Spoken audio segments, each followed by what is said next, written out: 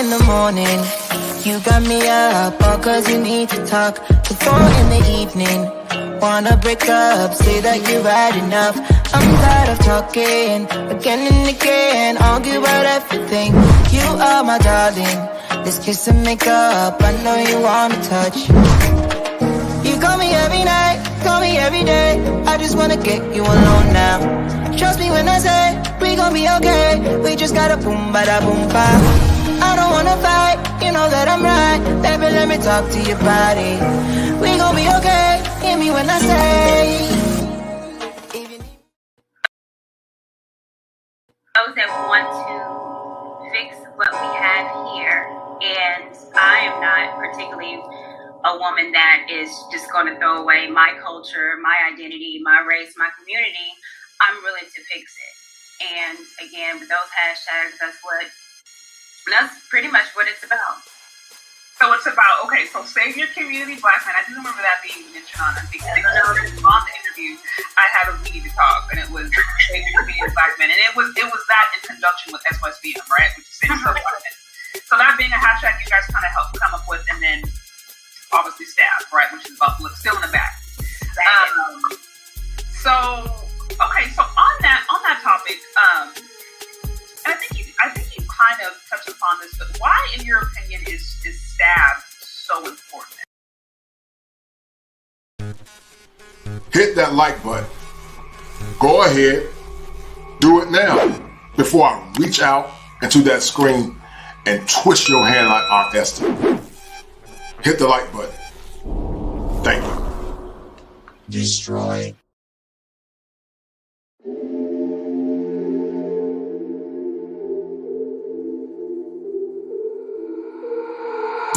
Got the itch in my palm. My girl, she know she the one. I put the ice on her hand. I put some ice on her arm. See me shining in the light. Know you found me in the dark. Talking how you wanna leave. Girl, you made this far. Taking trips overseas. No, I won't be long. We came up from the weeds. Now it's top floor. All these big gas on her wrist. VVS is on her neck. Make it spinning, I don't stress. When I make it stretch. Double back to back then. Down broke, now we rich. Spend it on a let it spin. Down with me to the end. That my best friend. That my best friend. That my best friend. I'ma spend it on her cause she all mine. Spend it on a challenge cause she all mine. There for my first cake, then we hit 100K. $500,000 on the way, then $1 million on the way. Eating good full plates, eating good say grace. Eat her up, get thanks. She got cake birthday. I can't waste no way, I can't waste no play. My girl, whoa, sounding like the baddest chick. My girl, whoa, came from the rags to rich. Hit the road running, I had to tell her I had to get it. She understood, but she spoiled, so when she get mad, she dip. She do. All these big gas on her wrist, VVS is on her neck. Make it spinning, I don't stress. When I make it stretch. Double back to back then. Down broke, now we rich. Spend it on a let it spin. Down with me to the end. That my best friend. That my best friend. That my best friend. I'ma spend it on her cause she all mine. Spend it on a challenge cause she all mine. All these big gas on her wrist, VVS is on her neck. Make it spinning, I don't stress. When I make it stretch. Double back to back then. Down broke, now we rich. Spend it on a let it spin. Down with me to the end. That my best friend. That my best friend. That my best friend. I'ma spend it on her cause she all mine. All these big gas on her wrist, VVS is on her neck. Make it spinning, I don't stress. Spend it on a challenge cause she all mine. That my best friend. That my best friend. That my best friend.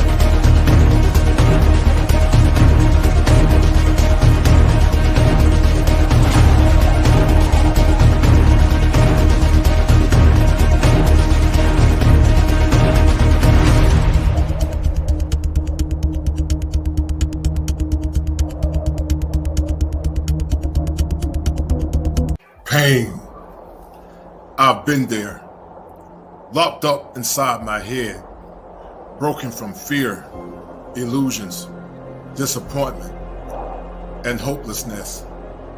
Who heard me in my silence, where being a man means nothing? Despair, I've been there too. Desperately seeking answers for the questions associated with manhood, hills and valleys, too bleak to compare.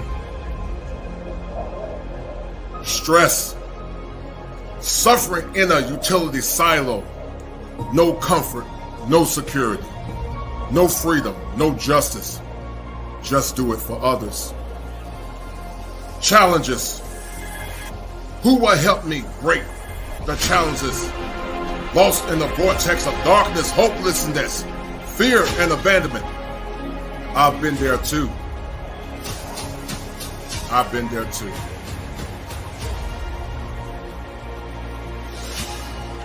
Take the next step to your destiny. Join me in this fight. Walk forward. Deep breaths.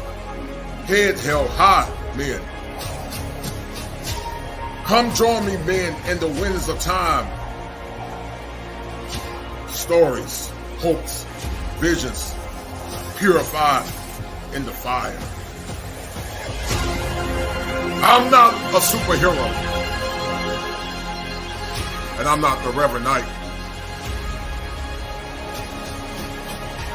I'm here to help you. Join me, men, in this fight.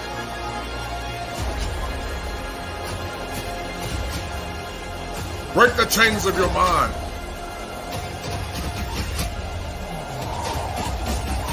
Let's do it now. For now is all we have. Fire. Fortified. The kosher clinician. Save your community, black man is the new war cry by many that believe that black men should be more or less beholden to saving, preserving their identity in the community of black men, or more or less the black families. But the problem with this new profoundness is that even though it may be somewhat noble and merit, there are many issues with this particular manifestation because it does not more or less consider the barriers that are associated with men and how politics play a role in the equivocation of men and masculinity.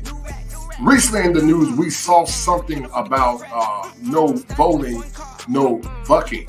And because of that, we got to ask ourselves the question, does the world really respect black men, or do they more or less expect black men to come back in a level of servitude that's not beneficial to them? If you know anything about theology, the great teacher Jesus said that you can't take new wine and put it into old wineskin. And while, as I explore this reaction by Shay Charday and I am courting Michelle, we're going to look at this thing from a more or less nuanced perspective and more or less explore why, in theory, it makes sense. But at the end of the day, there are too many barriers and parameters that more or less would preclude black men from more or less setting up a very stable community. Because historically, there never was a true patriarchy where black men were given the ability to lead and be men of vigor. We're going to explore this show on today and some of the deficits as relates to thinking concerning preserving something that is already broken. Sit back, relax, and enjoy this show as I bring it to you live from the greatest state in the Union, the Tar Heel State. And I need you guys to understand this, as Harriet Tubman said, I could have freed a lot more if they did not already know that they were slaves. If it ain't seven, it ain't kosher. If it ain't kosher, it ain't right. There are 7 steps that a man must go through in order to become an optimized male and understand how the political framework play a role in the shaping and the emasculation of black men is paramount as we strive to have a more perfect union as it relates to male empowerment. Enjoy this show. Be well.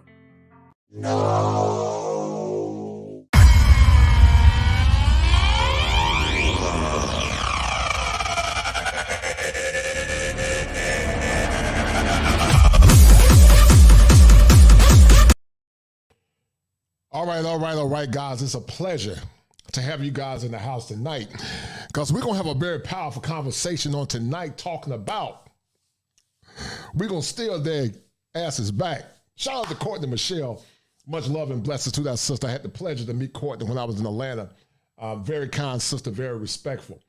And before we start this show, this is not an indictment to her or any other person that's trying to start a movement of saving the black community. I'm not against it per se. I just think there are some errors with it as relates to historically how we more or less treated our men. And then more recently, guys, you saw it and I saw it. They say no voting, no vucking. And see, when you hear these kind of idioms or idiosyncrasies, what it does to me is this. It says that, there's a such thing called static blackness.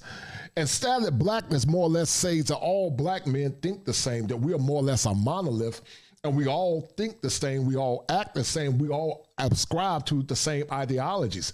And on the night, we're going to more or less explore the show that Shay did with Courtney. And I respect Courtney for her temerity. I respect her for her passion. One would say it's cute that she has a profound love for black men and the community because she is one that's speaking out. And the young lady has been met with a lot of vitriol. But because I am the kosher clinician, that things must be fit and proper. And see, it's not fit and proper to ask black men to come back in the spirit of servitude where the community itself is ran by gynocrats, but also not only gynocrats, it's ran by people that don't understand the importance of not more or less talking down to black men or more or less deferring to black men, because see, in this last election, they didn't do what was important for black men. They did what was important for themselves. They didn't do what was important for black boys and black families and black communities. But see, now we got this goofball in office, and he's caused a lot of issues with the black community. He's caused a lot of issues with the American fabric as well. And see, a large portion of our women, they did not vote for policy. They voted for power. And power was having a woman in office that was more or less complicit in mass incarceration. A president that historically has been more or less angry or more or less shown a level of vitriol towards men of ADOS descent. And see, I'm the kind of person that don't believe that you should just vote for a person just because it's part of what your grandmother and your grandfather voted for. I don't believe in that. I believe in policy. If the policies are more or less advantageous to the financial well-being, to the efficacy of black men, also to the sustainability of the American fabric, but not only the black community, then I would say unto you, who should you vote for?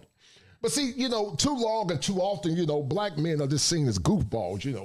We on the Mammy plantation, they come and tell us who to vote for, who we can't vote for, and they talk down to us and tell us, no voting, no vucking, But these are the same women that gave their box to Raekwon the Madman and Day Day and Shermite for free. And see, these are also the same women that think that they can tell you what to do because you're not smart enough. But see, I'm here to encourage you men on tonight because you are men. You were raised more or less created in the image of God. And it's an affront to you as a man to have women to tell you that's led by a man that's a part of the alphabet community to tell you no voting or no vucking. And and they always use an emasculated man to represent them. They won't get strong masculine men to stand firm in their conviction and speak with boldness and say, we're not going to do this until you do this, because I told you guys respectfully that they only respect power and strength. That's all they respect. Because see, women are designed to look up to you instead of you looking up to her. But see, when you see this situation more or less being manifest here recently, you're looking up to her instead of she looking up to you. And Frederick Douglass always said, and I've said it so many times on this channel, power never concedes to anything without a struggle, guys. It never have, and it never will. It's about power. And see, I get it because I understand how behaviors work. See, until you make her earn her way in your life, until you make her earn the position of being a wife, then she will never really respect it, because see, for so long, black men have given their good away for free. Not only black men, American men in general. And while my channel has a special love for men of ADOS descent, my channel is for the fortification of all men, for all milieus, from all nationalities, because there's a crisis in heteronormative masculinity that needs to be addressed and talked about. But anytime we talk about things that are pertinent to the sustainability and also to the mind of black men, it's always met on deaf ears or it's always minimized. I was listening to Security Boss earlier today, and I heard my brother, Black Man Unfiltered, and Black Man Unfiltered was talking about Dr. Tony Evans. And shout out to Security Boss, shout out to that sister. I got nothing but love and respect for her, because see, she's one of those sisters that's all for her man. You see, if we had women like Security Boss, all for their men, ride or dies, then it would be a different world. But see, you know, what we're dealing with, guys, now is barriers. And see, we thought that BLM was for the black family and the black community, but it was never for the black family or the black community or black men or heteronormative masculinity. BLM is about Marxism. It was about more or less a program that was designed to more or less sabotage this country. And as Bishop Charles E. Williams said, y'all ain't gonna talk to me. And see, we gotta talk about this back to what I was saying with Security Boss, because see, she's one of the few ones that's optimistic and positive, but more or less have more or less talked about her transgressions and said that, you know, I'm striving. She said, I'm all for my man. You know, she said, I'll ride or die for my man. But see, you got women now that'll only ride and die for you when it benefits them. And so many of these women, guys, they've been imprinted. You know, they've been imprinted by Raekwon. You know, they've been imprinted by Day. And so when you're talking about come back to a community and save it, in theory, it sounds good. But see, some of these women got psychological issues that have not more or less been understood. And I'm not against men finding women that are more or less feminine. I'm not against if you can find your woman here in America. If you can find it, go for it. So I respect Courtney because, once again, she's passionate about her convictions. I respect her highly for it. But as a man, I can see things through the lens of provision. I can see things through a greater lens because God gave men something better than he gave women. We can see things outside of ourselves, and we can see the future because we have provision. We can see the vision long term. But many times they can only see the vision short term because they are nurturers by nature. But the problem with it, guys, because there are factors in America that are not more or less beneficial to the sustainability of men. The policies and the people that voted for this in this last election, they didn't vote for black male sustainability. They voted for themselves. So I'm saying to the women that want black men to come back to the community, and I'm going to say it in a spirit of excellence and also with power and conviction, until they march, black men are not coming back to America. And the ones that stay here, I said, woe be unto you. If you are serious about seeing black men be stalwarts in the community, if you are serious about seeing black men more or less stand firm on the mantle of masculinity, because it's all about power, and some of you want power in the relationship, until you march, until you advocate and more or less talk to the lobbyists in your countries and in your states and in your provinces and in your cities and your townships. Don't ask black men to come back to a bad deal. Don't ask the American man or white men or all men to come back when the country does not honor and respect heteronormative masculinity. Because see, watch this. My grandfather and your great-great-grandfather, they built America. But see, they were never given the respect and credence that was necessary to help them become better versions of themselves. And what's happening now is that you got boys reading on a 4th grade reading level, but you say, you know, save a community. Well, who's saving these black boys? Who's saving the men that are committing, deleting themselves because the laws are unfair in the court system? Who's saving men when they're homeless and nobody's there to hear them? Who's saving men that have been accused of falsehoods with this Me Too mess? Who's saving them? Who's saving men that are guilty until proven innocent? Who's saving them? Because see, service is not free. See, men, your service is not free, and because your service is not free, you should demand a level of excellence that can be sustainability not only to your body but also to your mind. Because see, watch this: when men are going through things that are more or less not beneficial to them, they are more at risk for suicide and depression and financial loss and devastation. They're at risk of losing their kids. And that's why I get passionate, because I believe the men should save themselves until they march. And this Bishop Charles E. Williams say y'all ain't gonna talk to me. But in the meantime, guys, I'm gonna read some of these comments because American women, some of these American women guys are ducks, and they personify like they are swans, but many of these women guys, they're just ducks. They're ducks. They are ducks, because ducks don't have the eloquence of a swan. I talked about it last night. And when men come together and talk and share, guys, daffy comes out of them, and they get despicable when men challenge their inquiry.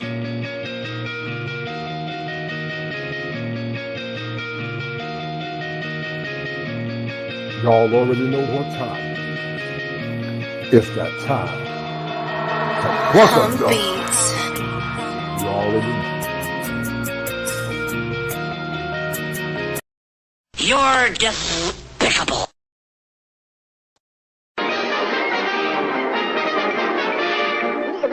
That's all, folks. Yeah, that's what happens, when men challenge ducks, they'll call you despicable. Because, see, a swan understands her place. A swan is a woman, is an animal of grace and elegance. That's what a swan is. And also is a lioness. Lioness, as I said last night, guys, they have a level of regality about them. But, guys, we're going to cook tonight. I promise you we're going to pluck a duck. But I need you guys to help me out because if you love what I'm doing, you need to hit them like buttons because I got some fire for your mind on tonight. We're going to shame the devil. Fire. We're going to shame the devil on tonight. We're going to change that schema that's locked up inside your head. We're going to challenge the schema of those that want black men to come back to America and serve a community that's devastated and broken because, see, I believe that in order to have a more perfect union, you got to destroy what's already here or let it burn down and then build it back up with new wine. But see, it's okay to be positive in a situation. But see, watch this. I'm a pragmatist and I'm a realist. Now, I need you guys to get these likes up because I promise you guys, I got something for you guys on the night. It's going to be a good show. But also, guys, if you have not donated to the channel, donate to the channel. Donate to the Kosher Clinician because these shows are very time consuming. I am a licensed professional from the greatest state in the union, the Tar Heel State. And we just knocked off Miami today, 27-24, Tar Heel Nation stand up. But I got a good one for you guys because I love seeing men in power. I love seeing good women advocate for their men. And I respect Courtney Michelle because at least she's passionate about her convictions and she got love for what she believes. And I respect the woman because she's been called all kinds of names and people have more or less assailed her for her position. But I challenge the position because, as I said once before, I think it's very noble, and I think in theory it makes sense. But there are too many competing factions that are in the way of more or less having a more sustainable community. Communities are not built overnight. It takes generations to have communities of excellence. But see, what you don't understand, there have been agents in the camp of finer excellence as it relates to black men and black women. And just like you saw that guy, Saucy Santana, shaking his behind, our women support men like that. They support agendas that are antithetical to the black family and the black community. That's why I said men, we have provision because we can see outside of ourselves. Our women only see things more or less based on how they feel at the moment. But men, we can see outside of ourselves. And when men begin to look at the evidence and do the critical thinking, we realize that it's going to take generations for this thing to get right. We realize that it's going to take some re-socialization. But there are many factors at hand. There are oligarchs in place that are more or less trying to destroy not only the image of masculinity in the family, because the family is the image of Yahweh and God, but they're also trying to destroy anything that's synonymous to masculinity. That's why anytime masculine men speak up, they're trying to silence you. And see, guys, you got a lot of, as I told you guys, these hyenas, these male hyenas, they lie to our women. They tell them what they want to hear. They don't really believe in what they're saying. But see, I'm a genuine man. I'm not a perfect man. I promise you I'm not perfect, but I am very genuine. And I like to see men and women win. But at the end of the day, I also believe this. I believe if women want the provision, love, and the protection of men, I challenge you by design to ask you the same question. What are you willing to give him in return? Men, if you want women that are fit, feminine, submissive, respectful, honorable, and conduct themselves in a feminine way, are you willing to do the necessary requisite work to cover, love, and protect, and die for that woman? Because see, watch this, men that are chivalrous don't mind giving their all for their woman. But see, we don't have women like Fannie Lou Hamer that was a ride or die for her man. We don't have liberators like Harriet Tubman that believe in the power of community. But not only did they believe in the power of community, they believed that there was a manifest destiny by black people because we were forced into oneness to rise above systemic racism and Jim Crow racism. Harriet Tubman believed in that. But Harriet Tubman was a soldier for the cause. She was not a soldier for herself. She was a soldier for the cause and the liberation of black people. And I'm going to say it again, until they march, you cannot ask black men to come back and serve in an inferior and also subjugating position, because I call it the commodification of subjugation. You want black men to come back and be subjugates, but what are you giving them in return? Because see, what your granddaddy got is not what black men are getting now. Now, to you men that got low standards, if you want to stay here and serve and be, plantation cotton pickers, then you can stay. Because see, I'm not against you if your standards are low. But to the brothers that got high standards and they believe in fidelity, they believe in respect, I challenge you to tell them until they march, don't expect black men to come back and give their service for free, because see, our service is not free. The struggles of men in this world is hard. Nobody hears our pain. Nobody hears our story. I was listening to Uncle Stu a couple of times, and he talked about several times how he was more or less a victim of domestic violence. But we don't talk about that. We don't talk about men, as I said earlier, that are homeless. We don't talk about false accusations. We don't talk about the disparities in the courts. We don't talk about it. But you want black men to come back and give their power and give their resources, give their time, give their attention, and give their body to a community they have never, or more or less don't support them. There have been many men that have graduated with high honors and went to school like myself, and they never got support from that said black community. But you want taxation without representation. And what I'm trying to tell you, black men are saying, until you march, you cannot expect us to more or less lift up our hands and give you the best when you're not more or less willing to subject yourself to the cause of men and male rights. Because see, our struggles are too expensive. And men, you need to start telling these women, my standards are too expensive, because see, they'll tell you in a heartbeat that I'm too expensive for you. And you need to tell them too, I'm too expensive. You think I'm going to come back and give my best to a community that have not given us anything in return. You need to tell them that my service is too expensive. Because see, guys, I went to a historically black college. I went to North Carolina Central University. And I think Courtney went to Tennessee State. And I went to PWI, the University of North Carolina at Chapel Hill. And I get it. She has a passion for her people. She went to a historically black college. And I respect the sister for it. I do. I respect her highly for it. But I'm also passionate about the avocation of black men and also black power. And we can't talk about, black love until we talk about respect. Because see, watch this. Love for a man is not a feeling, guys. Love for a man is about respect and honor and duty and obedience. That's what respect for a man is. But see, watch this. You got women now that don't even believe in calling you their husband. They'll call you their partner. They don't call you husband. They'll say partner, because see, partner is based on liberal indoctrination that's based off of egalitarianism that's tied into what's called Marxism. And so they'll say, oh, you're my partner. No, you're not my partner, woman. I'm the man. I'm the husband. And you are my wife. And my mission is to guide you, love you, protect you, and die for you. But it ain't going to be no partner, boo. You ain't my partner. We're not in the law firm. You're my wife. And that's how old school black men did. I'm from the old school. My mom and dad are still married. My parents been married for over 50 years. But see, so many of you young men have never seen masculinity in this raw form that you always broker power. You broker power because you part of the new breed generation. You younger brothers are neophytes. You don't know how much power that you have. But I'm trying to tell you guys that if you want to know and you want a woman to honor and respect you, you got to stand in power. Now, to the guys, if you plan to donate on tonight, I don't have my phone. I got to find my phone. You can always donate at Cash App $7 Smalls if you like the content. Donate to Cash App $7 Smalls because YouTube takes 30% of my earnings, and it's always better to donate through Cash App. I appreciate it. But in the meantime, let me read you some of these things, guys, because I haven't been reading these comments, man, and I'm gonna check out what everybody's saying. Paul Johnson said, "Give us tangibles to come back to the community." Yes, sir. And guys, if you want your comments read tonight, because I can't read you all this stuff, The best way to read your comments is send a super chat, or also you can send a cash app if you want to read comments that are pertinent to the conversation.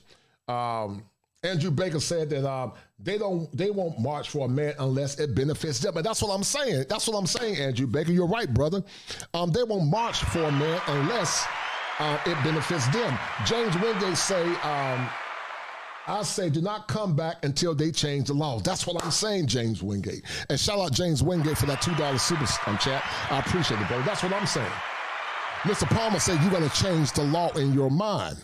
You got to change the law in your mind, and you got to remember how you were treated, not only by your community when you was on your ascension, but also the respect that you've never gotten as a man. Until they march, don't ask black men to come back into a spirit of servitude. Don't ask them, because see, blackness is not static. Blackness is not static. It never was static. When we were in Africa, it was not static. There were many tribes and many ethnic tribes and ethnic origins and nationalities. It was many of them.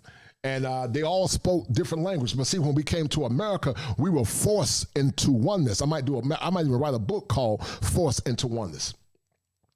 We were forced into oneness. We were forced to become one. We were forced to say, what's up, sister, and what's up, brother. But that oneness had been more or less greatly marginalized because our women have been compromised by liberal dogma, and they don't want to give up the power. So black men are not coming back, unless they're weak men, until you give us something that's worthy to come back to. Because see, everybody demands something. In this last election, when you had Vivica Fox did not, and Lisa Ray did not see themselves as part of the black collective. They saw themselves as entities outside of the black community. They didn't say what's in for black families. They said what's in for themselves. And that's a problem, guys, where you vote for yourself instead of voting for your community, but you expect black men to come back in the spirit of servitude. That's an offense. And to you men that are listening, you will be less than a man to not demand anything until they march. Because see, watch this. If you don't make her earn it, she'll never respect you as a man. She gonna earn that relationship. She got to put in sweat equity. She got to follow your program. You got to make her jump through hoops. Because see, guys, when you lose your money, when you lose your livelihood, when you lose everything, your status, it's a great distress to your mind when you go through scenarios and situations like that. So until she marched, until she talked to the senators, until she talked to the judges, until she said, change these child support laws, change all these different laws, then I can't expect black men to come back in a spirit of servitude. Shout out to my man James Wingate again. He said UNC wins again, no doubt. Early again, no doubt. Thank you, brother, for that super chat.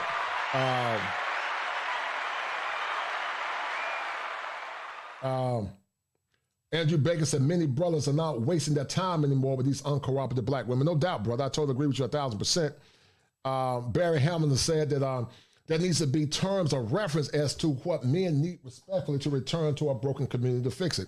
Also having to deal with women that are determined to keep men in their place. That's it, brother, right. They want to keep you in your place. They want you guys to be rats. They want you to be rats. They want your resources.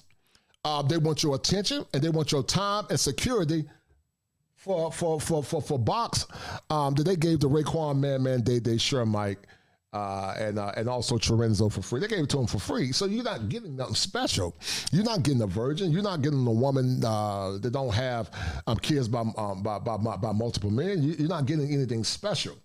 And I want to make sure I say this because I'm not here to denigrate women with multiple kids.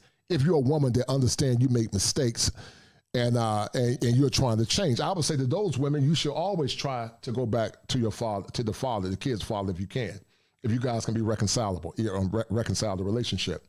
But my problem is what I have an issue with is women that have multiple kids and they're very entitled. They're very entitled and they think that they deserve men that have no kids and men that put in the work.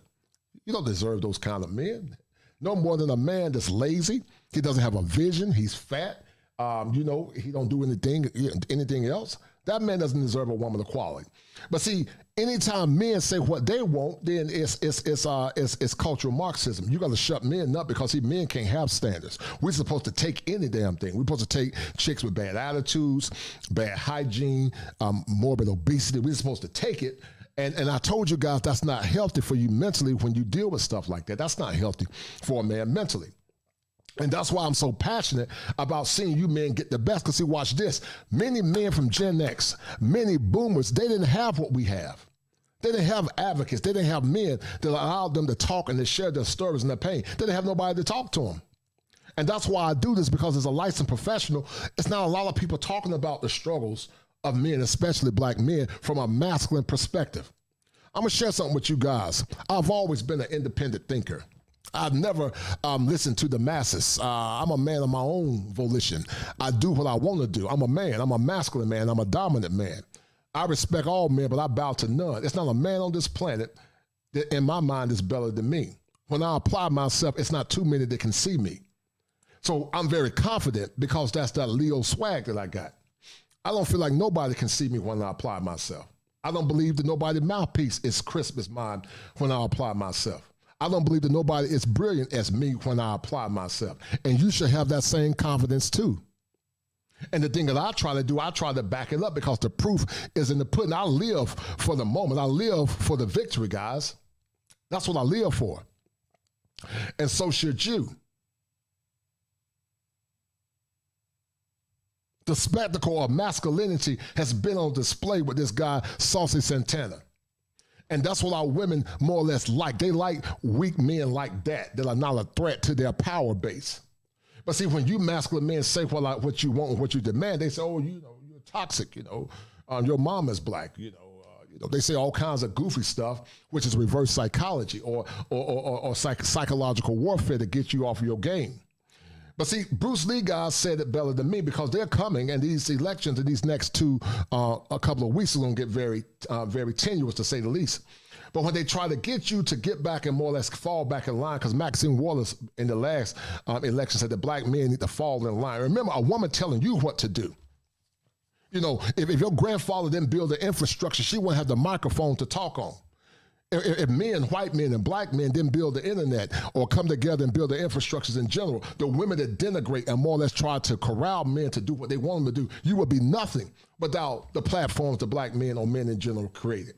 Because even the greatest black male, greatest black architect, it took years to become a great nation. There was a carbon copy, and we replicated that carbon copy year and generation after generation, and we made that carbon copy better. The first car went from being a horse and a buggy to now being an electric car, but it took time to refine that. And so when people just think, well, I can just come in and, when I can do it. No, you can't do it, boo. You can't do it.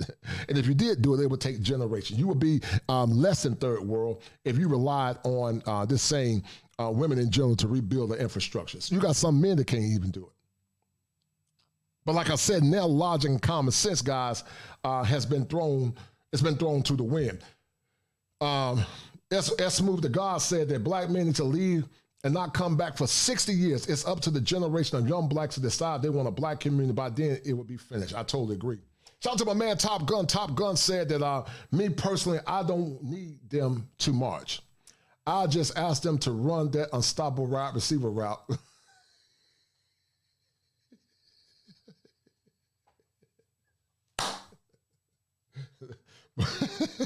Dude, you crazy, man.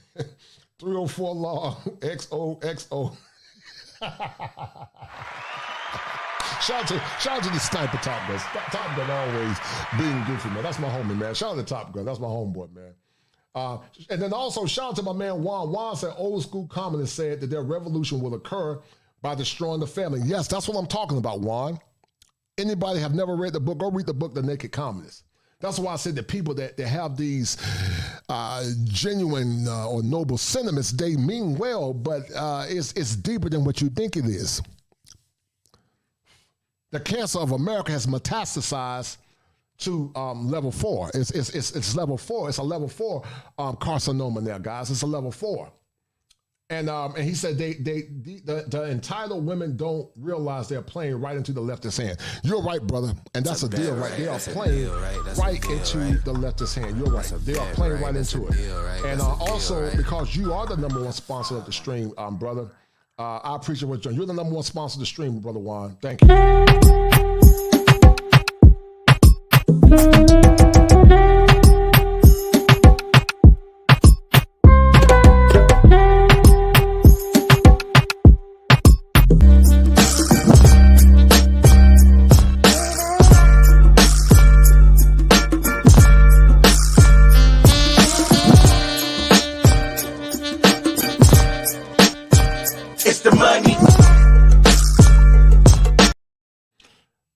my man James Wright for that $5 cash app. I appreciate it, James Wright.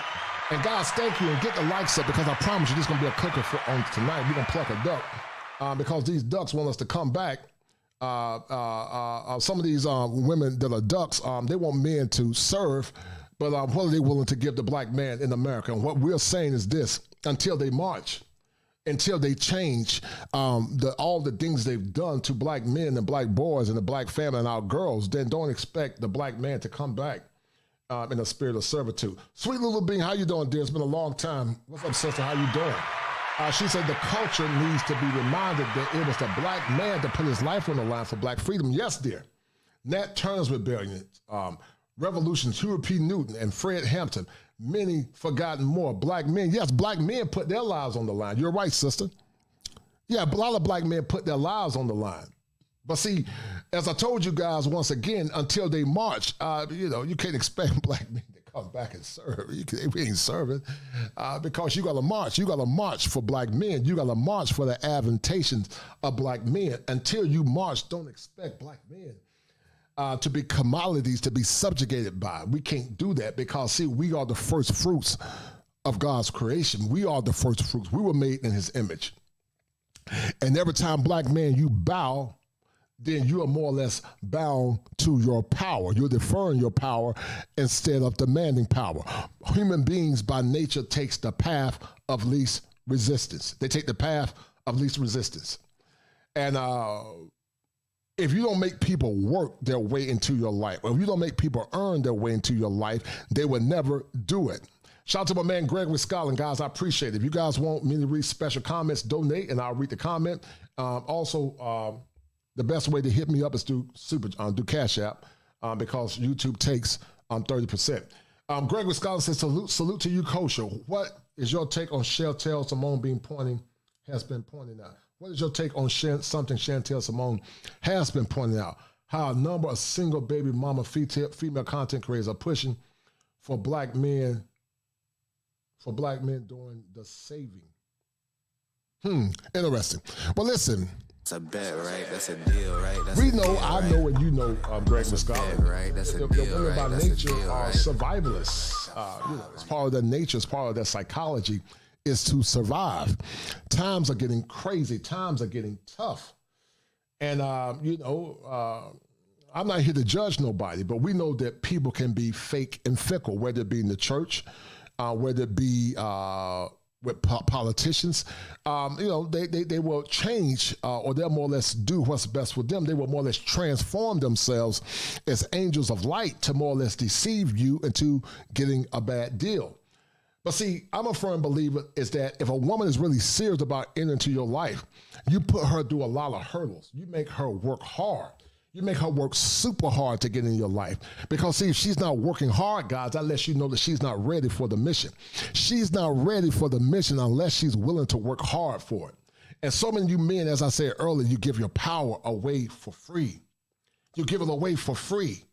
Make her prove herself worthy. And that's why I said until they march, do not ask black men to come back into a spirit of servitude or a spirit of service until they march. Because see, when she began to march, when women that want black men to serve in the community begin to march, when they march and they start standing publicly and they denouncing bad behavior, when they start standing public and say, we need to change the policies that were more or less part of mass incarceration that was implicated by not only this current president, but also by Kamala Harris, AKA Miss Chucks and Pearls, AKA no pun intended, pun intended. Because these two people were responsible for the destruction of our community. They played a role in it. But you want men to serve a community under gynocrats that don't give a damn about the mental health and the mental wellness of black men. That's a problem.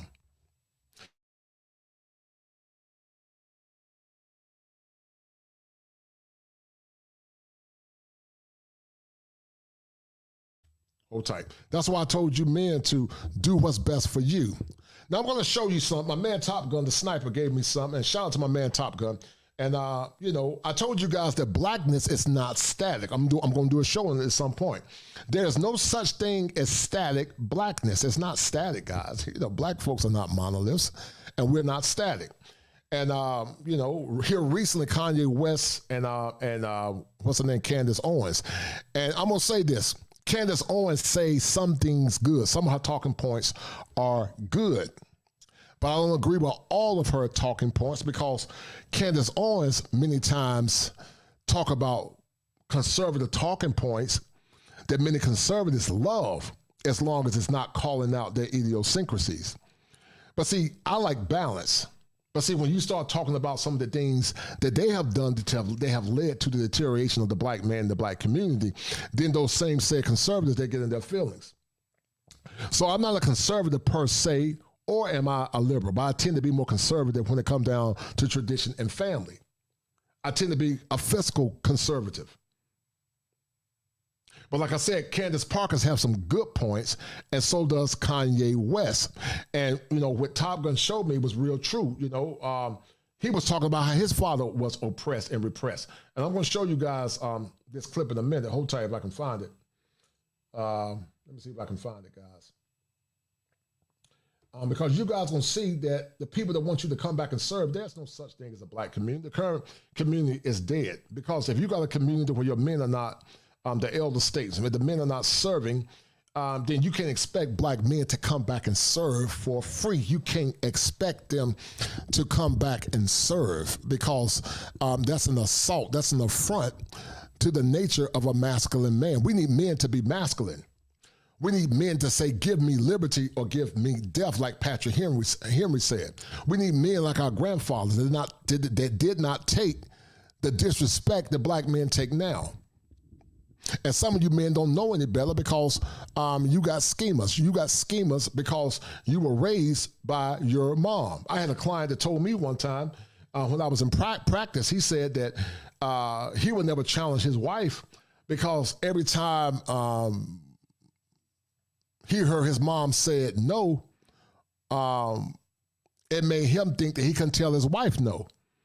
And so there are a lot of unconscious pathology that you men are dealing with. And those unconscious pathologies have more or less not given you the right to self-determination. In the clinical world, the right to self-determination basically means to live your life on your own terms, free of distress, free of shame, free of harm, free of reproach.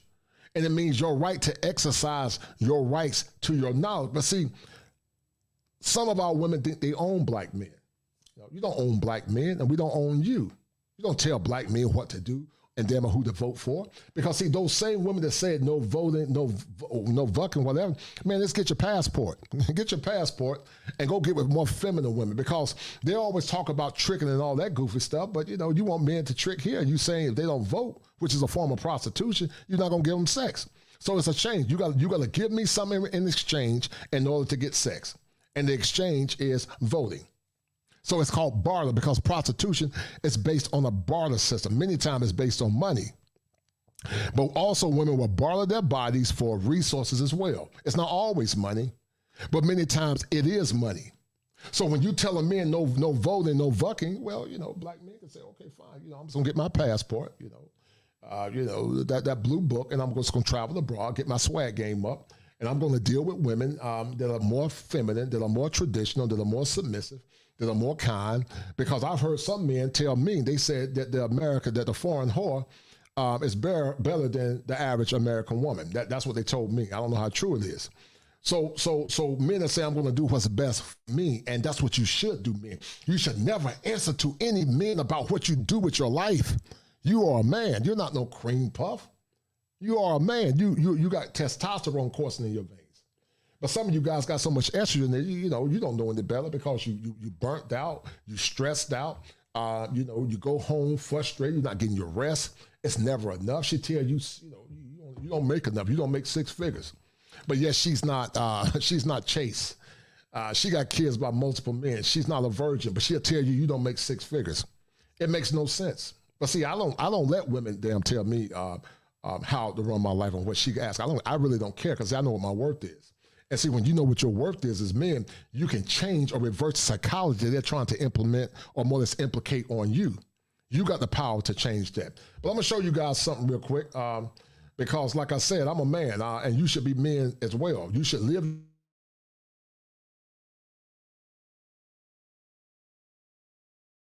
life on your channel. Guys. MC Recovering Wellness said, here my late tuition I just got finished struggle streaming. Our fortified church in LA had Men Day conference this month. Voting time, huh? Yeah, it's voting time. MC Recovering Wellness. Shout out to you, brother. Sweet Lulu Bean said that Candace Owens isn't married to a black man. That saves a lot when it comes to her for the understanding black issue. Yeah, I agree with that. On Sweet Lulu Bean, I think her issue is more or less talking about. Yeah, Candace Owens is a mixed bag. Some things she say is good, but she's definitely more pro-white, pro-conservative, and anti-victimhood. And some of her points are well taken, but I don't agree with all her points because she minimizes the struggles of what black men and black people have been through in the meantime. And I don't also identify with the liberal policies of BLM because they keep you in a constant state of victimhood.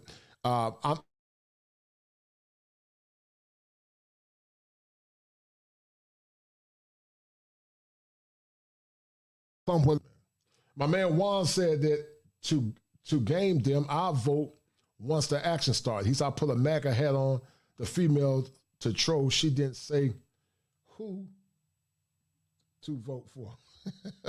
Appreciate it, Juan. I appreciate it, brother. Thank you.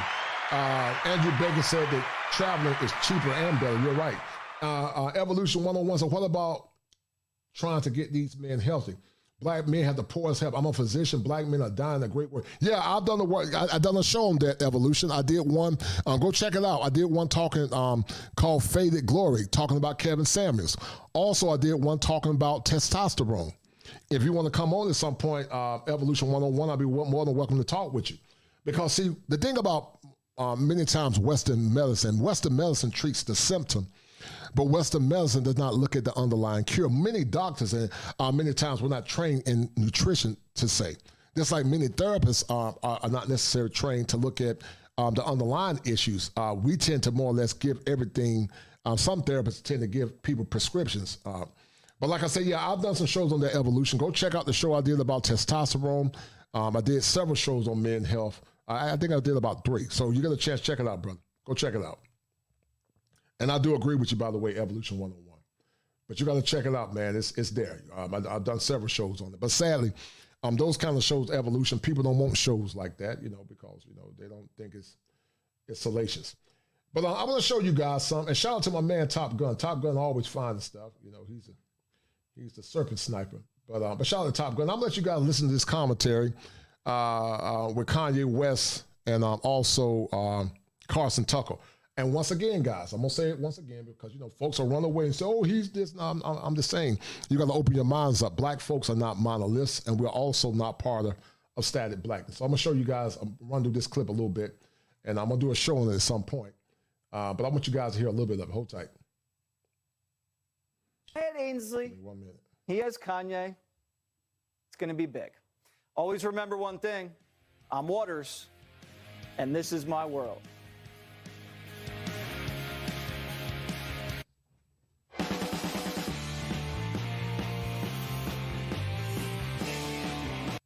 For years as mentally ill, too crazy to take seriously. Look away, ignore him.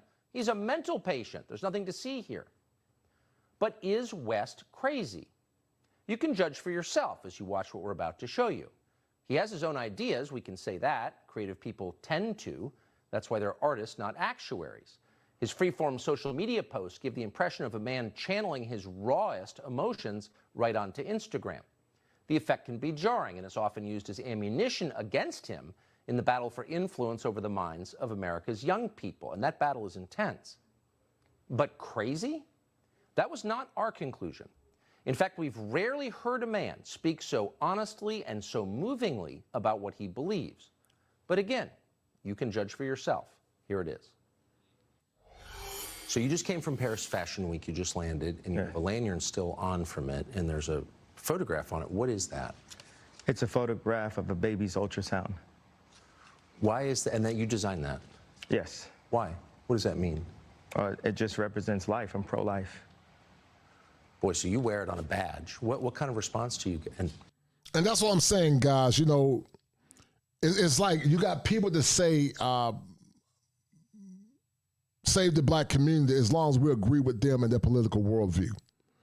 But see, when you got people like Kanye West that sticks outside a little more outside the box and say contrary or different, then all of a sudden it's a problem. I want you guys just to listen to a part of this. I'm not going to play the whole thing, but I want you guys to listen to what Kanye West said he went through as his father was more or less minimizing his life, and his mother used her degrees to more or less shame Kanye West and also make him feel less than. But these are the same people that say, save the community. Hold tight. Hold tight. Can you guys hear it?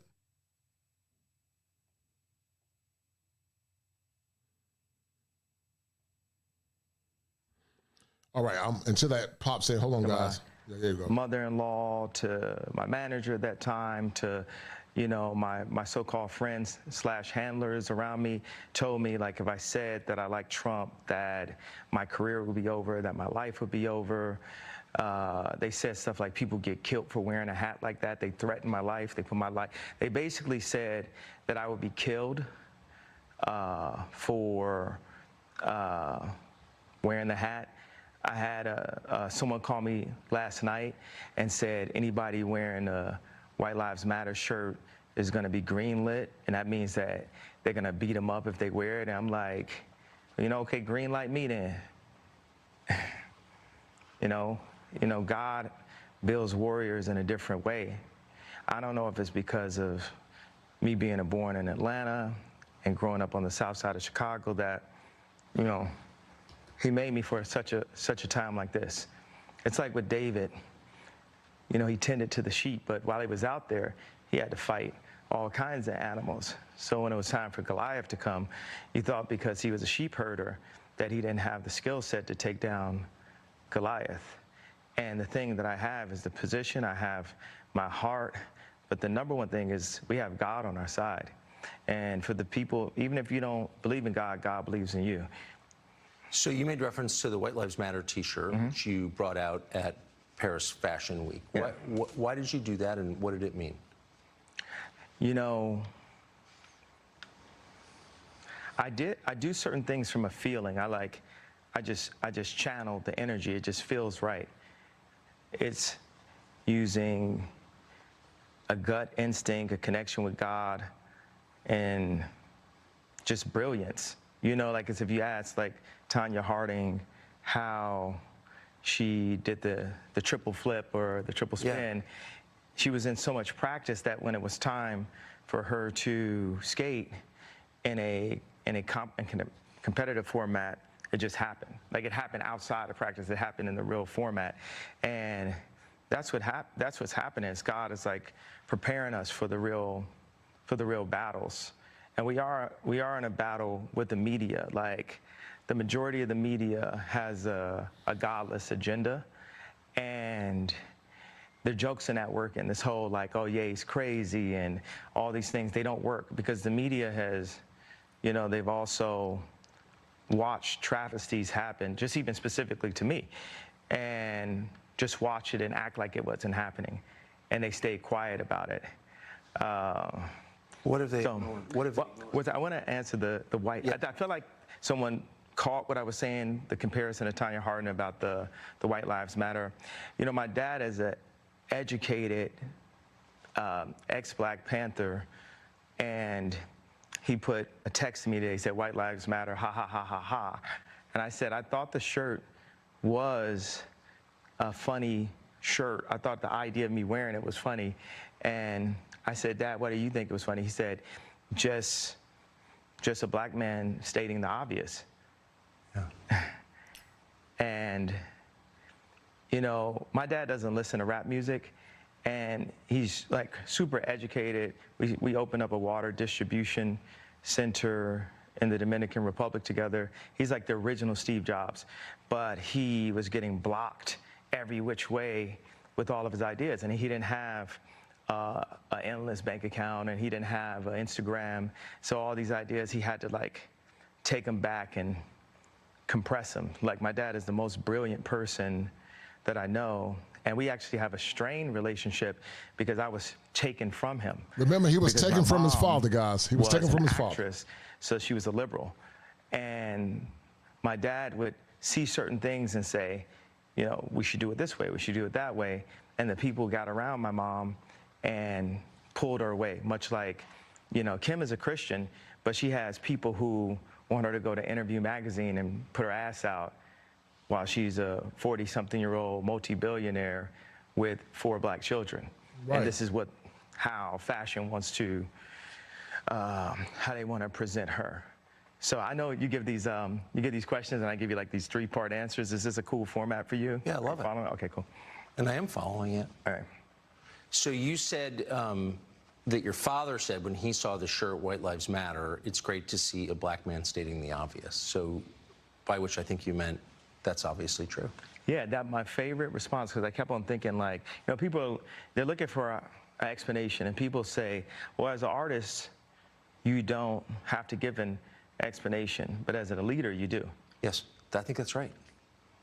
So the answer to why I wrote White Lives Matter on a shirt is because they do. It's the obvious thing. Yeah. Why do you think that's so, and I assume the implication is, of course, all lives matter. As I said, guys, this whole concept is convoluted to some degree. That would be considered We'll talk about it in a minute.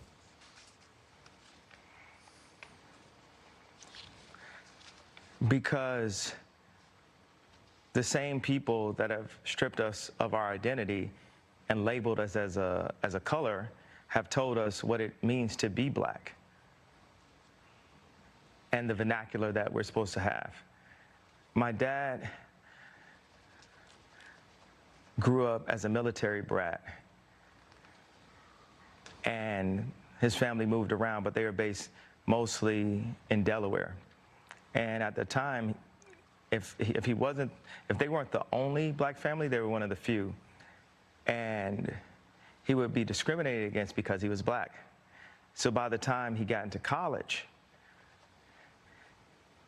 he would be discriminated against. He went to a black college, he would be discriminated against because they said he talked too white. Yes. And then he played the kick drum in the band. So when he would go to the club and the music was playing, where would he clap his hands? Where the kick drum is. Yeah. So it's the opposite of where everyone else was clapping their hands. And so it's almost like it's never enough. This is the most elegant and tasteful person that I know. And when my mom, when the school suggested, like, the herding systems, because what they do is take the black community and they separate us, and they separate the families, and the educated, they push this, need for higher education, and us as blacks, we discriminate against each other and say, well, I got my PhD and you don't have your PhD, so I'm better than you. And so my mom, she had a PhD, and she was influenced to move to the south side of Chicago and take this job at Chicago State University. And she told my dad, if you come for us, you'll never see him again. Because, the media ridiculed me for getting the house next door to Kim to see my children. And they even said that I was stalking her and her new boyfriend because I bought the house next door guys, I'm gonna speed this up a little to see bit. my I'm gonna children. get deep into the conversation. Hold tight. Like this is a window into a world that you don't see. So if you're familiar with West from the media, you think of him as an individual man. What you don't think about is that he is at the center of a battle, and people like him are at the center of a battle to get a message out.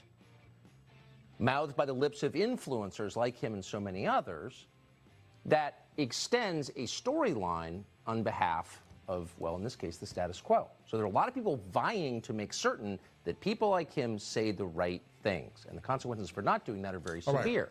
So for him to come out and say all lives matter, obviously, is a huge threat to a lot of people. Who are those people exactly?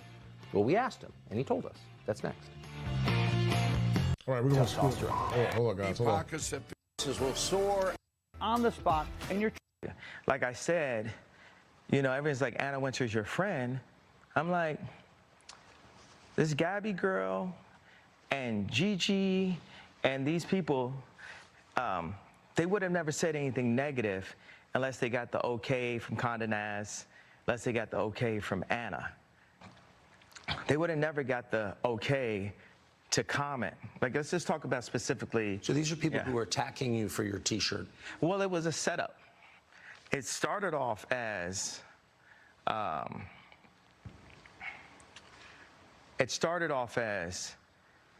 them having this black girl comment and say, well, I felt traumatized when I saw this T-shirt.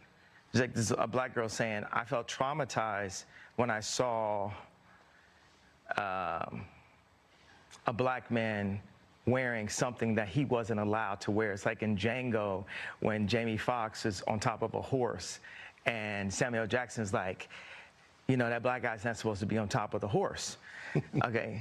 And then I went and said, hey, I don't like your boots. I know Anna Wintour doesn't like your boots, and you're not a fashion person. All right, I'm going to stop it here, guys, and we're going to get deep into the critique with Courtney Michelle, Shay Sharday. Shout out to Shay Sharday and my man Austin Holloman. And we're going to break down this critique about steal their asses back. And I would say to the women that say steal their A back, stop talking about it. You know, I would take that same acronym and say stop talking about it and then be about it. Go march. Go talk to the policymakers. Stop talking about it and be about it. Because, see, some men will see it as a stab to expect black men to give their service for free. But I do, once again, respect Courtney's tenacity. And I do respect her passion and her conviction. She's serious about her love for the community. But I would challenge her by saying, are you willing to march? Are you willing to march, Ms. Michelle, for the laws to be changed as it relates to black men? Because, see, we can talk about it all day, but until you do action, because, see, love is action, then I would say to those that are advocates of bringing us back, that some call the gynocratic plantation, it's not worth it. And I say it once again, I got nothing but respect for that young lady. I'm not here to castigate her or disrespect her, because there will be some that will lie and say, oh, Coach, you're talking about, I'm not talking about nobody. I respect that woman. I respect her position. I met her in Atlanta. She was very kind. She was very respectful to me. So I'm not here to castigate Courtney Michelle. I'm just here to have a conversation. But I'm going to show you guys something. Let's get into it, because this is going to be some fire for your mind, because you guys going to more or less give me some input. But in the meantime, guys, I need you guys to help me out. You guys have been so kind and gracious. I need you guys to get the likes up. If you have not donated to the channel, please donate to the channel. Go feed the robot, guys. We're about to get this show cooking. We're about to pluck a duck, because, see, ducks don't like the truth. And we're about to go pluck a duck. Hold tight.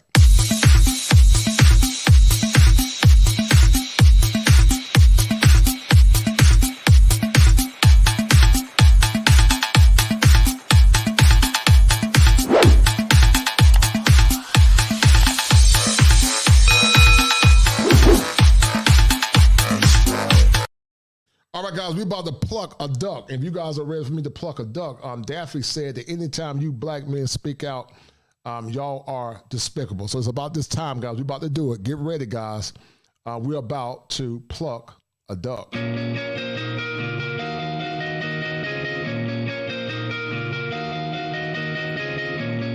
Y'all already know what time. It's that time to pluck a duck. You already know. You're despicable.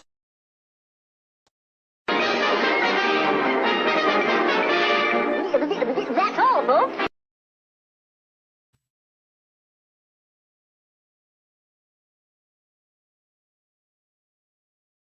Yeah.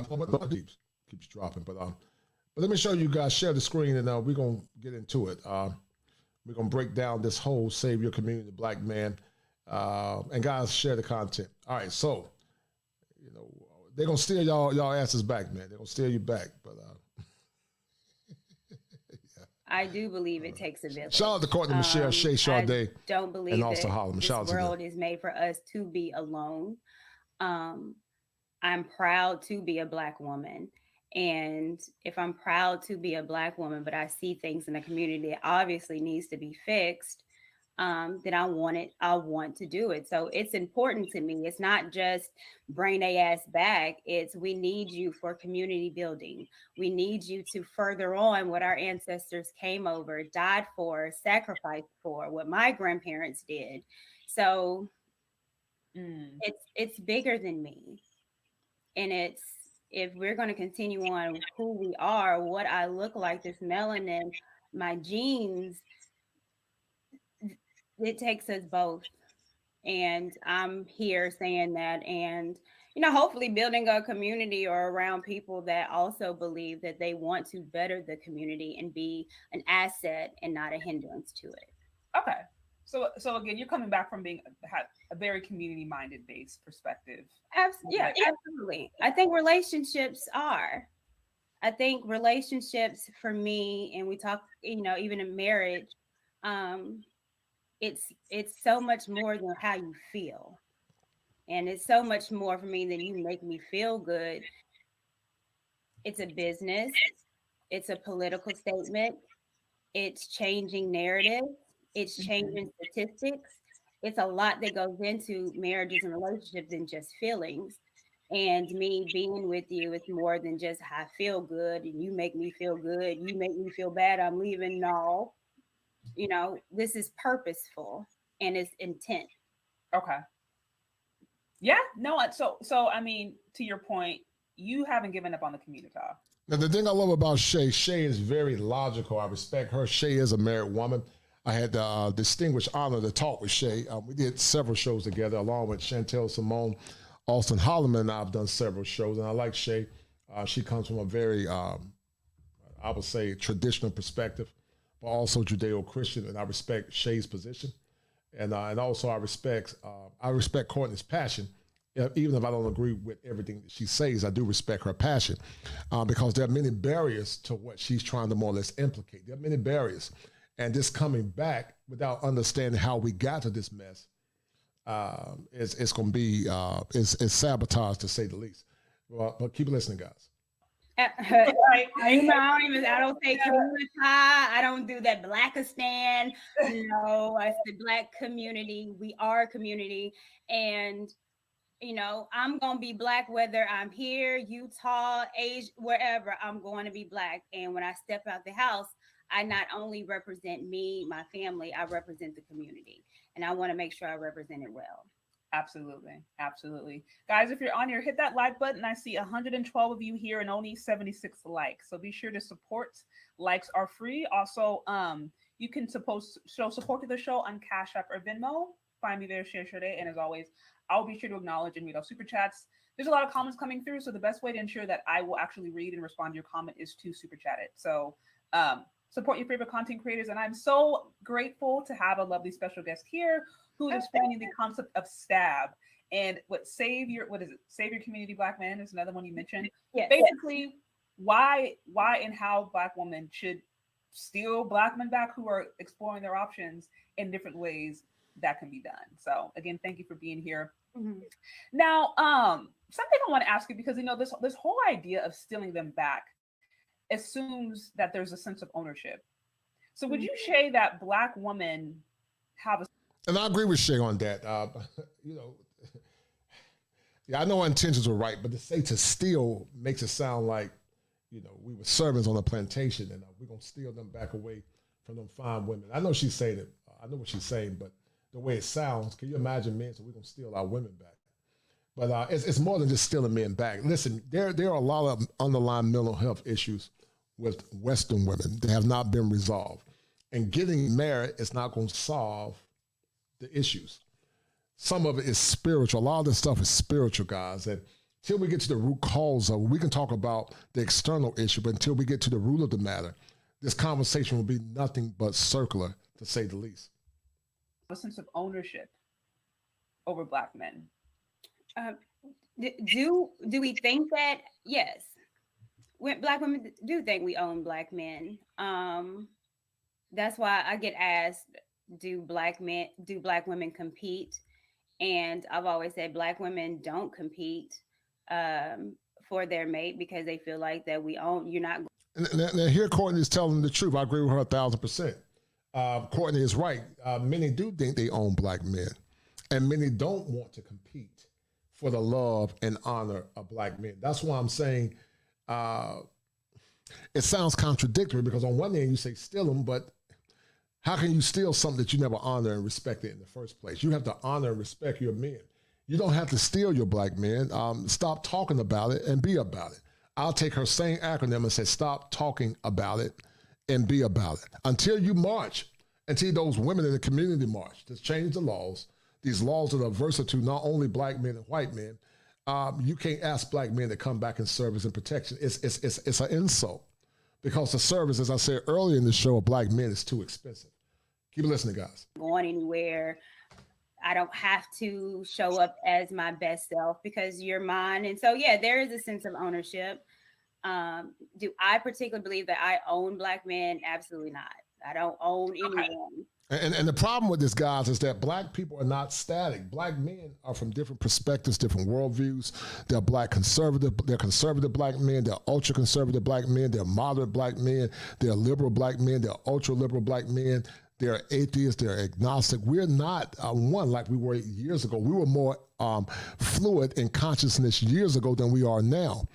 Or more static in consciousness. I'm sorry. Than we are now. We're more fluid now. We're not as static as we were in the past, because our women have been, many of them, and some of our men as well, have been conditioned not to think as a nationalist. Many other countries believe in believe in the national origin of their country. They're nationalists. They identify as nationalists first, instead of identifying as a black man or black woman. But see, a lot of our women identify as pro-woman first. They see themselves as an entity outside of the black collective, which in essence is a farce and a sham, which means that they don't really care about you. They only care about themselves. And that's why I was so mad this last election, because many of them voted for power instead of voting for policy. Keep listening.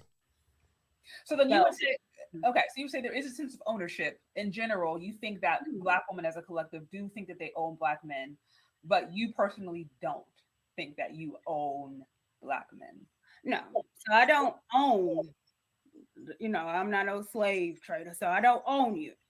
But what I do believe is that no one can love you more than a black woman to a black man. No man can love me more than a black man. So no one understands me more than a black man. I understand you. We have communication where we don't even have to verbalize things, and I understand how you feel. We have same like experiences, and even doing this YouTube stuff, I realize it's, if I give you a head nod, that's a universal thing amongst us.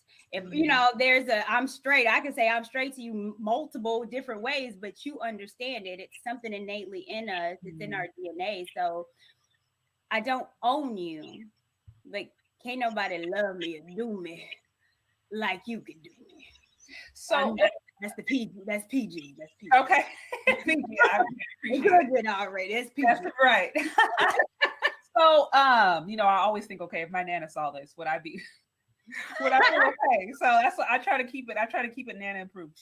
Okay. So I kind of want to stay on this idea that you think that black women, as a collective, not everybody, but a large portion of black women think that they own black men. What makes you come to that conclusion? What ideas, behaviors makes you think that black women believe they own black men? Mm-hmm. Well, it's how you treat them. Okay. So if I feel like I own you, I don't have to work for you, you're not going anywhere, then I'm going to give you the bare minimum, because you're not going anywhere. So why would I even have to step my game up? And I think that's where we are right now with black women, is we don't think that you will. And I think the uprise of the Brandon Jett says something that's very profound. He said, I respect Courtney's perspective on the community, but I've traveled to 40 plus countries. I see it firsthand that women being from other countries check on my well-being more so than any black woman. And that's sad, man. And that's why men are traveling abroad, because the women are better socialized. Passport bros is saying, no, I have other options, and I will look for other options if I'm not getting the bare necessities that I need here at home or with you. So yeah, you can tell how we act. I always know where, I treat something that I invest in or that I care about, I'm going to treat that obviously a lot better than something that's just given to me or something that I don't have to work for. Yeah. And if we're giving you the bare minimum, it equates that I don't have to work for you. You're always going to be there. And we're saying that that's not true. Okay. So it's like, yeah, the very fact that it's almost laziness to a certain extent. Yeah. The lazy attitude or some of the ideas that are promoted, like, look, I'm gonna just come as I am, take me as I am. Like, this is the kind of stuff I hear in church. I'm like, okay, Jesus will take you as you are, but that's what these men do, because let's just be honest, as women, we're not trying to just take these men as they are. If he's, I mean, unless he looks good enough, but I'm saying in general, it's like you want a man that has certain things taken care of. Yeah, and it should be vice versa. But you're saying the very fact that idea of, what do you bring to the table? Yeah, and that's not. And look, that's not even. I ain't never saw in the Bible where it says, "I'm gonna take you as you are." That's the church folks say that, but no, God said, "Repent, turn of your evil ways." No, I don't want change. Die to yourself daily. So this is even in the Bible. It's it's not, I'm not going to take you as you are. No, in my presence, or if you want me and my salvation, you're going to have to change. Right. Don't go say anything. If you want something that's valuable or that you need, then you're willing and wanting to do the work to change for it. So, and I just think that we need to change that as Black women, and as a collective, it needs to be shown. No, I couldn't believe more. I could not agree with you more. Shout out to J John 4040 with the 10 on the Cash App. I see Austin Holloman admitted to paying for real 304s when going overseas. These passport betas are mostly going overseas to trick off their money. They don't have any game, so the women don't like them. Ooh, child. Well, and guys, that's what these goofballs always say. But you know what? The one that called that young man that. They didn't say nothing when Black women have been traveling for years to Jamaica, Negril, going to other countries. They've even done studies on it. I talked about it earlier in a show that I did. Passport pirates keep Black men names in their mouths, and they talk about Black women that travel, and some even travel and get impregnated by some of these young men from poor countries. But we don't say, oh, these Black women don't know how to get a man because they're not feminine enough. We don't say nothing to white women where the Gambian officials had to more or less stop and say, stop coming to America messing with Gambian men or Kenyan men or Nigerian men or just young men in general. White women been coming to Africa or the Caribbeans to get some of that sweet meat from Black men. And we didn't say nothing to white men that have been traveling for years. But once again, guys, that's why I get so angry. Anytime Black men want to live their lives on their own terms, whether it's good, bad, or indifferent, because I say it once and I'll say it again, if men are tricking with their money, that's their business. I ain't got nothing to do with that. If they believe in faith, they got to answer to God for their transgressions. But it's the fact that they always try to shame Black men in society. I've never seen a group of men that are constantly shamed into silence and not damn given the right to self-determination. Black men built this country for free. And our labor, as we labor, we were never given, the respect that we needed to be given as men. But once again, anytime Black men do it, you got these beta male, these extranized males that have been raised by their moms, always trying to shame Black men back in submission. And it burns me up because they only see you Black men as commodities to be subjugated to. They don't see you as having a voice. They see you as commodities to be subjugated to. And when you don't fall damn in line, like Maxine Wallace old behind said, then there's going to be a consequence. And that's what the slave master would do. You fall in line. If you don't fall in line, there's going to be a penalty. And I'm going to tell you guys 100%. You rebuke that foolishness. You stand firm. That's why I say as men, we may not agree on all things, but we need to stand firm together. We're not going to agree on all things. We're not going to agree on every situation. But there is a crisis, and we should focus on the crisis instead of focusing on the things that are not more or less pertinent to male empowerment and heteronormative masculinity. But I just wanted to say that because I get sick of it every time I hear it. He fell away. Okay. I need to, man, I was in my handcuffs. My soundboard has been tripping. So I'm going to just give you I'll have to give you a real hand. But I appreciate the super chat. Shout out to you, MS Delta Guy. Good to see you. It says, peace, sisters. So y'all, for those of you who are hopping on, hit that like button. We are talking about stab is it SYCBN? Basically, how Black women and why Black women should steal these men back who have gone abroad, who are dating out, who have essentially given up on the community. So I am again joined by lovely Miss Courtney Michelle, and she's telling me what this is all about, why this is important, what this looks like. We're just having a conversation. So be sure to hit that like button, y'all. So you talked about how there is a sense of ownership that Black women have, which is perceived or which is essentially demonstrated by somewhat of a lazy attitude that we have, that like we can do whatever we want, treatment however they want, and they're not going to go. I do the reason I think that there is this sense to a certain extent of like they're going to stay no matter what is because, I mean, like the very fact that women are encouraged and celebrated for dating out in everywhere, like no matter what a woman does as far as her dating prospects, it's always to be celebrated. And if it's not celebrated, then you're being old school, you're being misogynistic, you're being right. Shay is right. Shay is right. But women's dating preferences, by and large, are to be celebrated. But that we know but that men can't help. Men can't. You know, a woman who dates out is expanding her options because Black men are colorists. A Black man who dates out is just colorist. He's the problem. Like there's never watch it, Shay. They're gonna call you a mammy, Shay. They're gonna call you a mammy, Shay, for telling the truth. There's never really any other reason that a man says, "Hey, I'm decided to be single." It's because he can't commit. Whereas a woman who decides to be single, she's a boss babe. So we see this imbalance, and I do agree that this has very much to do with the fact that there's Black women out there who think they own men, or they think that they can do whatever, and I think they'll stay. And because of that, I think that is why you see a pushback to the SYSBMs or the passport bros to a certain extent, because some women are just like, wait, huh? Like, we shouldn't have to compete. What are you talking about compete? That's disrespectful. Like, I'm the queen, and as the queen, I should just show up, and you should just take me. I agree. I don't, and I don't know if maybe women don't understand the idea of competition, but anything that you do in life, you're competing, because there's always going to be someone that's better than you or wanting to take your place. So that's within jobs, organizations, if you're wanting to, be the president of your sorority or anything like that. So it's not to say that, I need to men compete. We're getting better. So why do you want to look good? Why do you want to get your hair done? Why, it's to look better. It's to feel better, but it should also be because you want someone to be attracted to you. Right. Why do you want to lose weight? Because it makes me feel better. I look better in clothes. And hell, my man don't want me to be big and fat.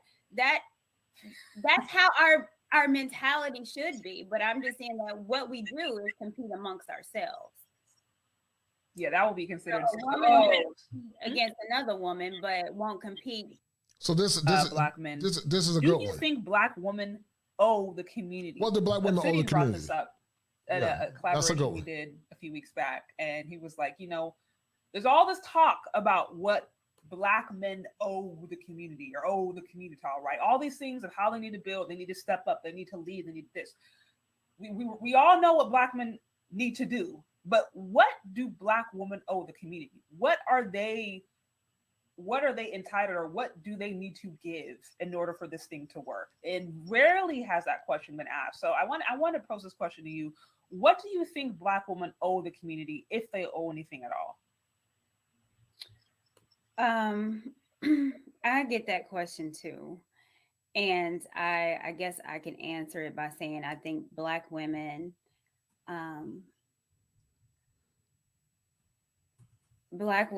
need to step down. Black women owe Black men the ones that they don't believe they do. I think Black women haven't gave anyone grace. I think Black women owe respect to Black men. I think Black women owe themselves the power of letting go. Okay. If that makes sense. I think Black women, we put a lot on us, and we don't have to. We don't have to be the man. We shouldn't want to be the man. we owe ourselves to be women. And we owe our men to be men. Let them be the man. Because they're asking us to do it, but we're not letting them be. So I don't know if that's what we owe the community, but and guys, that's why I said getting married in America is hard because it's hard for men to be men. It's not that men are scared to, some are, but many men, it's always an uphill battle. So if that woman hit him, he can lose his job. If he retaliates, he can lose his job. There's no accountability for Western women. There's no accountability for white women or black women, to say the least. And it makes it very difficult for a man to exercise his God-given right as being the chief executor in his family. And this guy, Bitter Truth, shows that this is effing ridiculous. Why is she struggling to answer a simple question yet champion for better relationships? Yeah, that's interesting. But maybe that is. We owe men to let them be men. It's about time. Because they want us to be women. Shaw, let me send this super chat out real quick. Shout out to my man, Andrew Baker. Andrew Baker always showing love. Thank you, Andrew Baker. And that's a deal, right, Andrew Baker? I appreciate it. Andrew Baker said, salute culture. He said, it's laughable to see these black women looking into the camera, talking about black men come back to the community, but laugh at a super chat, disrespecting black men versus standing up. Right, I see your point, man. She is fake like the soft girl era. Shaking my head. I see your point, man. I see your point. I saw that too. You know, you laughing about calling men betas for traveling abroad. And Andrew Baker always show love and support him in XL Pro. And Andrew Baker, brother, because of your kindness and your love offering, you are the #1 sponsor of the stream, Andrew Baker, for that $20 super chat. Thank you, Andrew Baker. Thank you, sir.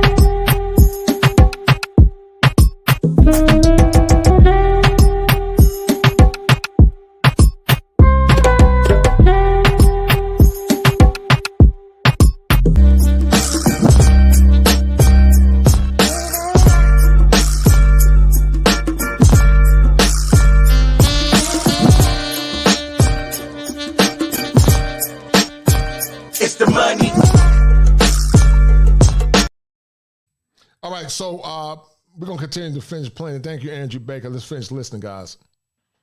Okay, so you would say black women owe men the place and the responsibility to be men.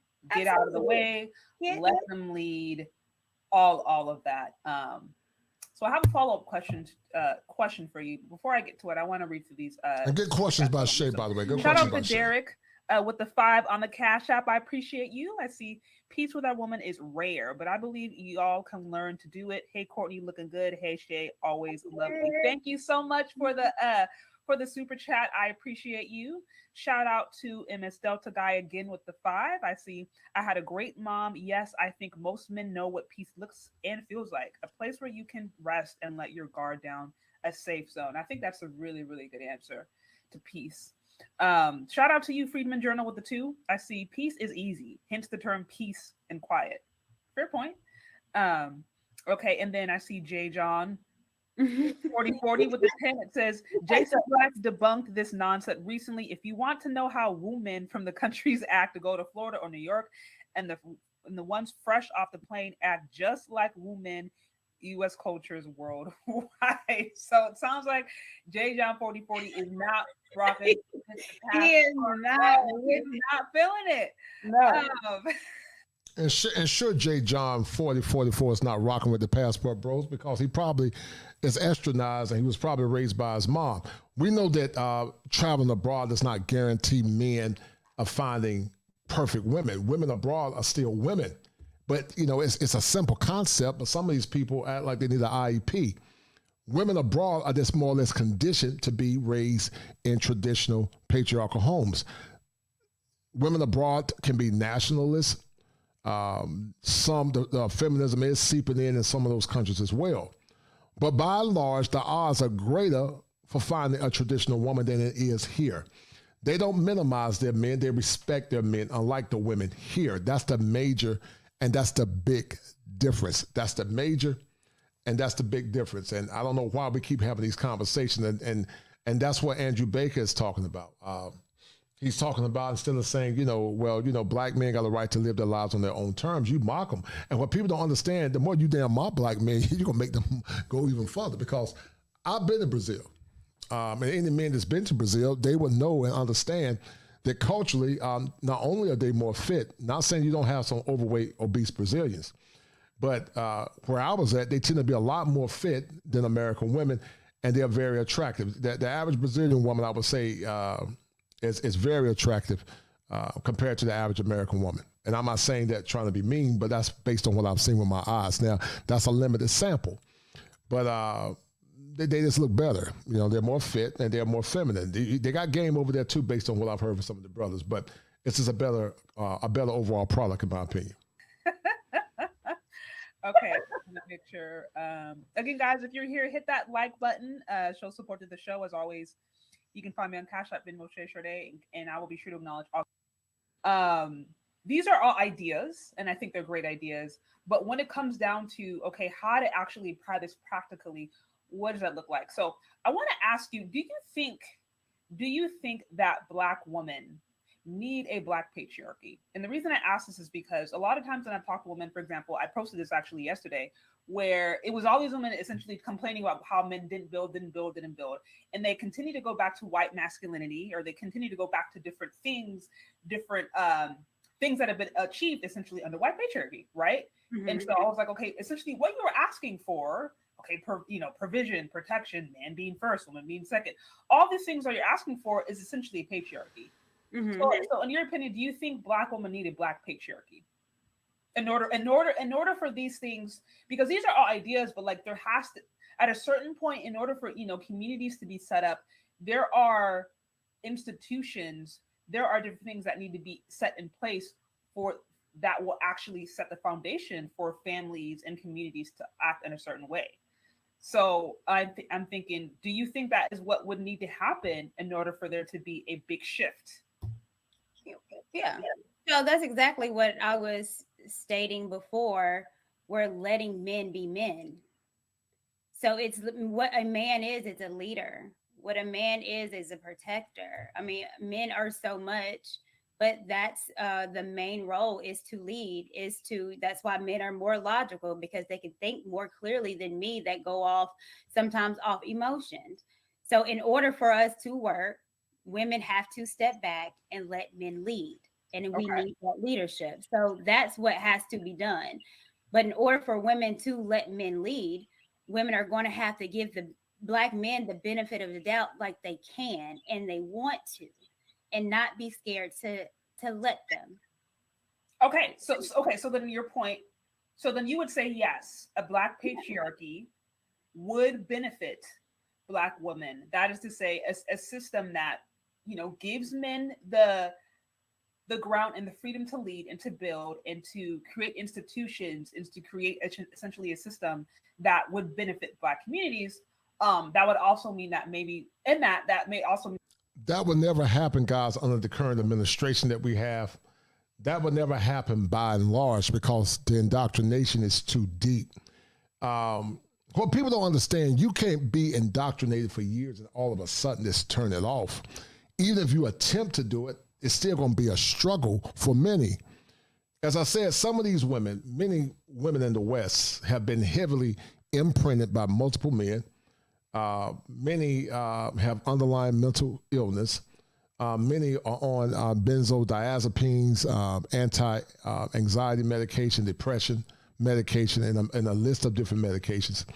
And when you've been imprinted, even if you get a man, who's to say that over time she won't get bored? See, that's why I said, man, until the laws change. If you want to get a woman that's highly feminine, a woman that's a godly woman, you need a godly woman that's committed to the principles and the teachings of her Creator, which is Christ, if you believe in Christ.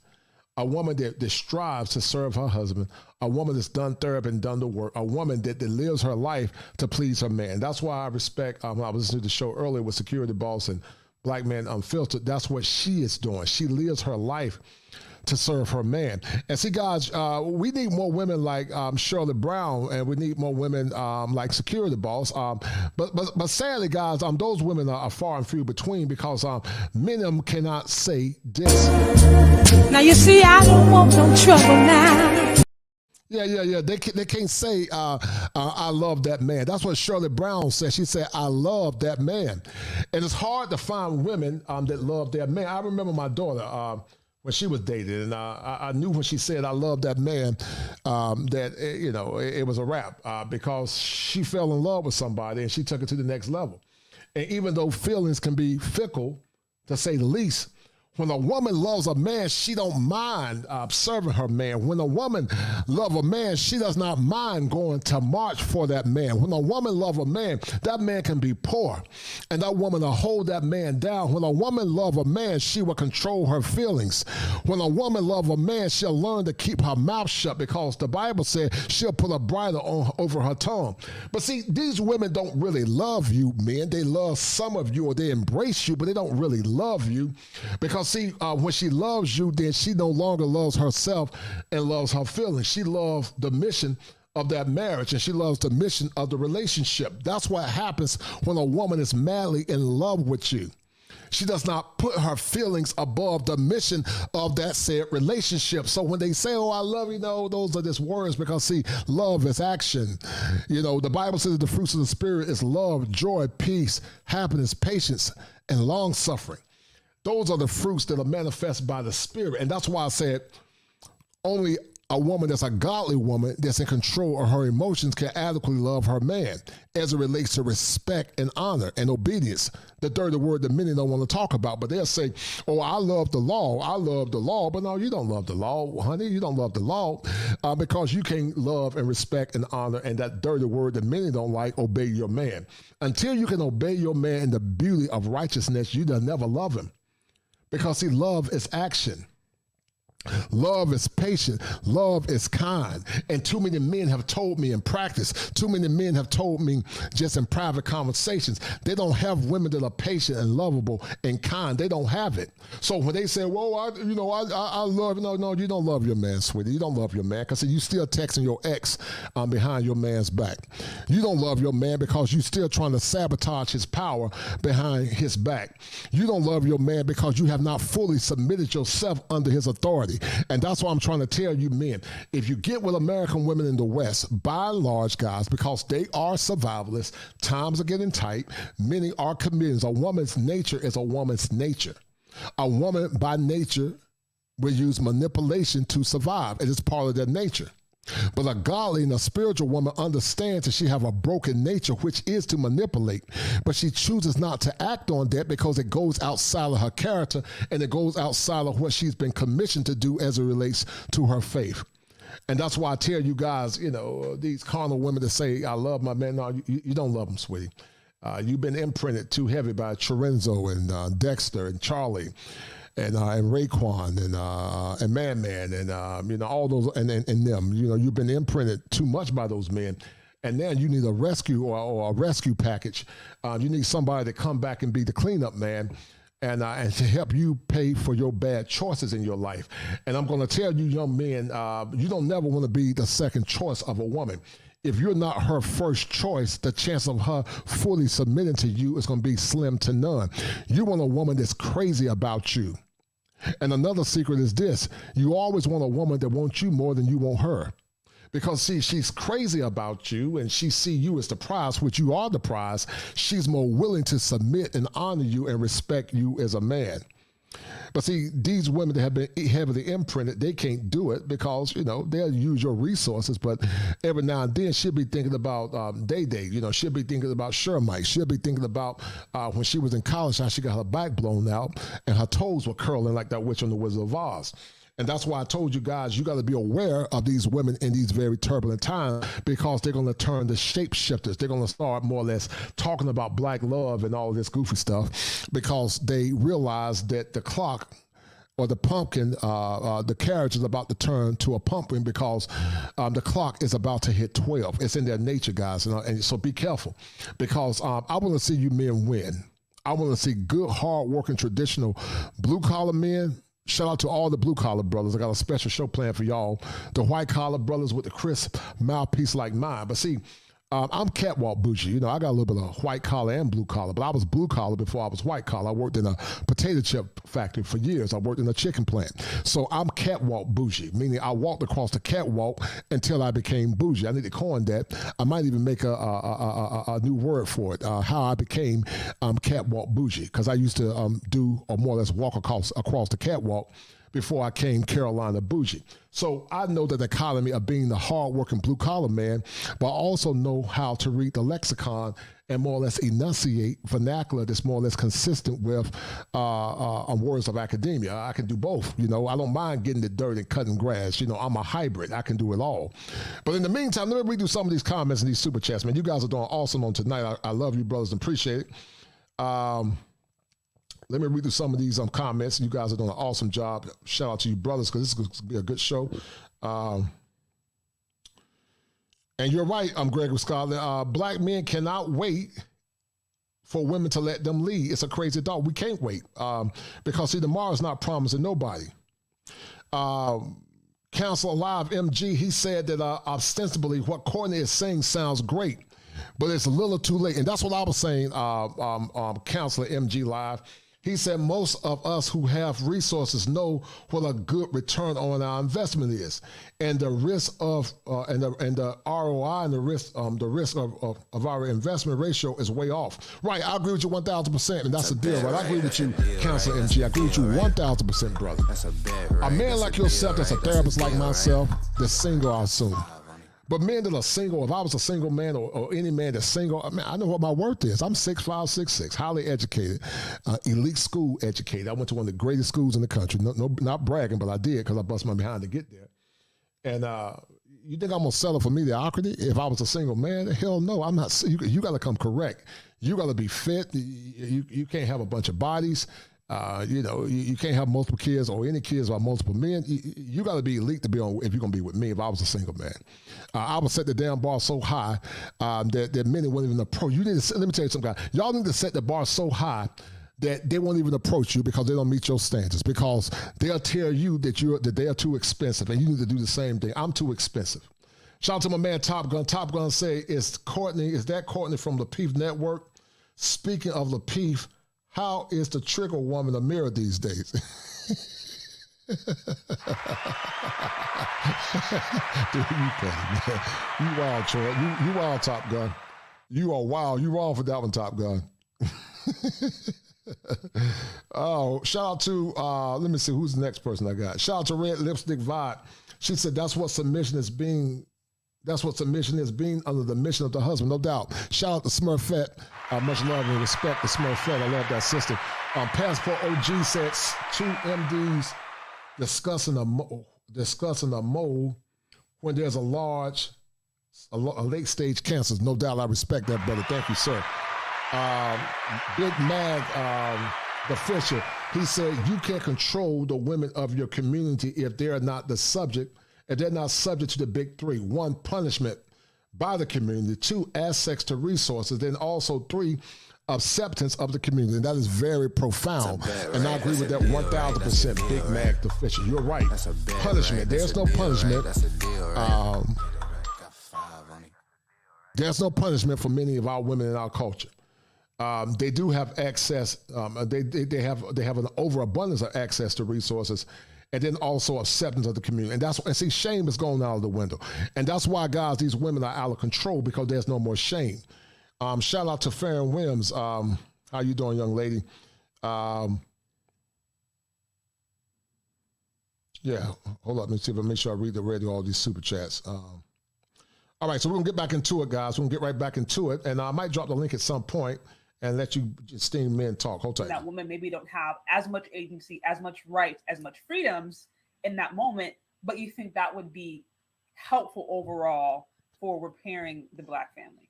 Yeah, absolutely. So even with that, I definitely think that child support system needs to be changed, because women have obviously more power over that, and we can use your children against you. So those are things that needs to be changed. I think the no-fault divorce is something that was detrimental, because it gives us more access, if not more, than men now, and we can. And Courtney is right about that. But my question to Courtney is this: Are you willing to march? Are you willing to form coalitions with other women that will stand with you?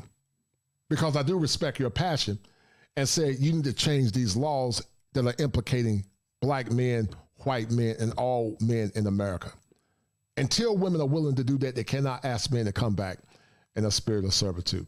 Afford it now. Back then you couldn't, and you had to go through a longer process to get out of these relationships.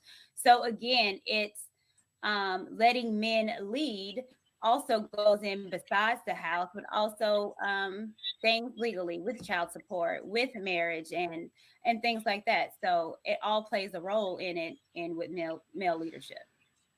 Okay. Okay, real quick, I want to acknowledge some of the super chats that came through. Shout out to Eugene Still with the 5. I see those roles have to be taught at home when they are boys and girls. Black children need to see both masculine and feminine figures to develop. And that's my point. I agree. I could not agree more with the power of just having a healthy example. And ideally, you were going to get that at home in your immediate community, and then hopefully community that you're surrounded by would also reinforce that. And then let's see, I think I saw another one. Shout out to you, Sir Hale Speaks with the $49.99 on the super chat. I see a dope collab. Hey, Courtney. Hey, Shay. Thanks all of you guys for the support.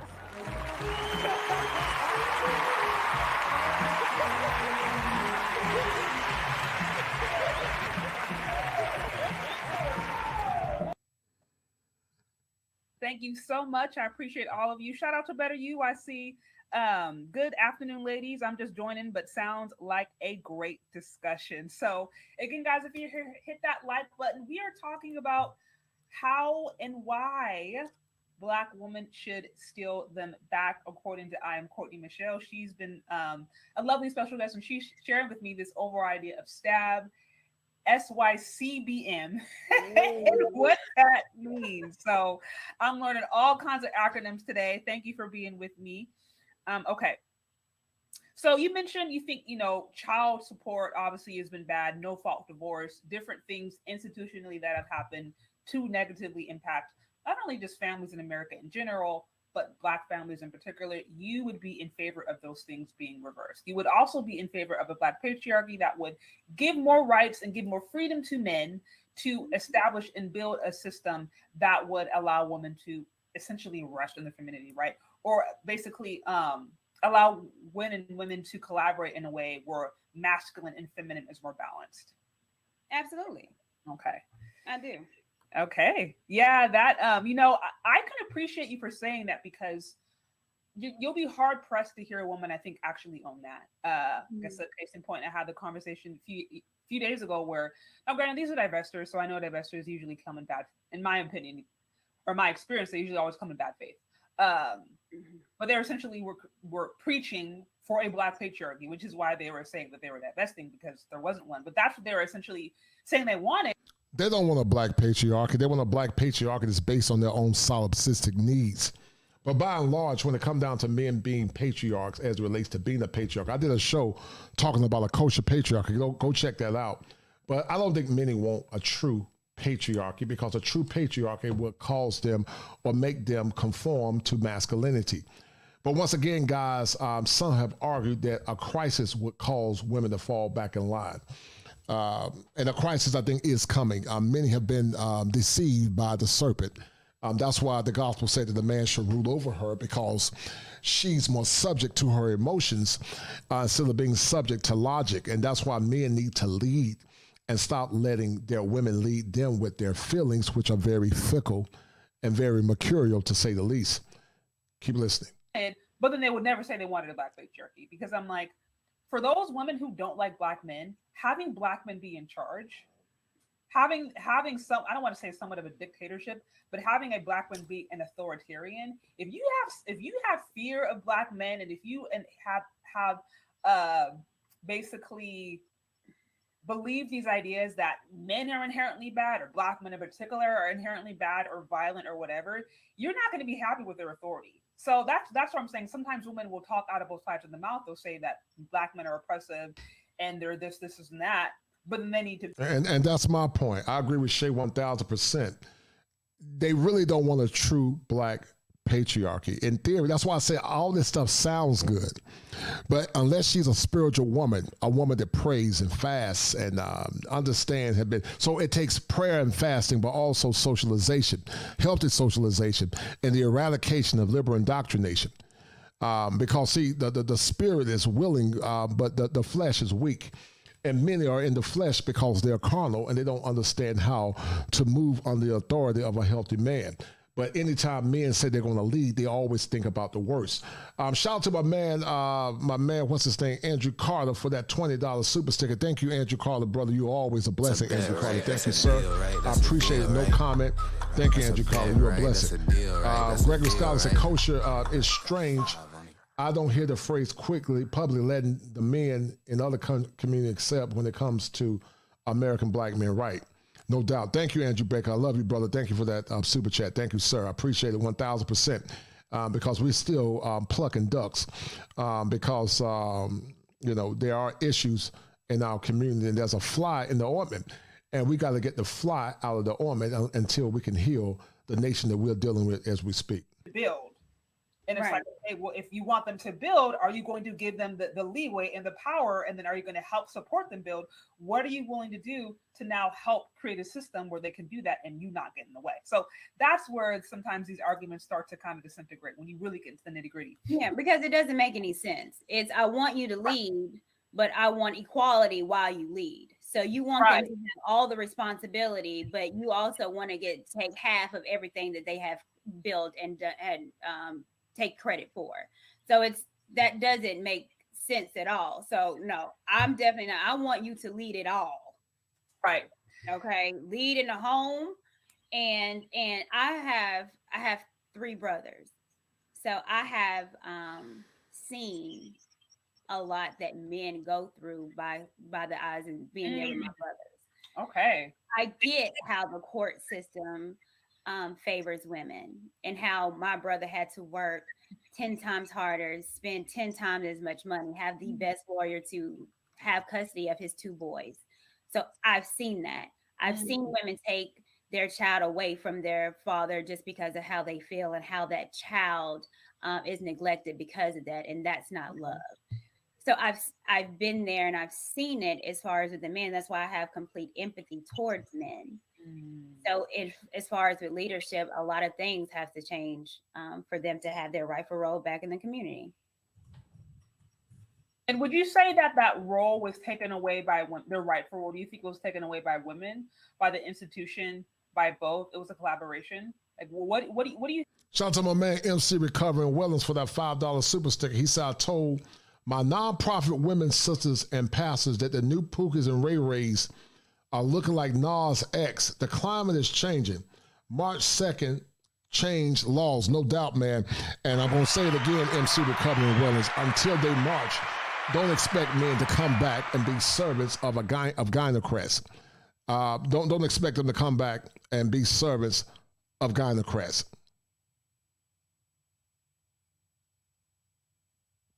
Don't expect it. And I stand on that. Hold tight.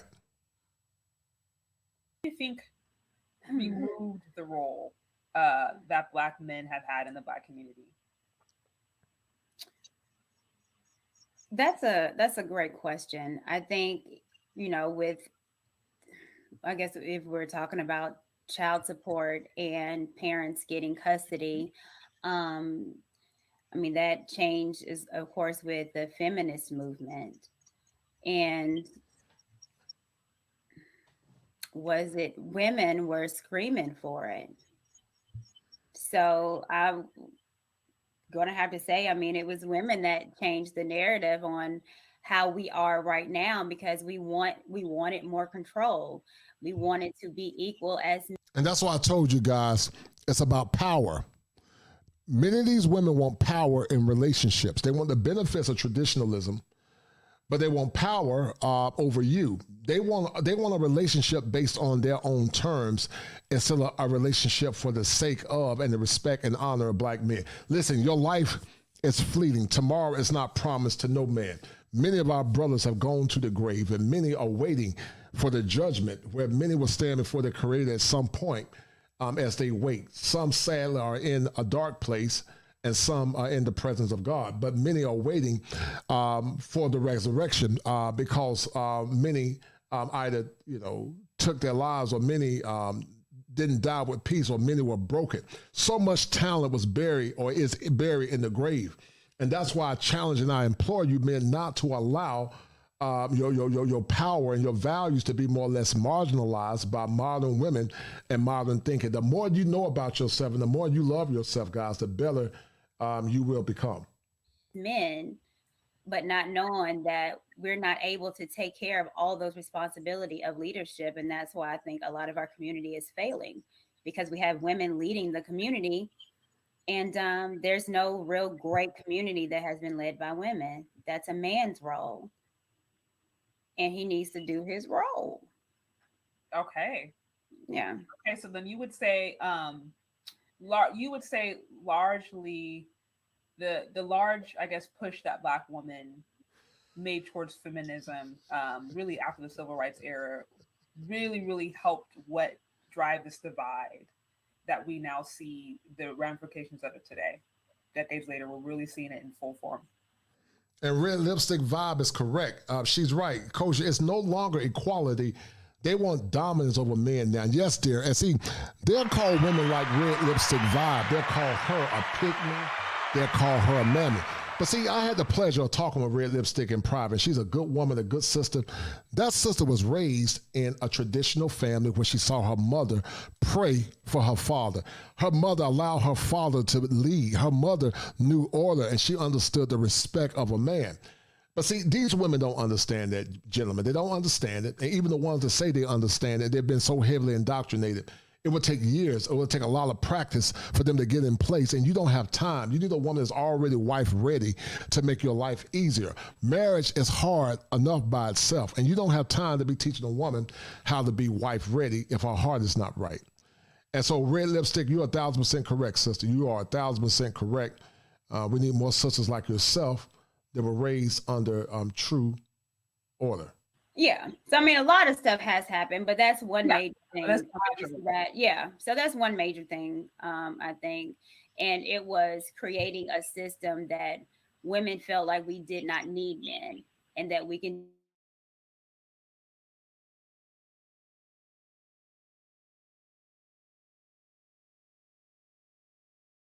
exact myself. I can do all this by myself, but not knowing that just because you're able to take care of your rent, now we're seeing that the eviction rate is higher among Black women. Right. So obviously you can't maintain. And now that we're seeing there's a lot of mental issues that we have, just so you can't. And so, and I see that's manifesting in things when you're out of order. I agree. Mm-hmm. I completely agree. So would you say that, so you think Black women as a collective are out of order? Yes. Yes. Yes. Yes. We are. But the thing is, you gonna make somebody mad, girl. I gotta get Courtney respect, because she definitely putting her neck on the line, because they're gonna, a lot of these hyenas, they're gonna call her a mammy and a pygmy. They're gonna call that sister that. So I do her for standing firm on her conviction. I'm not gonna judge her. I don't know her heart. I can't judge her heart, but I do respect the fact that she is taking a stand. Sweet Lulu Bean said that didn't Courtney Michelle say that after listening to the Manosphere, she took her baby daddy off child support after in the child's life. I didn't know that, dear. That's interesting. Top Gun says she capping. You guys are funny, man. This thing is dropping. Hold tight. Like, we are out of order, but if you sit and really think about us being out of order, it's our own doing at this point. You're out of order. What is the significance of you being out of order? Why do you want to be in a man's role and spot? That's the real question. I want to know, why do you want it? Because you want the power, you want the accolades or whatever as a man, but your body, your mentality, your spirit cannot handle it. and we go through other things. That's why you got hot girl summers, because it's an escape. That's why you have people drinking and drugs and over shopping and doing all these things and access, because it's an escape, because you're out of order. And your life, how you look, it's going to reflect it. That's why you have women that are Black women that are hefty. It's a reflection that they are out of order. And when you're out of order, you look better, you feel better, you're in sync, because you're doing what God created you to be. That sounds good. Look, you can't convince nobody, but on me, like, I'm gonna do my part to try to save whatever aspect I can. Yeah, and I know I've learned as well, especially in this space, because you're going to have people that say F the community and I'm gone. And that's your personal decision and choice. But everyone doesn't think that way. And even though you might not see them in the chat, I get those messages. Yes. And absolutely. I get those messages, particularly there have been men that say, I was thinking about that too, but y'all give me hope. And when I listen to men, and now so I get those messages. And so for me, the work and what inspires me is the men that want it. And it's the women that want it. And there's always going to be naysayers, and no one's ever going to 100% be with you. And that's fine. But my tribe, my community is people that want to work on the community and want to build this and make it better. Absolutely. Because we got children here. I'm not living my life just for me. What's our legacy? What's our family legacy? What are we leaving behind? But I'm going to say this: men that don't have kids should not be expected to come back and serve in the role of stepfathers. Men that did the work hard, they got their money up. You deserve women to have no kids. I would say the same thing to women that have no kids. But the difference is, it's a different standard for men that have kids versus women. It's if that man is financially astute or he has a plan. But it's more harmful for a man, because a man coming in trying to raise another man's child, it's a burden. It's the burden of knowing that at any point, if that man is in that child's life, that his wife could be lent out to talk to her baby's father or fathers. And then also, knowing that at any point, that man can have access to your money, to your woman, to talk about that. And so my logic is, I don't want another man talking to my woman about kids if I've done the work. If you've done the work, guys, I promise you can get better abroad. If you're a single man, I advocate for men to use world travel as a way to get them more or less deconstruct the illusion of wholesome women here in America. I'm not saying women abroad are perfect. They're not. They're still women. And they got game over there, some of them. But by and large, I think the options are a lot better, in my opinion. I think they're a lot better. And I want my footprint in this world to be that of servitude. Right. Couldn't agree more. Mm-hmm. So I want to acknowledge some of the super chats that it should be. And that's the work that we need. If we can't, then that's a fundamental issue, and we need to work on that. No, I hear you. Shout out to Marlon Watson again with the 5. I see Eve's punishment for the fall was plain through birth. Adams was having to work to provide for his family. Today, Eve want to take on her and Adam's punishment. That's bars. That's bars. It's like, why do you want to do both? So I want to leave you with one more question, and then if we have a few minutes, and if you're around to it, I can open up the call line just for maybe a question or two or something. But so, you've heard about this term Christian feminism. I know you've been open about your faith. I've, obviously talked about my faith for some time, but Christian feminism, some of the things that I've seen, is essentially the reason that some people can use to act. Well, I think Courtney was taking a shot at in my community, and see, Austin caught that on Courtney, with Courtney laughing at the passport bros. And see, that's why guys, they're skeptical when these women talk a good talk. Because, see, you laughing at this fool that was more or less denigrating men for exercising their options mean more or less, maybe on a subconscious level, you agree that they're beta males or simps for doing that. But at the same time, guys, they don't say anything to other women to do the same thing. And that's a problem. A minute ago, about 15 minutes ago, when she said Awesome that song. if you have to travel, there must be something wrong with you. I didn't say that. What did you say? Oh, we were reading the super chat. I think we were reading the super chat. Yeah, get it together, Austin. I did not say that. What I said was if men are thinking that, or having to travel, there's obviously something wrong with what's going on here, and we need to fix it. I also stated that if men nationally are saying collectively the same thing about Black women, then they can't be wrong, and it behooves of us to listen, to be empathetic, and to make particular changes. Okay, so what are you doing? What am I doing for what? To make changes amongst yourself. Me personally? Because I remember last time you said you wanted to listen. Well, I do listen. So it's not a one, I do listen. So I want to make sure I understand your question correct. What am I doing personally for to keep my Black man? To keep men here, yes. Yeah. So I guess you came in late, Austin. And I already told you this with our conversation. My goal is for the men and women that want to work on the community here. So I can't control you. I can't force you. I'm not a slave driver. My goal here is to work on the community here and to support the Black men that want a woman here, to show them that there are Black women that also want them. Okay, I guess I misunderstood the first thing. It sounded like you was taking a shot at us. That's my second time misunderstanding you, I guess. Well, that's all right. Now I'm here to clarify. That's all good. There was a lot of super chats coming in, and this, this is a rather controversial topic. I have people here who are like full blown lesbian. I don't want to deal with ne'er Black woman, nothing.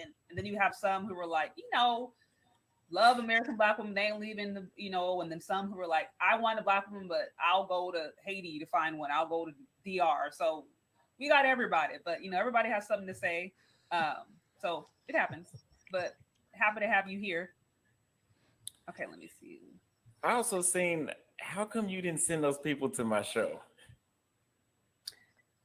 Well, there was a couple women that I told them about your show, and then they checked out your show. They checked it out. Mm-hmm. They didn't call in.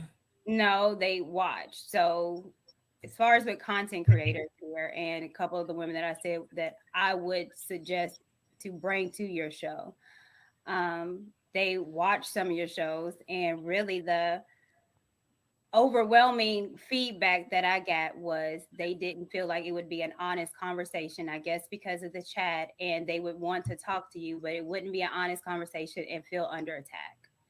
So, I mean, all I can do is throw that out there, but I can't make nobody do nothing that they don't feel comfortable. It's always on their terms, guys, always on their terms. Oh, yeah, we don't disrespect anybody, so I don't know where that came from. Well, it sounds like, correct me if I'm wrong, but it's so. I mean, what are your thoughts on Stab? Do you think this is possible, even remotely? Stab. This whole I've never heard of it. So this was, this is essentially what this conversation is about. The lovely I'm Courtney Michelle. I think her and we need to talk. Correct if I'm wrong here. But when they're different collaborations, they came up with this idea, Stab, right? Or save your community, Black men, and that's essentially Black women creating a movement that shows Black men in America that they don't need to go abroad. They shouldn't have to go to abroad to find good, lovely, marriageable women. And guys, that's why I keep telling you guys, man, you have so much more power. You have so much more power. You don't have to be a slave under the foot of gynocrats. You have so much more power. And that's why I tell you, men, to live your lives on your own terms, man. When men know what their power and their worth is, man, when you can just walk away, so much power in indifference and just walking away. Because, see, they need you more than you need them. But they want you to think that you need them more.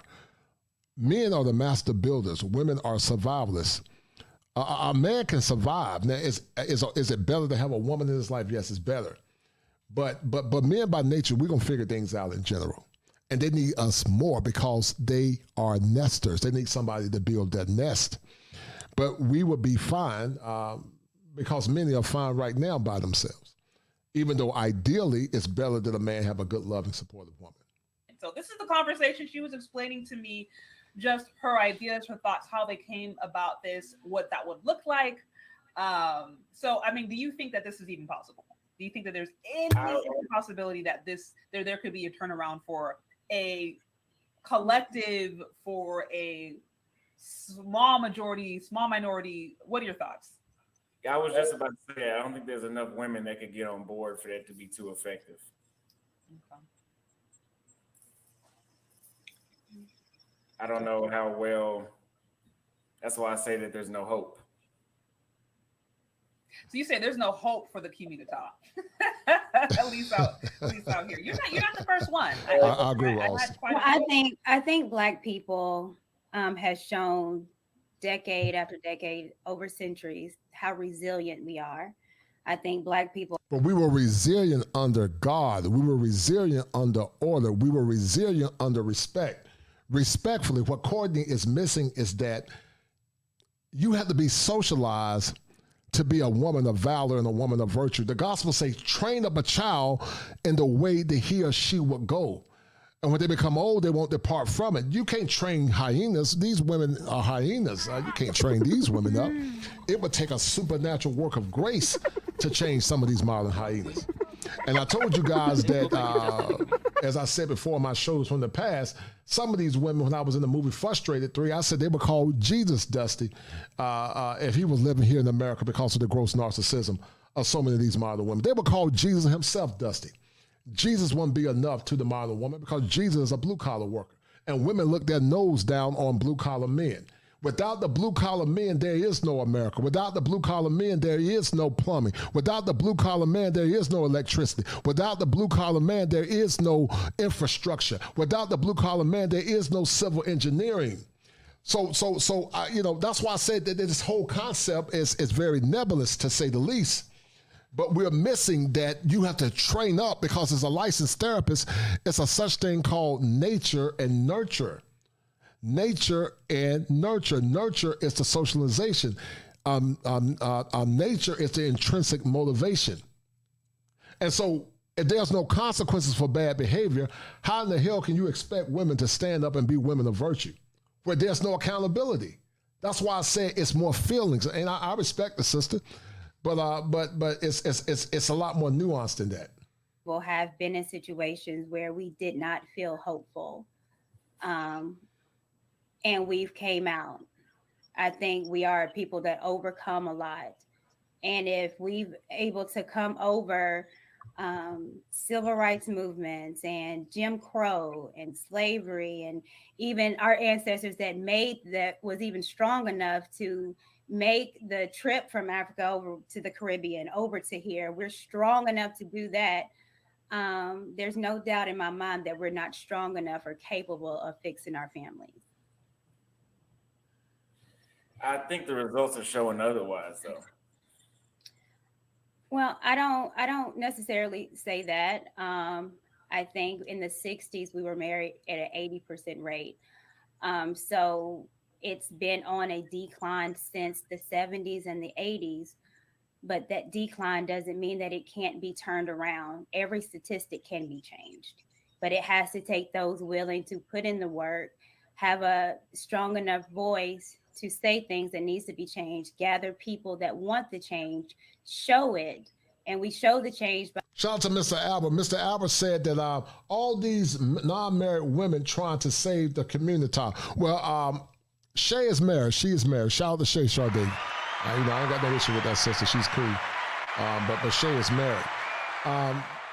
Shout out for the 499 Super Sticker. Sweet Lulu Bean said Courtney is a modern chameleon who was given access to the manosphere by J.R. Anton, who have a panel full of disrespect for black women when it comes to black men. Well, Anton talked about that recently, about he's no longer trying to defend black women. So shout out to that brother. Ricardo Gray says, better to dwell in the corner of a housetop than with a brawling woman in a White House. Get your passports, no doubt. Shout out to my man Ricardo Gray. Thank you, Ricardo Gray, for that $5 super sticker. Thank you, brother. And you're right, Brandon Jett. We all saw Melanie King's true colors come out. We all saw it. We saw Melanie King transform. Because, see, guys, many of these women really have an issue with black men and masculinity.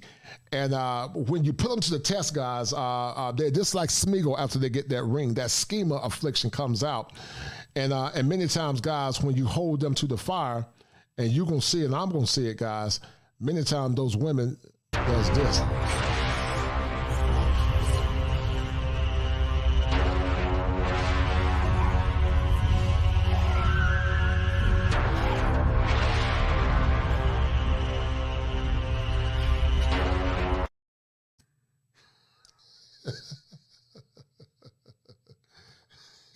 Yeah, they got those schema flickers out to get that ring, man. The true colors come off, man. They just like damn Smig off Lord of the Rings, man. Hold tight. About women getting more healthy, physically, mentally. It's women understanding their rightful role, being God-centered. It's women wanting their husbands to lead and showing what leadership is. It's showing our children what that looks like. So anything, if it went from 80 to 30, then that was a dramatic change, but that does not mean that it's a never where that change can't go and arise again. So I would never say never at all, especially being Black and what I've overcome, my grandparents overcome. We've overcome a lot and they never said never, gave up. And so I'd be silly enough to just give up on something that generationally my family has fought for. Well, I mean, it's possible, yes, but what's the likelihood of that happening? What was the likelihood of us getting out of slavery? What was the likelihood of a lot of things? We didn't know unless we tried. We didn't know. We didn't. The likelihood of us getting out of slavery was this. We all had a common struggle, which is oppression.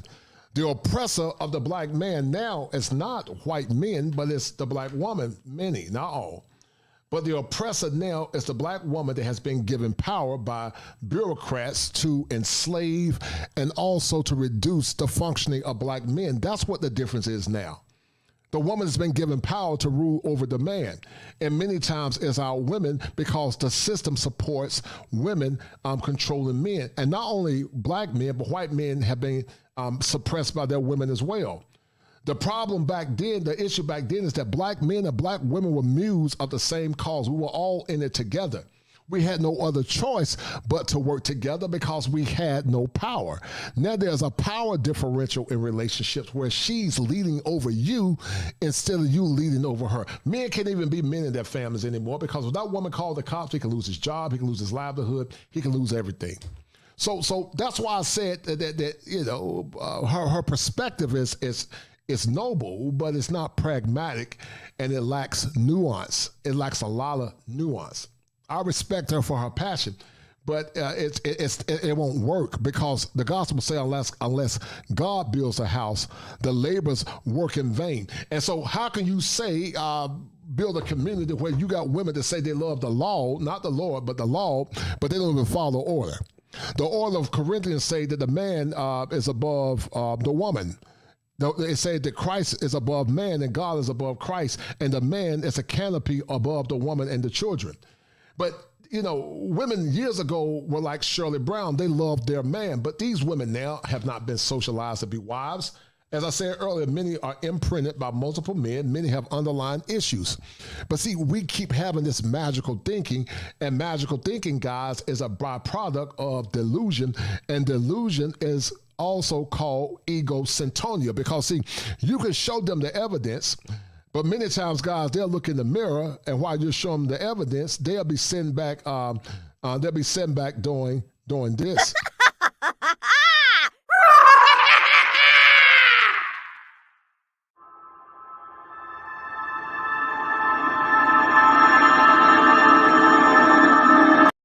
And many also got this.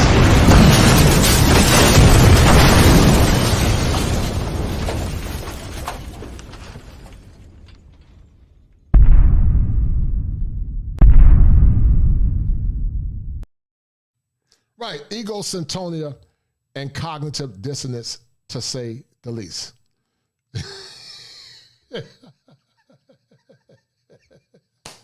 Top Gun said, we shall overcome.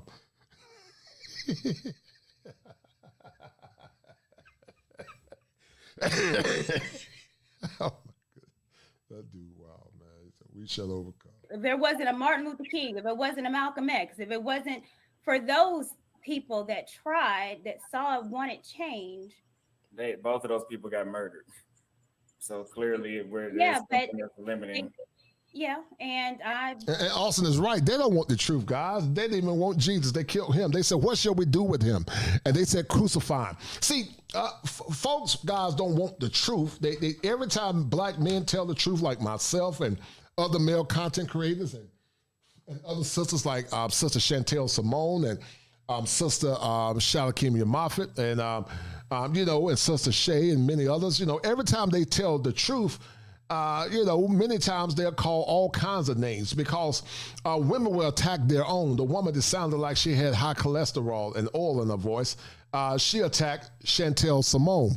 And that's what happens, guys. It happens all the time that when men decide to stand firm and tell women the truth, they don't want to hear the truth. I had a woman, bless her heart, she told me when I was at the LaPeef convention, she was cool, I respect her. She was like, but Coach, this tell us the lie because we can't handle the truth. She said, this tell us lies, tell us sweet little lies. And that's what happens when the snake whisper comes to their ears. The snake whisper tells them lies because their fickle hearts cannot handle the truth. Because see, true change, the truth will mean that they gotta change, and many are comfortable in their delusion. Because just like the frog in the frog is actually dying, but he don't want to see his delusion, so therefore he remains in suspended animation.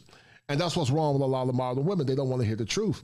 And so when men become to hear the truth, they will try to shame you or they won't promote you because they don't love the truth. And that's what theology said what happened in the last days. They said that they would not love the truth. And that's what happens many times in the clinical world. One of the greatest barriers to eradicating thinking errors is something called denial. Denial will reduce your ability to see thinking errors. But a lot of these women are in denial, and because they are in denial, then they cannot see or handle the truth. I'd rather, live on my feet than die on my knees. So sometimes change, people are worried. Some folks want to die for things. I mean, that's what they chose to do. But what they did, their footprint and the longevity and what they created was worth it. And we all gonna die. And I'm not scared of death. Thank God I believe I have a savior in heaven. But I mean, my family, my community is worth fighting for. And God so loved, I can go biblically with that, but I ain't scared of dying. And right now, creating or saving our family, I don't think it's necessarily a death physically. I think it's a death of ourselves. I think it's a death of being selfish. I think it's a death of women not understanding their rightful role. The death that we need is not a physical death. It's the death of our ideology of what we were told to do, what we were ingrained to be. That's what we need to die to. Paul talks about dying to self daily. That's the death that we need. I mean, like I said, it is possible, but I don't think there'll be enough men with my message going around. And I'm not the only one in that community. And my community actually has results. So will there be enough men that you would want left over here? Well, majority of men are here. Of course. Majority of men are not going overseas. So the men that are not going overseas, they deserve to be with an amazing woman. And I want them to be with an amazing Black woman. So again, my work is here. But the majority of women don't want the majority of men. They want a minority of men. It's a minority of men going overseas, not a majority. Okay. So I think with women in general, women, we always say hypergamous, and women are always wanting a particular type of man. The work, again, is understanding what man that you need to get and need, and focus on your need instead of something fleeting like your feelings of what you want. Fleeting? So, feelings are fleeting. Oh. So the focus on is, and again, women like married women that we have That's putting in the work as well, is understanding and ingraining in something different. It's us thinking. I always go to the movie Higher Learning. Shout out John Singleton, where it says unlearn at the end. We have to unlearn a lot of things that we were taught. And that's one of the things that we have to learn is understanding what you need in a man instead of what you want. Because those wants change, but that need is going to be what's going to be consistent and what's sustainable and its substance. I would agree. I mean, it sounds good, but a lot of women aren't implementing those things. Well, it might not be a lot, but for those that are, they need to speak up. And for those that are, we have to have an alternative. We have to have women that are an alternative to the Meg Thee Stallions, to the Cardi B's. We have to have an alternative. And for these younger women, then they can see a difference instead of thinking this is how women are. They have to see women that are not like that, that are showing and proof, that are beautiful and elegant and classy. I go back to the Dorothy Dandridges and how beautiful and elegant as far as what she looked like. And that's what inspires me. And I think we need to start showing more women like that. I think even Bootsy made a tweet that said, I get attracted when women put on their clothes.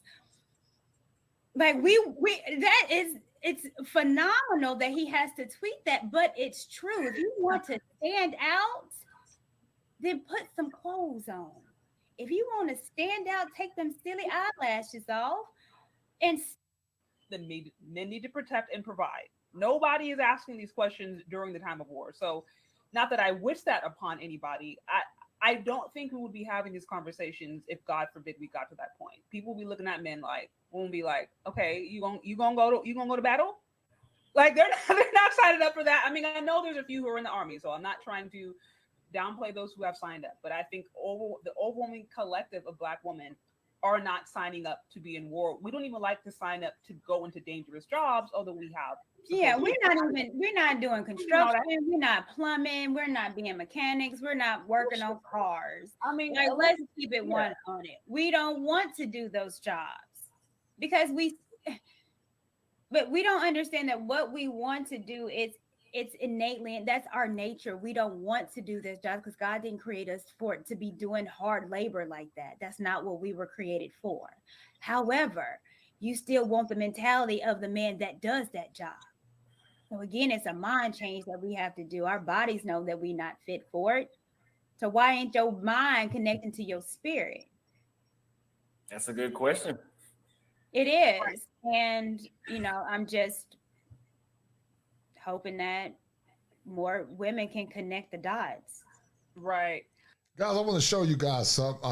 I was on Richie Mac's show, Zoom to Thailand, and I was listening to Richie. Richie's my homie. And I was listening to Richie, and shout out to Courtney. She was up there. And I'm not saying she ran when I came up there. I'm not saying she said she had to go. So I'm not going to judge the sister. But I'm real, man. I'm a pragmatist, man. And one of the guys says, it seemed like she ran when I came. I don't know. I'm not saying she did or not. But you guys tell me what you think, because I did have to come out there and drop some fire, man. Because I take what I do serious, man. I'm a masculine Black man. And I know BS when I see it. I'm not going to judge this sister because I don't know her heart. I will be a fool to judge her heart. I don't know this sister, but I'll let you guys decide. Hold tight. The consciousness of the group of sisters don't becoming correct and are delusional, and the 35-year-old and up Black women is off the chain, attitude, bold, all overweight, etc. And we don't have a clue how to take care of a man. And I personally dated Black women all over the USA. But Big M, we from the same neighborhood. Sisters always been like that. They always been shit talking. At least where we come from, they rough. Like where we come from, it is rough. And the cute ones like Courtney, they are targets. The girls are trying to beat them up every day on the way. Hey, I can hold my own now. But they in our hood, they rough. But ladies and gentlemen, I got to bring up Jesse Jackson. I call him Jesse Jackson. I like his accent too, because he come from the greatest state in the union. Let's give it up, y'all, for the Coach the Clinician. Oh my goodness. Fire for your mind. Fire for your mind, man. Bring it to you live from the 6'5" coming through, dog. 6'5", the 6'5" train coming through. But yeah, I don't know, man. You know, because yeah, I know how to get them, man. I'm good. My mouthpiece is real crisp. And I'll challenge anybody to an intellectual debate as long as they're fair. And, you know, one of the brothers said, look like Courtney had a schema when I came up there. You guys tell me what y'all think. I don't know. I'm not going to judge it. But Courtney said she had to go. So shout out to Courtney. Courtney's sweet. I met Courtney one time. Courtney's tall, too. But you guys tell me what y'all think. Look at the body language. The greatest state in the union, the Tar Heel state. It don't get no better than that, man. Where the mountains are pristine and verdant green. But anyway, you know, I'm a little brain fog. Shout out to Courtney. You know, I want to thank her for doing a yeoman's work. I think her intentions are very good. They're very noble and noteworthy. She's trying to do the work. But there's so many barriers to this conversation that needs to be addressed. You know, one of the things that Dr. William Glasser... And I did this show, guys, about 2 weeks ago on Richie Mack, and I was sitting in the background here in the conversation, but Dr. William Glasser, guys, is a psychoanalytic theorist, and he said that needs drive behaviors. And see, because I am a therapist, we're not understanding what men needs are. You know, for men to come back, we got to ask ourselves the question, if the man come back, will he have power? If the man come back, will he have freedom? If the man come back, will he have fun? If the man come back, will he have belonging?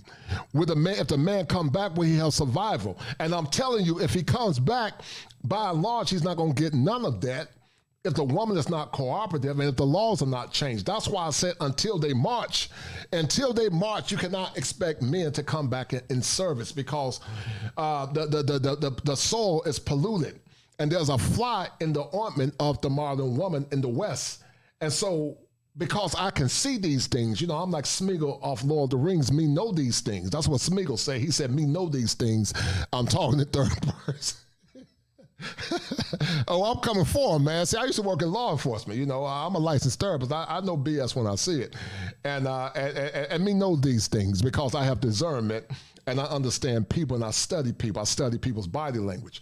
But you guys tell me what y'all think. Talking about something I always posit on my shows is something called choice theory, but also it's called reality therapy. And the reality is this: men are not getting their needs met because they don't get their needs met. I apologize. Hold tight. I got to share the screen. I apologize. Let me go back to it. Hold tight. There we go.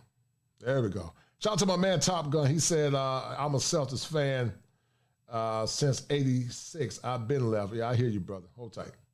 And the 35-year-old and up black women is off the chain, attitude, bold, all overweight, etc. And we don't have a clue how to take care of a man. And I personally dated black women all over the USA. But Big M, we from the same neighborhood. Sisters always been like that. They always been shit talking. At least where we come from, they rough. Like where we come from, it is rough. And the cute ones like Courtney, they are targets. The girls are trying to beat them up every day on the way. Hey, I can hold my own now. Yeah, but they in our hood, they rough. But ladies and gentlemen, I got to bring up Jesse Jackson. I call him Jesse Jackson. I like his accent too, because he come from the greatest state in the union. Let's give it up, y'all, for the coach to clinician. Oh my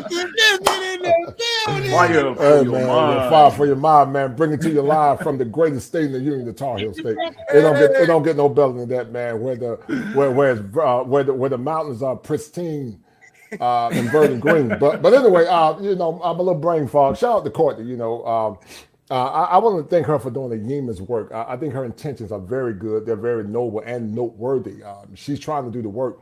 But there's so many barriers to this conversation that needs to be addressed. You know, one of the things that Dr. William Glasser talked about, something I always posit on my shows, is something called choice theory, but also it's called reality therapy. And the reality is this: men are not getting their needs met because they don't get their needs met. They're looking for it outside of the United States. It's not because they want to be. Shout out to my man, Max, what is it? Sharks 112 for the $10 super sticker. It's a deal, right? He said they definitely need to learn about cognitive distortion. You can clearly see that with how they act during the panels or any other public spaces. Thank you, brother. Thank you, Shocks 112. I appreciate it, dog. Thank you, brother. Pariahs. or more or less not deal with American women. But the upward battle is so hard. And, me and Ingram, we talk about it all the time. He talk about relationship capitalism. But I talk about relationship inflation. And relationship inflation is synonymous to a bevy of women in America, not all, that have narcissistic traits and narcissistic tendencies. And more or less, they feel like they are entitled to the love, support, and the care of black men. Basically, they want a supply man, a man that's going to come in on the last end. And that's what I'm talking about, guys. They want a supply man. I'm speaking the truth. But they want a supply man. They want resources. They want attention. They want time. They want sex. They want secure then settlement for sex that they gave to multiple men for free. And you deserve better than that, men, if you put your time in, if you've done the work. And I'm trying to enlighten your mind. I'm trying to give you fire for your mind. Fire! So you are no longer a slave to the chicanery of some of these women trying to get you back on the plantation. Keep listening.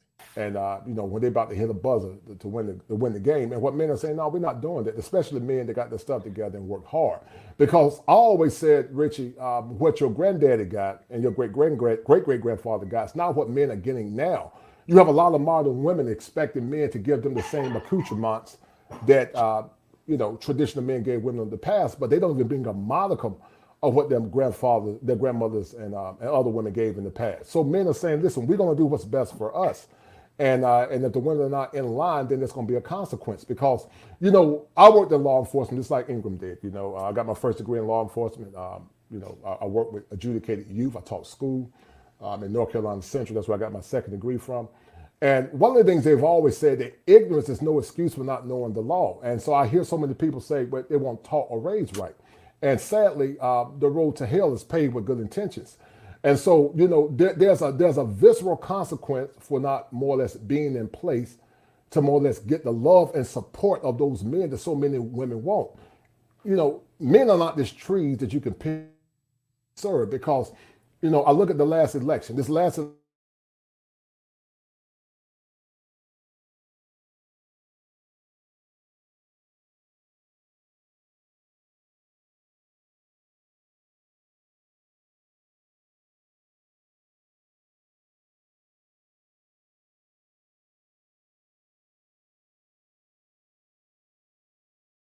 when it comes down to power, a large portion of our women are individualistic. But when it comes down to servitude, then you want black men to give their service for free. And what I solicit to black men is that you don't have to do that. There's an inherent worth and value in you that supersedes being a servant to women that have not been conditioned to honor, respect, love, and serve you as a man. Shout out to my man Shocks for that $5 super sticker. I appreciate it, Shocks. 112, he said, collective narcissism at best with most of them. They get the needs from different folks like a Build-A-Bear and Build-A-Ninja, no doubt. Shout out to that brother. I appreciate it. Hold tight, guys. A lot of women in America get it twisted.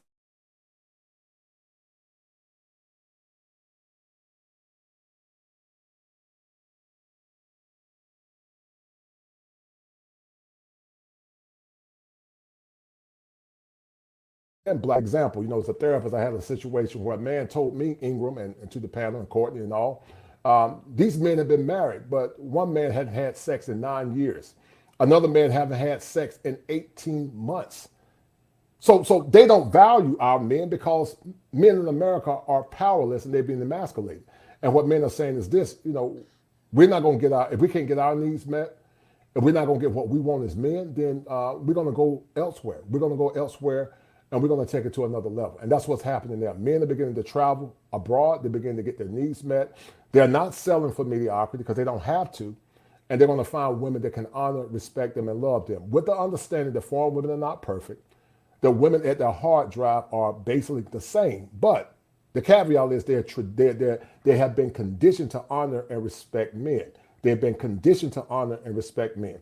Those women are not perfect women either, because if you bring them back to America, it's a possibility that some might change. But we want men to give their best to women that are not giving their best. We want men to give women traditionalism when, what are the men getting in return? And what people don't understand, Rich, is this. What women expect from men is not congruent to what men want in relationships. women that have had a lot of fun with a lot of different men. We don't understand the importance and the power of the imprint. Women that are imprinted, they might be mentally ready to try to be a wife, but they're not altogether spiritually ready, because some of this stuff is very spiritual as well. So once you get imprinted by Lorenzo, Raekwon, Man, and Day, how the hell are you gonna be a wife? You're imprinted because your virtue is gone.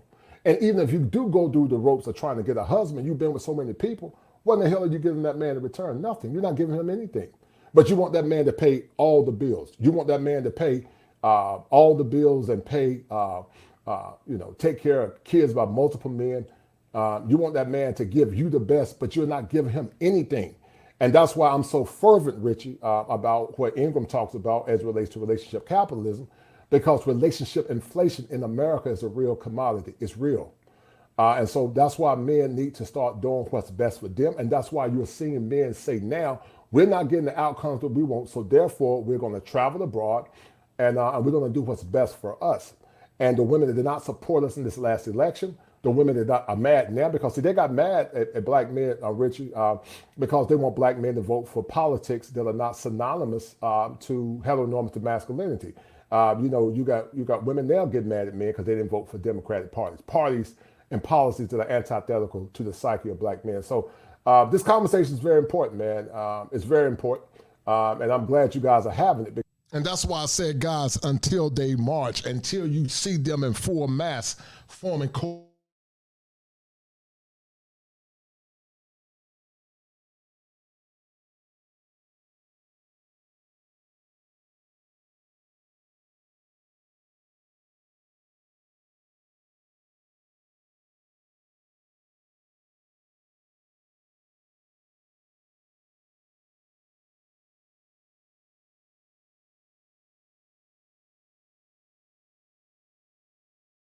Because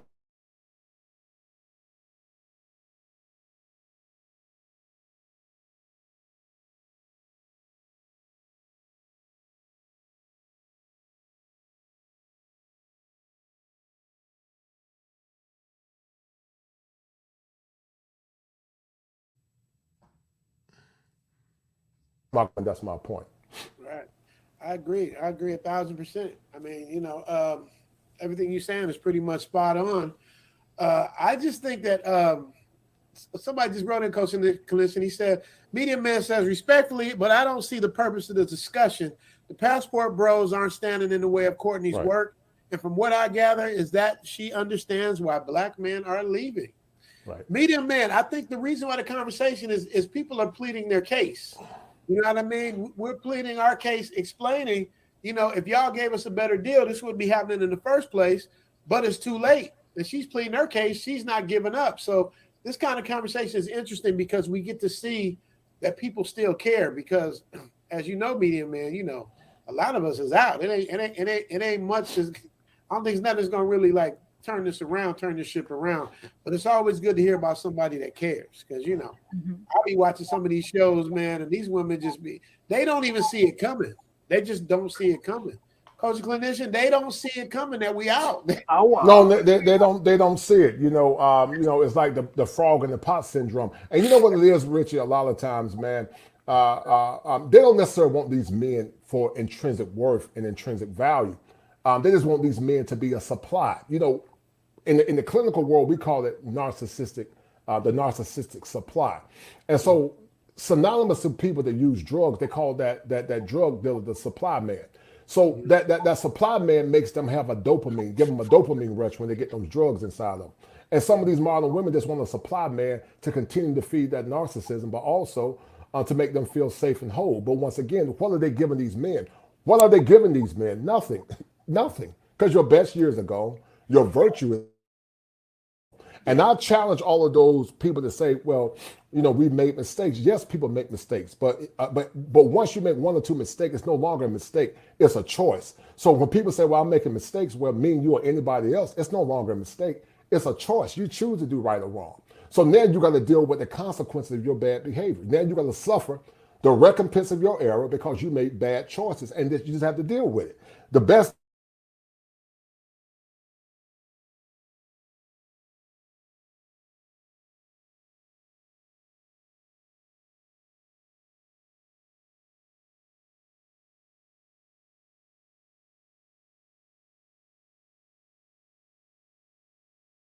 or it's similar to what Courtney's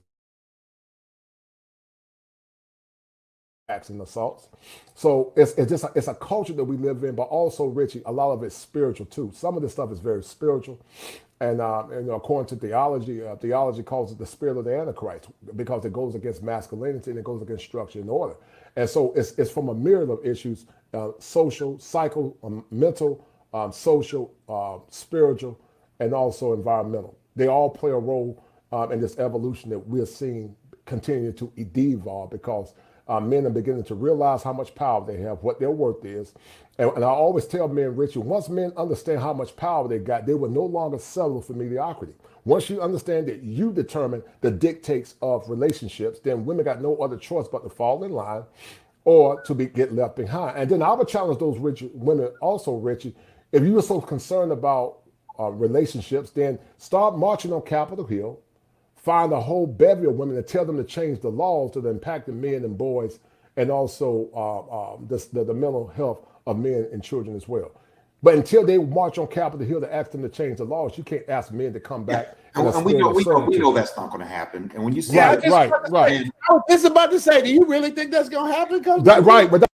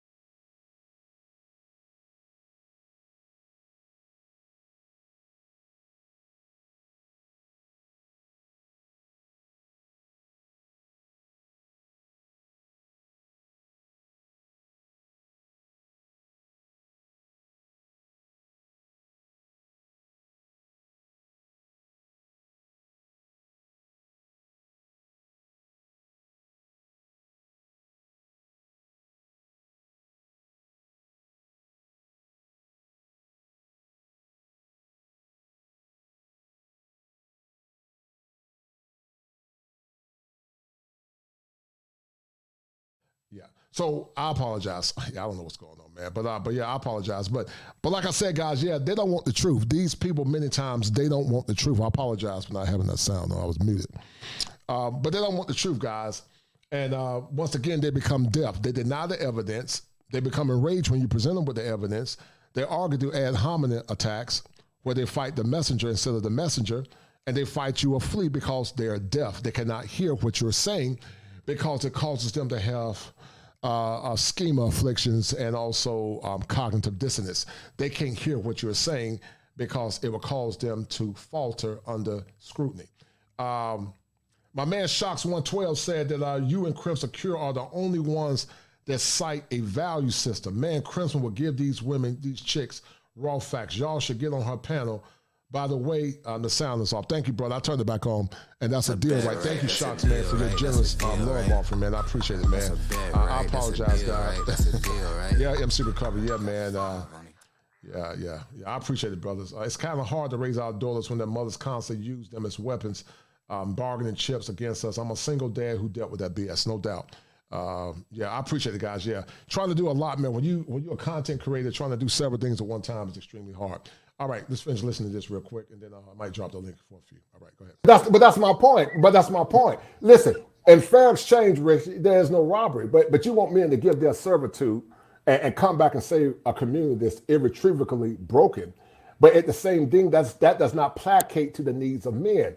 Dr. Glasser said power, fun, freedom, belonging, and survival. Those are the 5 elements that men need in order to feel whole. Men don't feel like they have power in America. Men are not having fun. Men don't have freedom. They don't have belonging, and it sure as hell is not surviving once they get divorced. So until those sad women come and say, we're going to change the laws in America, don't expect men to come back and save a community that's broken, that's in a state of despair.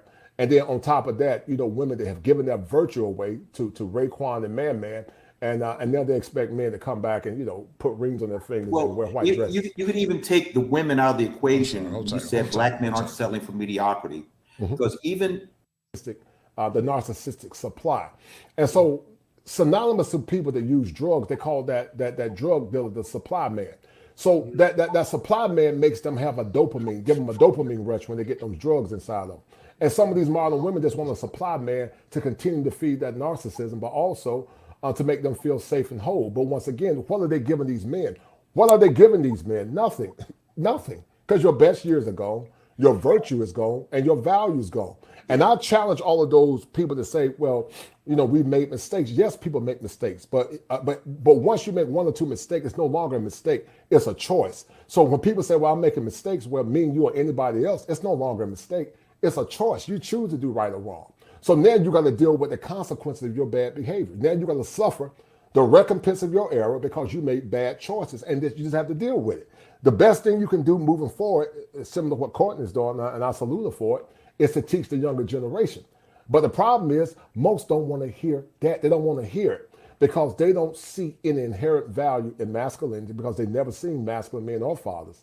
And, so even the women that are trying to do the work, they are far and few in between. They're being called pick-me's and mammies and all kinds of negative attacks and assaults. So it's a culture that we live in, but also, Richie, a lot of it's spiritual too. Some of this stuff is very spiritual. And according to theology, theology calls it the spirit of the Antichrist because it goes against masculinity and it goes against structure and order. And so it's from a myriad of issues, social, mental, social, spiritual, and also environmental. They all play a role in this evolution that we're seeing continue to devolve because men are beginning to realize how much power they have, what their worth is. And I always tell men, Richard, once men understand how much power they got, they will no longer settle for mediocrity. Once you understand that you determine the dictates of relationships, then women got no other choice but to fall in line or to get left behind. And then I would challenge those women also, Richie, if you are so concerned about relationships, then start marching on Capitol Hill, find a whole bevy of women and tell them to change the laws that are impacting men and boys and also the mental health of men and children as well. But until they march on Capitol Hill to ask them to change the laws, you can't ask men to come back. And we know that's not going to happen. And when you say right. I was just about to say, do you really think that's going to happen? Right, but that's my point. Listen, in fair exchange, Rich, there is no robbery. But you want men to give their servitude and come back and save a community that's irretrievably broken. But at the same thing, that does not placate to the needs of men.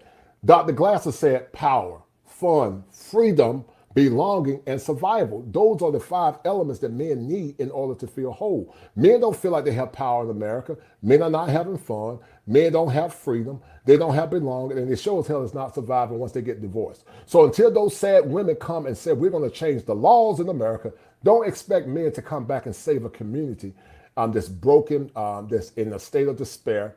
And then on top of that, women that have given their virtue away to Raekwon and Man, and now they expect men to come back and put rings on their fingers and wear white dresses. You could even take the women out of the equation when you said black men aren't settling for mediocrity, because even if everything was hunky dory with black interpersonal relationships, I'm still going to be a digital nomad. I am still yes, sir. Right. That's going to give me. I agree with you. I agree with you, brother. I agree with you 1,000%. You're right. So when the other brother said he didn't see the point of the conversation, it's we were in a way not just to talk the male-female relationship with Courtney, which everybody does, but to the next level of good, healthy, happy lives outside of this construct. And the world being so small, you can come and go from the States all you want. I can come home and see my mom every 3 months. I can come see my kids, whatever. But outside of this matrix is where the happiness and the health and the wealth reside. Oh, yes, sir. Yes, sir. Yeah, let me tell you something, Dan, and also to the panel. They just did a study recently. I'm going to do a show. I'm talking about Mr. T. Mr. T is synonymous to testosterone because Mr. T was the paragon of a masculine man.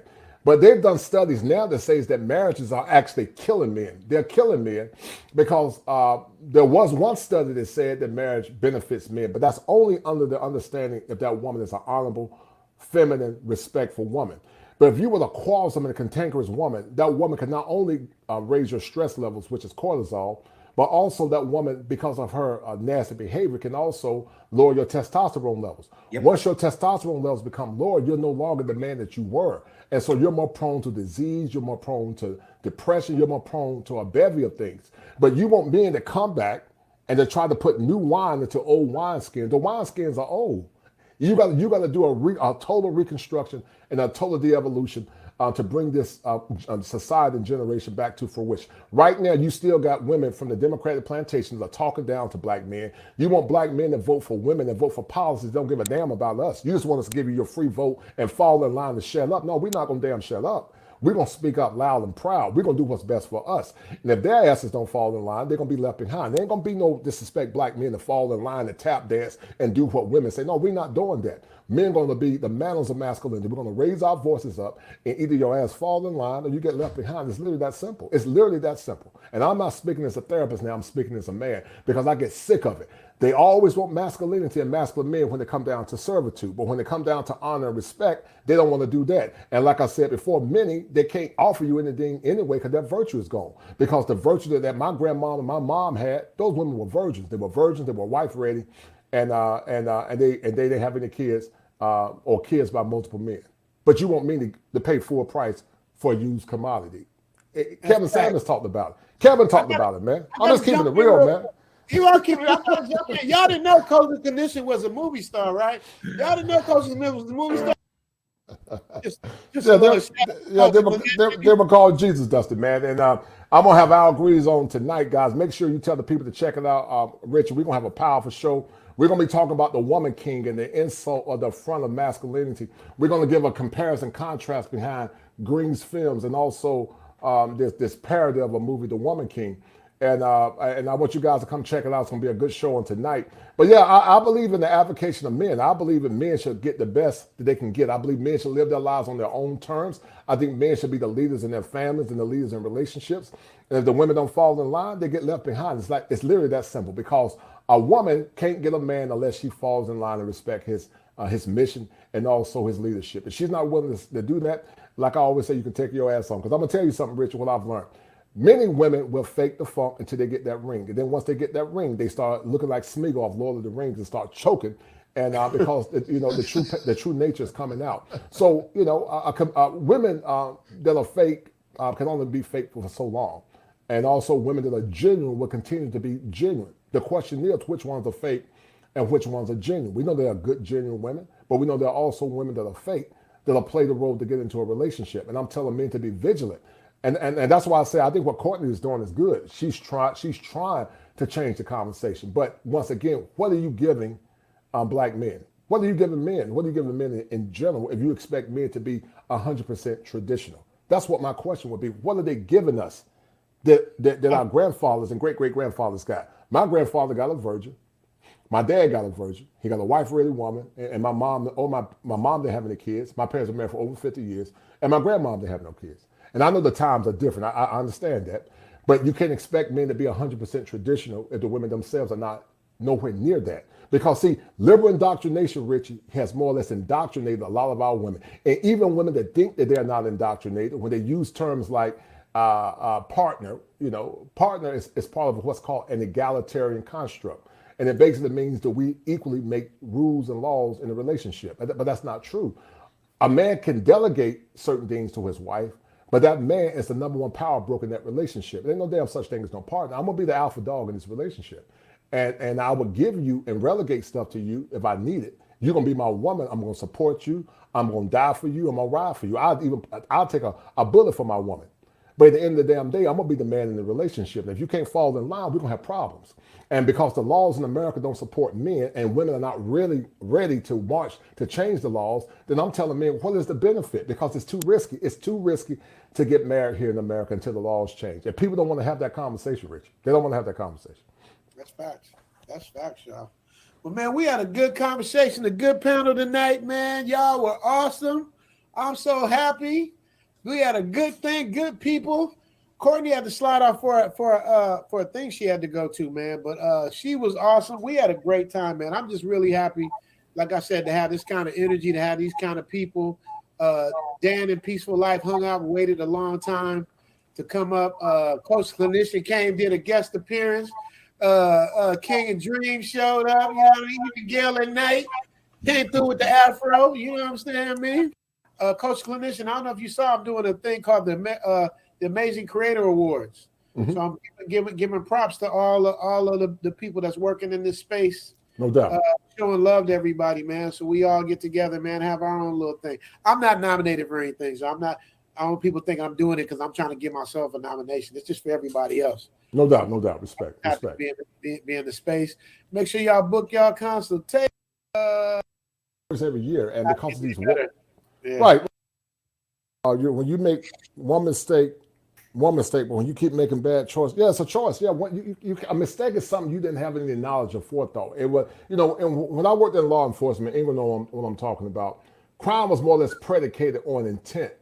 But if you keep doing the same things over and over and over again, and you know the potential repercussion, it's no longer a mistake, it's a choice. And some chose to have bad behaviors and chose to do bad things, and that has got to deal with the consequences. I mean, that's me or anybody else. If I do it, I got to deal with the consequences. That's just a law of reciprocity. You reap what you sow. That's man, woman, boy, child, or anyone. It's part of life. But I'm not convinced that these women are going to change, Richard. I'm not convinced at all. You and I are from the 90s. Me, you, and Ingram, we're from the 90s. We Gen X's, man. And it's gotten worse. It's getting worse every year. And because of these woke, right. Because of woke politics and all this liberal mess that a lot of our women voted for, it ain't gonna get no better. And I'm not against nobody trying, but it's so many layers to psychoevolution, and it's so many layers. And you got to ask yourself the question: are these women trying to change now because they see the writing on the wall, or are they genuine? But even if they are genuine, masculine men that got money and means and say, I can do better, and they're not gonna settle for mediocrity when they can get the best. And I don't expect women to settle. But what women don't understand is that what they want in a man is not synonymous to what they're willing to give that man. They might want X, Y, Z in a man, but I call the relationship congruency. What a woman wants is not always symmetrical to what a man wants. Men and women don't want the same thing. Women want resource protection, security, and maintenance, but men tend to want chastity. Men tend to want peace, virtues, peace, right? A woman that can reflect his mission as a man, and men are not willing to do that. They want the man to come in on their terms instead of coming in on that man's terms. Men are the gatekeepers to relationships. They are the gatekeepers to sex, and they're not willing to come in on that man's terms. Then you can't expect that man to risk everything he got. I've been married for 26 years, but if I was a single man again, I wouldn't look at a lot of these chicks here in America. I wouldn't even look at them. I would be gone. You be out here with me. You be out here with me in Thailand. Michael Myers, $2 says, preach, brother. Retire December 22. Yes, sir. Yes, sir. And then Jay says, the culture connection is absolutely right. No virginity, no real value, but they may qualify for concubines. Yeah. Jay Shar hit it on the nail. Make sure y'all sign up to King of Dreams.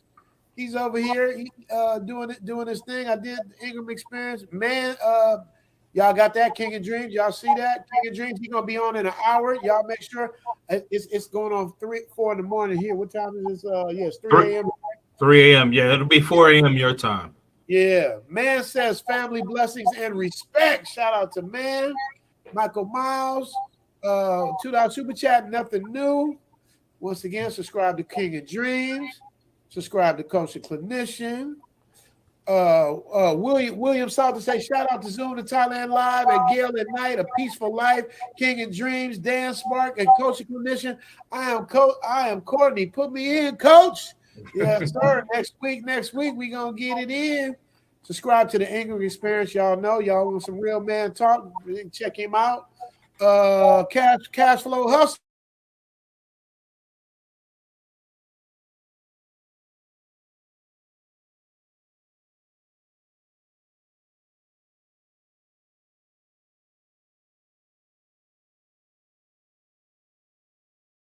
Although I'm muted.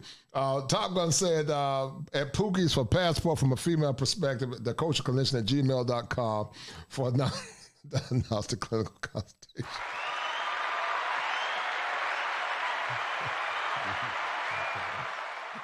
I'm going wild. All right, guys, get the likes up, man. I'm about to drop the link. I want to hear from you brothers, man.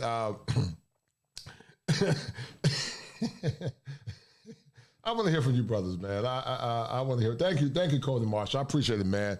You know, I appreciate it, man. I really appreciate it, Cody Marshall. I'm genuine, man, and I want to see you men get the best, man. I don't want you guys to settle for no BS, especially if you've done the work, man. But Top Gun is wild. Top Gun is on fire tonight. But I'm going to drop the link, guys. Let's have a conversation. I'm going to get off the stage, man. I got another one for you guys tomorrow. You guys came through strong tonight. I love you, brothers and sisters. And also to the hyenas and the ducks that have been watching in the background. But call in, guys. The link has been dropped. Let's have a conversation.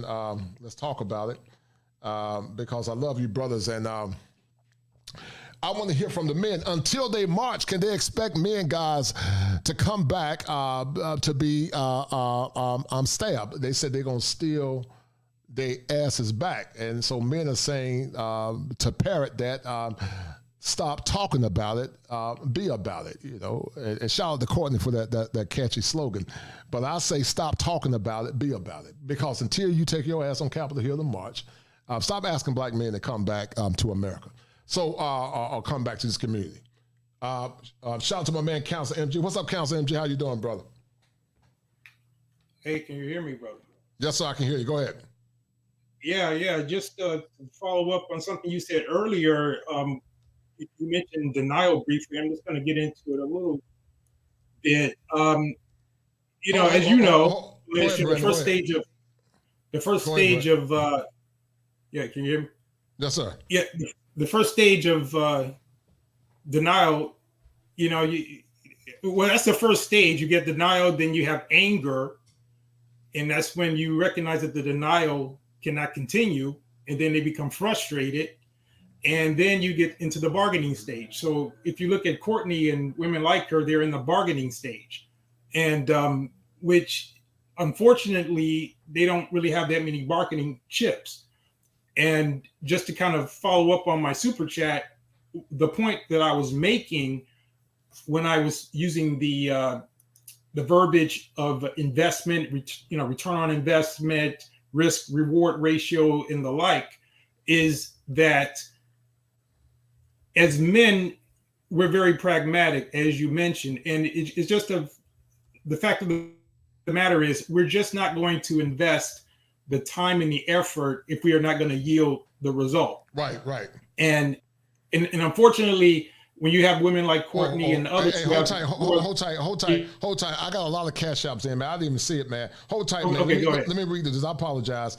Hold tight, Brandon Jet, man. I apologize, man. Brandon Jet showed the brother some love, man. I didn't even see it, Brandon, because I didn't have my phone, man. I just went back and got my phone. So let me read these cash apps real quick. So shout out to James Wingate. I said him earlier. Shout out to Marcus Clayton for that $5 super sticker. Thank you, Marcus Clayton. I appreciate it, brother. And shout out to XL Pro for that $5 super sticker. Thank you, XL Pro. I appreciate it, guys. I didn't have my phone. Brandon, thank you, man. Brandon Jet, guys, just dropped me $100 cash out. And Brandon Jet, for your kindness and your love and your support. Everybody else have been showing love tonight, but Brandon Jet, you are the #1 sponsor of this stream. You're the #1 sponsor with that $100 cash out. I appreciate it, man. Much love and respect to you. And Brandon Jet, you are the #1 sponsor. Guys, shout out to Brandon Jet, and let me show him some love. And hold tight. And here we go.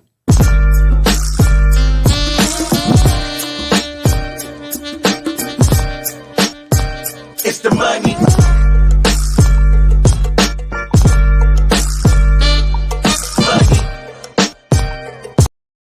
Brandon Jet is the #1 sponsor of the stream on tonight. He is our #1 sponsor. Many have donated, but Brandon Jet is #1. So shout out to Brandon Jet. But in the meantime, keep saying what you were saying, Council MG. I'm sorry, brother. Go ahead. Hey, no problem, brother. Yeah, so the bottom line here is, it all comes down to that. Return on investment, risk reward. And if I'm not going to get a good return on my money, or in this case, my attention, my protection, provision, all of that, then I'm just going to seek it elsewhere. And the other reason why I framed this in that, with regard to the investment and so forth, is that I understand where she's coming from as far as using the the verbiage of stealing someone back and all of that. And I guess some of it might be tongue in cheek, so I'll let that slide. But the undertone of what she's saying, and people mention it as far as like this possessive aspect of you have to, steal like we're a commodity, and you're stealing us back. But the other side of this that people I think are overlooking is that it's almost like a competition between her, or not just her, but the women who have that mindset and the women abroad, as to say, where you're stealing, this is our resource, you stole it. Right. And so where's the agency for the men? Right. We're not being stolen. Those of us who, have decided to travel or what have you, this is completely our agency. This is our choice. So it's not a question as to whether or not someone's stealing us. It's a question of we're going where we're getting the best for what we feel is going to satisfy our needs, whatever those may be. Right. So that's the kind of the undertone of this whole thing, is that it's not just the possessive aspect. It's the lack of the respect of the fact that the man has the agency. We have the control. You understand? So the other part of it is, if you're going to frame this, and and I'm one to appreciate a good acronym, and I know she came up with the STAB, steal the ass back acronym, and I can appreciate a good acronym, no problem. Right. But just come up with one that keeps the control with the man. Why don't you just frame this as opposed to you stealing us back? Why don't you frame it as, okay, we're going to offer you something to invest in, right? As opposed to them having the control to say, oh, we got to take you back. No, you make yourself attractive enough to where I, who have the choice, will determine if that's worth my time and effort. Oh, I totally agree with you, man. And as a therapist, you're a counselor like myself. I'm a therapist. You're a therapist. You're seeing the cognitive. Well, I do more of the business of it. You're more of the psychologist type. So I kind of. Okay. Yeah. Okay. All right. Hold tight. Shocks 112 said, brother, could you play some Jets taking off effects? These chicks need to know. They get flued out, we get flued away.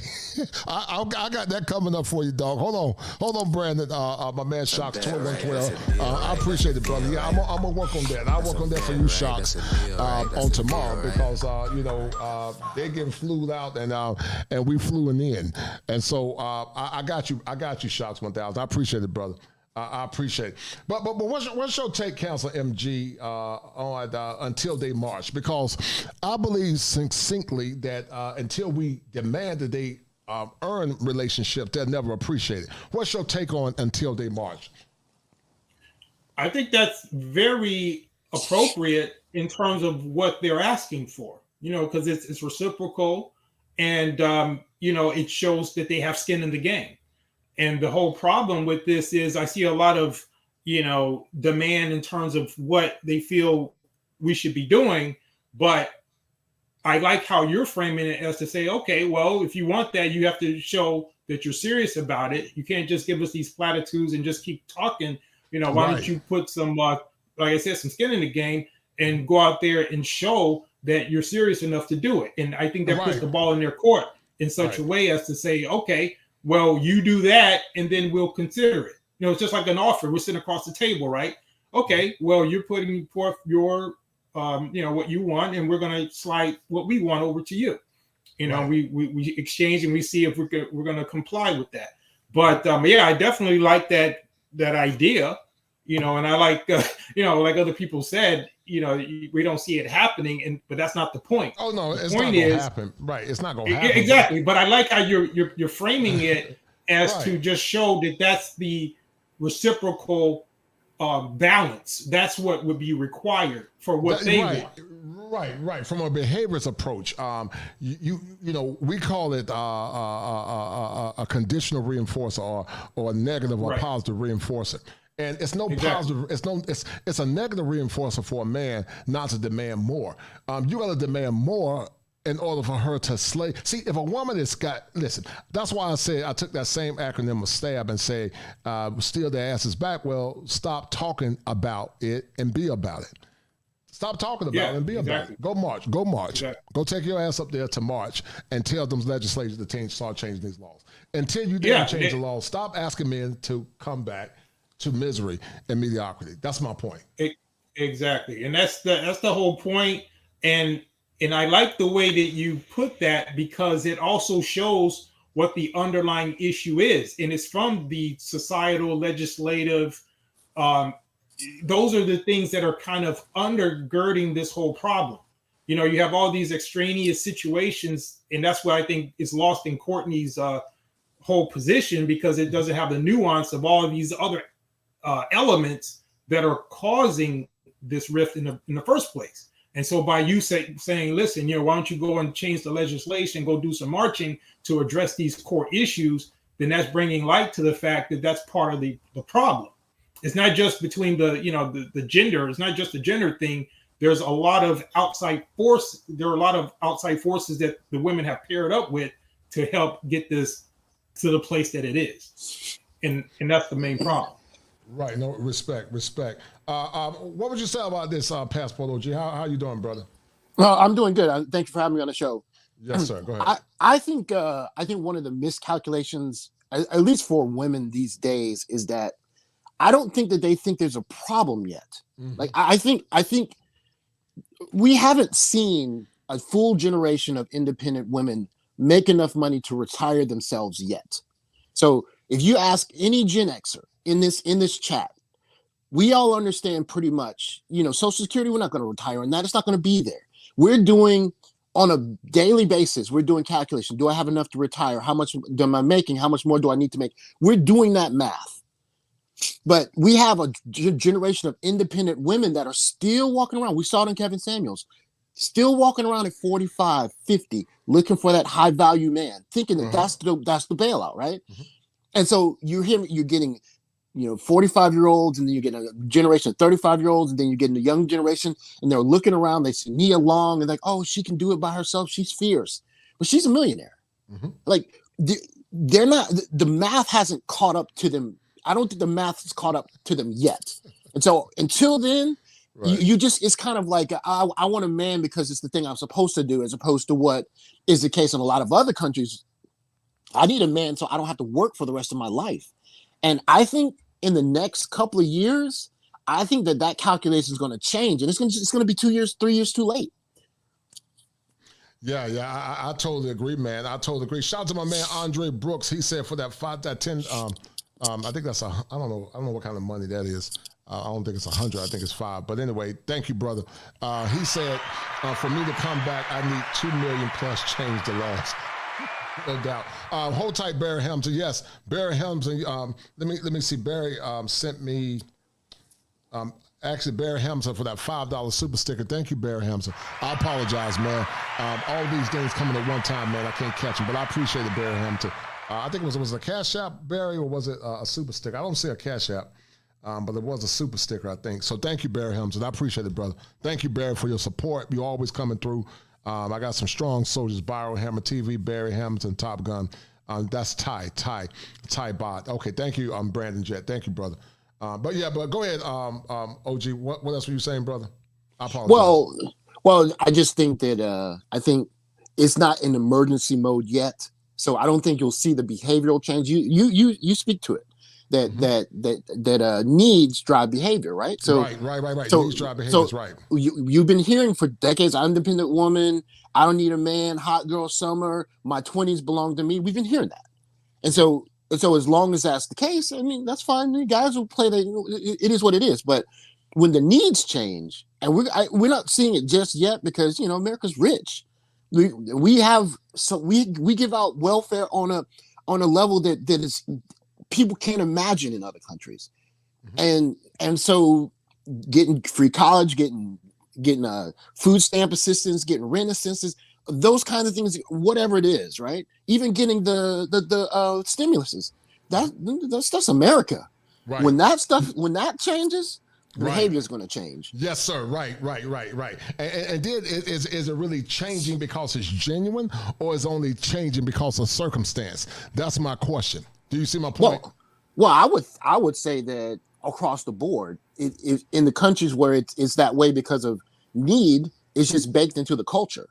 It's just not baked into the culture in America. That's the only difference I would say. Mm-hmm. Yeah. Mm-hmm. No doubt. Shout out to my man, yourself, Benjamin. What's going on, brother? And then MC Recovering West. How you doing, sir? How you doing, sir? All right. How's you to answer the conversation, man, about until they march? Because I succinctly believe until they march, they won't have no skin in the game, yourself, Benjamin. I think women got to earn their way in your life. And if they don't earn their way in your life, they will not be dedicated to the mission. Men give their power away too easily. And I think that they got to earn their way. And one of the ways you earn your way is to go and march and tell them to change these laws. But go ahead, brother. Go ahead. Go ahead, Yosef. But for starters, I'm early this time. Yeah, you're early this time, man. You must be a Pentecostal. You must change your denomination, man. You must change your denomination from a Pentecostal to a Baptist, man. So yeah, go ahead, brother. Secondly, and you got to change that picture, man. You like Roxanne Shante, man. You know, I know you're a masculine. You like Roxanne Shante. You got to put a masculine picture up, dog. But go ahead, man. Secondly, I almost lost my train of thought. This might come as a surprise to some of the guys who I think are pretty familiar with my positions on things, but I don't have a strong stance on one side or the other. But in this instance, I strongly agree with you. The reason why I agree, there's a reason behind it. It's not just from an emotional standpoint, but when I think things through clearly, we see that women or Black women march for things that they do believe in. Mm-hmm. They march for their abortion rights.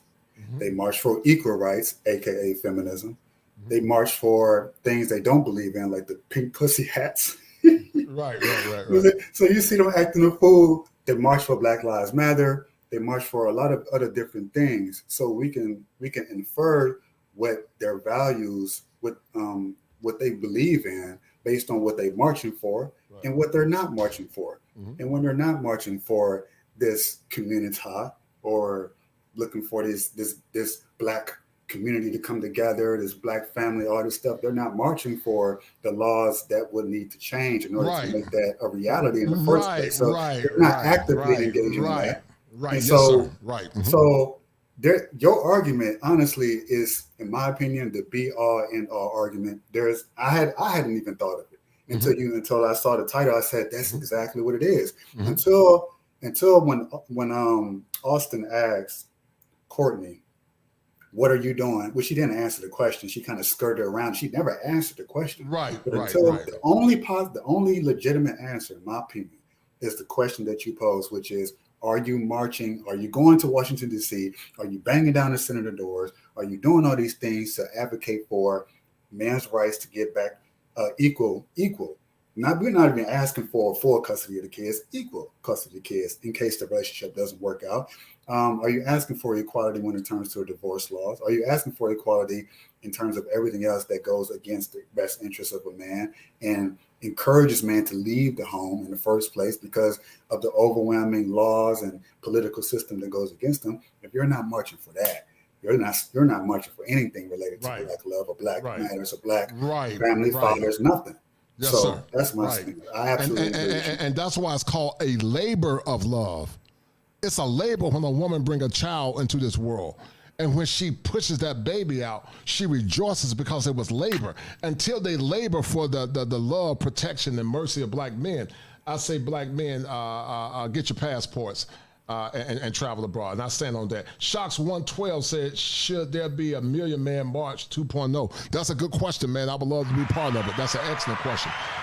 MC Recover Wellness, go ahead, and then we want to hear the Mongoose. The Mongoose, Sweet Lulu Bean. I ain't heard from Lulu Bean in a long time. I was actually thinking about you, Lulu Bean. But go ahead, MC Recover Wellness. How you doing, brother? Hello, everybody. My take was it's like I've been telling, like, these nonprofit agencies, because I work in the system, and they have me come out to speak sometime on a video or to some of their clients. So I say that the climate looks so raggedy out here in Los Angeles, like their choices for men with everybody leaving it's going to be left down to where shit is going to be Pookie and Ray Ray's homelessness folks. Right. And it's like, most of the Pookie and Ray Rays right out here, they out here doing vicious crimes now. Shit, they running in stores. They on Figueroa. And shit in the day and night. So this and the number one part is we need some of these laws to start taking place and some changes. And I've been like looking at things on the book, but what's really hurting my feelings right out here though. Now, and I wrote that proposal about 22 months ago, and I used a teacher, someone from 100 Black Men of Long Beach, and someone that worked from Children and Family Service to help me put the finishing touches on it. Now, for the last 2 months, it been all kind of man conferences out here, and man things happening at churches, and Los Angeles, it's a political liberal like state. So it's like, and what I did, I infiltrated one of our mental health meetings. Well, it ain't like I infiltrated, is that I knew it was there. So we're going to have a men's conference 2023 in June. And then, and it's part of and it's a Brown Act meeting. So I'm educating them on some of this red pill information, but then that we need to come at it at we don't need to come at these youngsters like, from the ages like, let's say 25 to 40, we need to come at them straight. Because I believe these man conferences that we had today, it's one in Long Beach, and then it's a masculinity thing over here. And I looked on the website, and guess what I saw? Goldman and Sachs. So masculinity conference is underbellying something that's up under Black women getting money from Goldman and Sachs. Right. So I didn't go today because I already know it's not real when you see the other stuff on the website pertaining to the alphabet community and some other things. Right. So the new gangsters that I'm starting to see in LA, Long Beach, with their pants sagging, and they got dreads or whatsoever, they may look like, like your clip look on your screen, on my mama. Yeah, some of them are been in and out so much they go both ways. Right. So, go ahead, brother. So it's like the choices is going to be slim. No doubt. Yeah, it is, man. And I appreciate everything you do, MC Recovering Wellness. You're always showing love. Thank you, brother. Lulu Bing, how you doing, dear? It's been a minute, man. I thought I was singing that old gospel hymn, Pass Me Not, Lord General Savior. Not that you're the Savior, but I haven't seen you in a minute. But how you doing, dear? What's going on? Hello, my love, my darling, my sweetheart. How are you, Kosha? How you doing, sis? What's going on, sweetie? What's your take on this conversation, sweet Lulu Bing? I don't know where to start. I think everybody that knows the platform knows my feelings on the resident chameleon, right? As I call her. Look, the one thing that the manosphere has done, which I am proud of, is that Black men are beginning to see their worth, and that's something that's been brought up. Right. Because once a man understands what he represents beyond just his finances, the fact that the protection piece, protection is not just he's willing to stand in danger. He's willing to stand, in front of danger. Protection is legacy. Protection is holding you as a woman, holding your worries, holding your pains, healing your pains. And there's so much that has been stripped from what a man actually represents. You know what I mean? We're Yes, not ma'am. even really talking about the depth of what men are. I know what it means to have brothers. You know, here men are just spoken in the West. Women we tend to speak of men in functional terms. Men should be doing this and men should be doing that, and it's like you don't even really know what your brother is. You know, it's you don't even understand the meaning, the true meaning of what family is. You know, you look at other cultures where Asians can come here and Indians can come here and they can have family businesses. That is what family is. Right. Is when now we can start working together and building. You know, in Africa they tend to raise us as children so that we can go back home and go contribute back to our families. We don't just work for ourselves.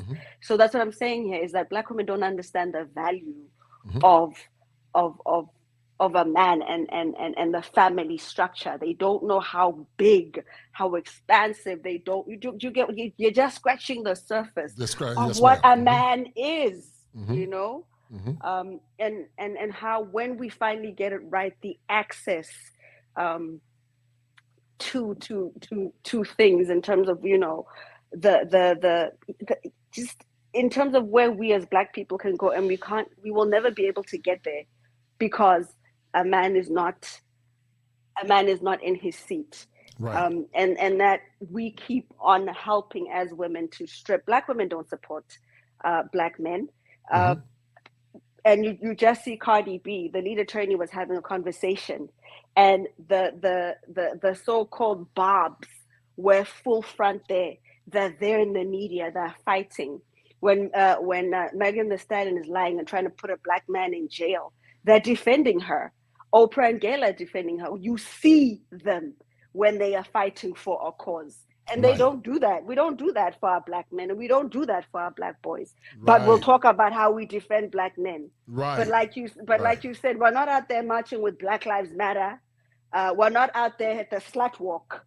But you know, when Black women want to be visible, like you said, they're there. Right. They're there.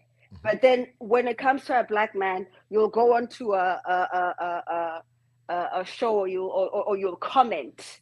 But there's nothing that you're really going to do. And look at the people that are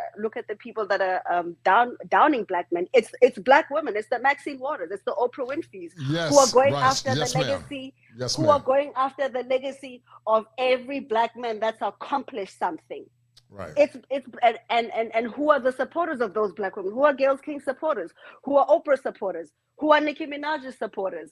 Who are Megan Thee Stallion supporters? Who are Black men supporters? There is no face for the black male.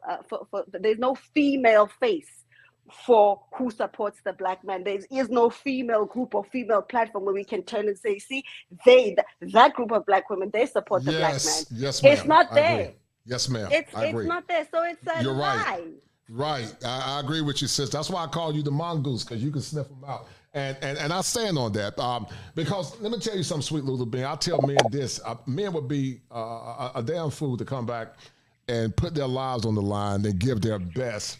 You know, they had this guy in the alphabet community. He was on the forefront of the show, and he was saying no voting, no voting, no fucking VO, and I'm like, you know, this is how you minimize this, man. You're basically talking down to Black men. You're basically emasculating Black men. And basically you're teaching us and telling us that if we don't do what you say, like Maxine Waters said, that you're not going to get any loving. And it's an insult. It's a major insult. And that's why I said, you know, the acronym STAB, you know, it sounds good. But I say stop talking about it, be about it. Go march. Go march on Capitol Hill. Go talk to your congressman. Go talk to the lawyers. Tell them to change the laws impacting Black men. And until the laws change, don't ask Black men to come back into a spirit of servitude because you're not getting anything really. You're not getting a wholesome woman. Many now, they're just trying to, listen, I know people change and people make bad choices and they change. But for the serious men, what are they getting in return? versus a woman that's from a foreign country where she's raised by and large to be a wife.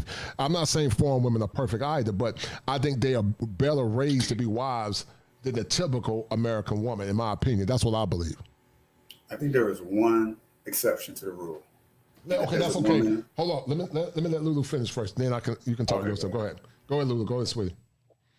No, I pretty much I'd love to hear what the other panelists have to say. I just really wanted to just as I say, just point out that Black women have never supported Black men, and until we have an organization that's as big as these Bobs and as big as the Black Lives Matter, and it is visible, until that day, the truth is, we're not there for our Black men. They're functional. And that's all they are to modernize women. So Lulu, to your critics, when you say support, you mean in the last 30 years, you mean the last 50 years, you mean civic organizations? Clarify that, please. The last time, in terms of the last time that we visibly, as Black women, stood by our Black men was the Civil Rights era. When we went and we marched with our Black men and we died alongside our Black men as men, women, and children. I agree with that. Yes, ma'am. I mean visibly, when we stood flat for our men. Right. That is what I mean. And that's why I have Fannie Lou Hamer on the cover and also Harriet Tubman. Because they were the freedom fighters for Black men, Black families, communities, because we was using the same cause. But I said that most modern women, Sweet Lulu Bean, they only want power. They want power when it benefits them, and they want servitude when it benefits them. I'm saying that Black men are not going to give them neither, because Black men have a right to live on their own terms. We are the first fruits of God's creation. The woman was made for us. We were not made for her. But they want to be partners instead of being wives. And that's the problem, Lulu Bean. Is there such thing, Lulu Bean, in South Africa where the women call their husbands partners, or do the women see their husbands as their husbands and the women are under their men? You are under your man. How are you a partner? He's not your equal. You're not the. You are not the same. Hold on, Lulu Bean. Say it one more time for the folks in the back. Say it one more time. A man is not your equal. You can't be partners with God. Right.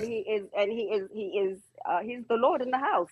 Right. So there is no. I don't understand where partnership comes in. It is not a partnership. Right. There is a head, and you follow and you look in the same direction as your man, and you support.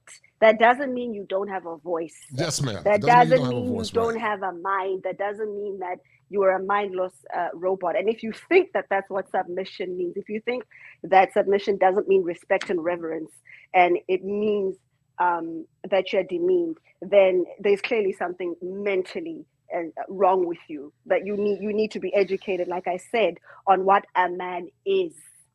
Because if you feel like a man submission has to be earned, but you as a woman, your womanhood isn't earned. You've got nothing to show as a woman. Like, what are you bringing to this man? You've got a problem with the question, what are you bringing to the table?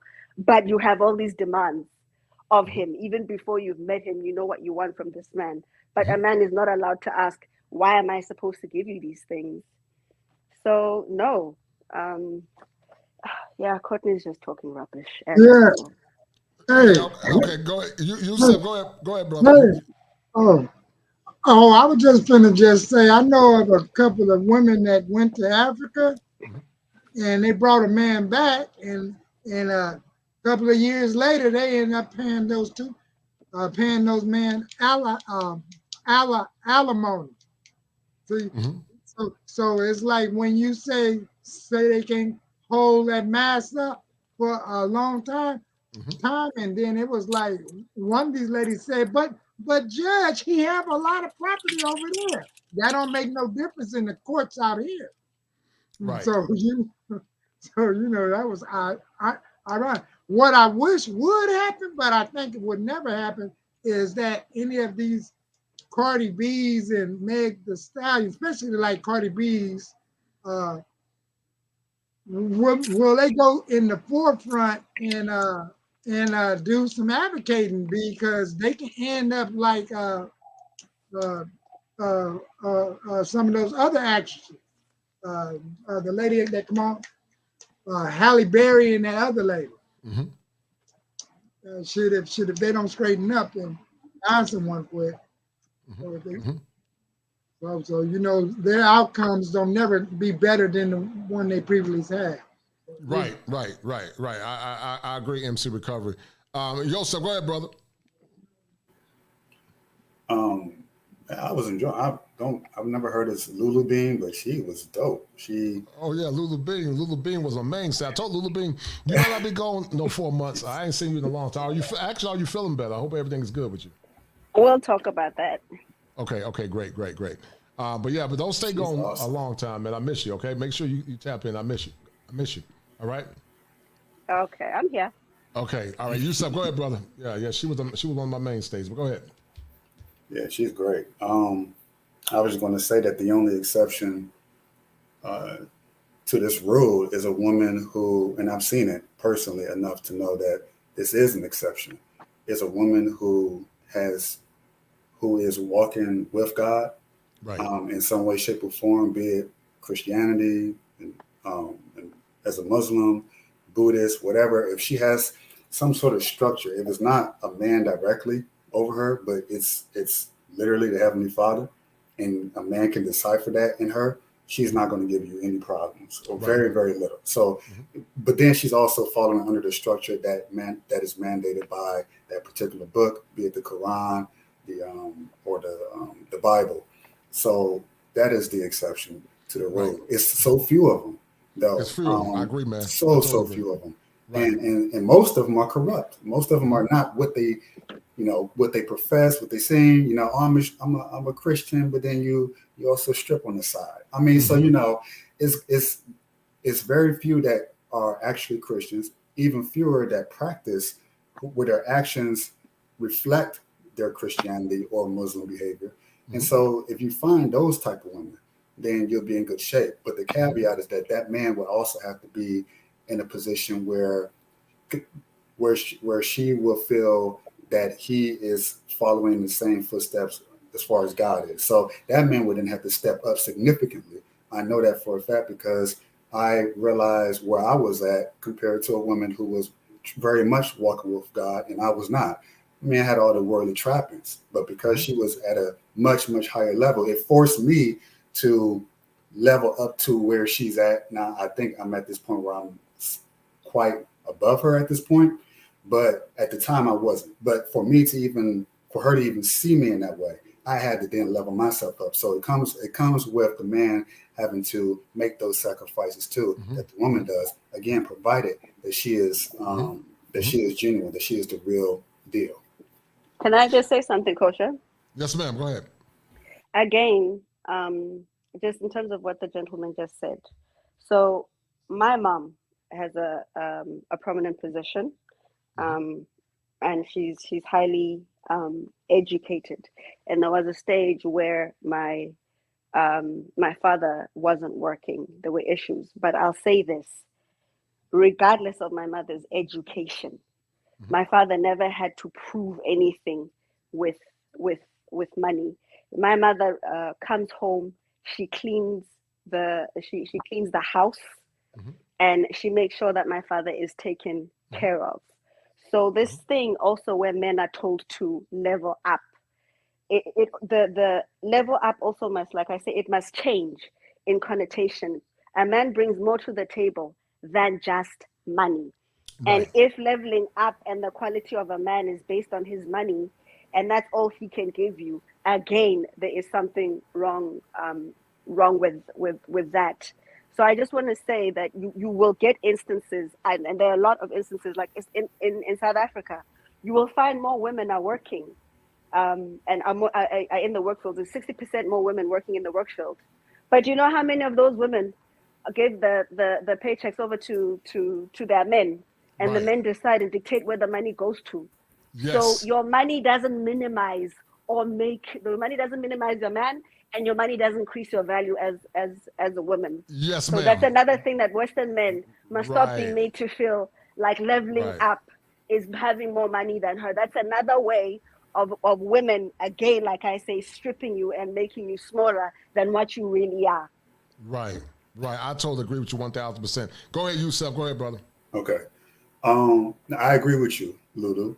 I think you slightly misconstrued what I was talking about. In fact, I had money. So as far as my experience, I had money in dealing with this woman who was I'm speaking more in terms of spiritual. I say religious because we can relate to Christianity and all these different religions, but she has that foundation of God. So it doesn't really matter what religion organization she falls up under, as long as there's some sort of order that she falls up under that supersedes that of the man himself. So that way, when she follows that man, she's looking to him for a spiritual guidance. The financial, that needs to be there. It should be there, but it's not a requirement. I had the money. I was throwing my money around. She was not impressed. I was actually kind of perplexed that she wasn't impressed because so many other women were before her that I dated. So she showed me that a woman of real value, of real character, does not care so much about a man's money, although he should provide, but it's more so she cares about his character, his morals, his principles, his values. And that comes from the spiritual foundation that man can only derive from a belief in God, something greater than himself. So that way he can then teach her and be who she looks up to in terms of a spiritual perspective. So I wasn't speaking so much on the financial aspect of it, but definitely more of a spiritual aspect of it. Thank you. Okay. No doubt. Thank you, brother. Counsel, do you mind go if ahead, man. Oh, Go ahead, yeah. Go ahead, Counsel. So yeah. Really, sorry. Who's talking? Counselor, go ahead, Counselor. Go ahead, Counselor. Okay.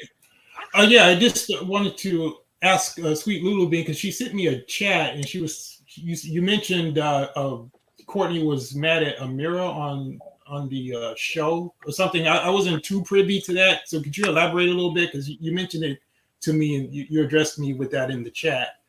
So could you expound on that a little bit? You said you were making Courtney was you were making a point. Go So Courtney has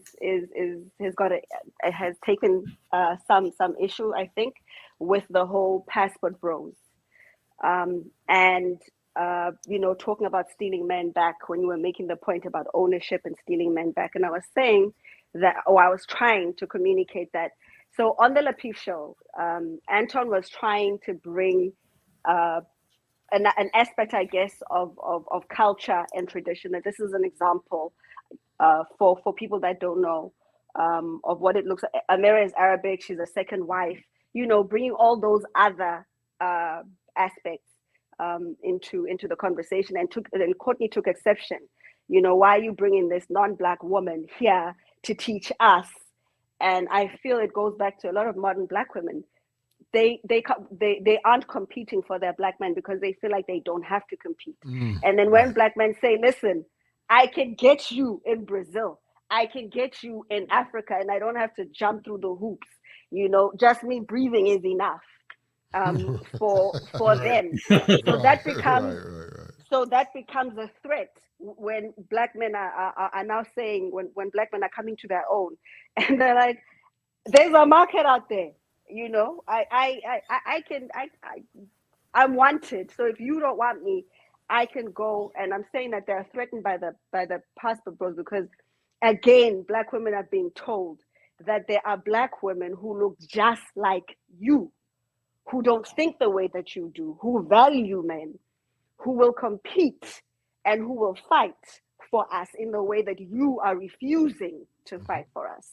And that becomes an issue with women like Melanie King and Courtney, instead of understanding where they are failing at, because Melanie King and Courtney seem to have it all figured out in terms of where it's going wrong for Black men. But then how then are you going to say you understand what Black men are going through, but then you've got an issue with the passport bros? It still means that there's something you're not understanding. Do you understand what I'm trying to say? Yeah.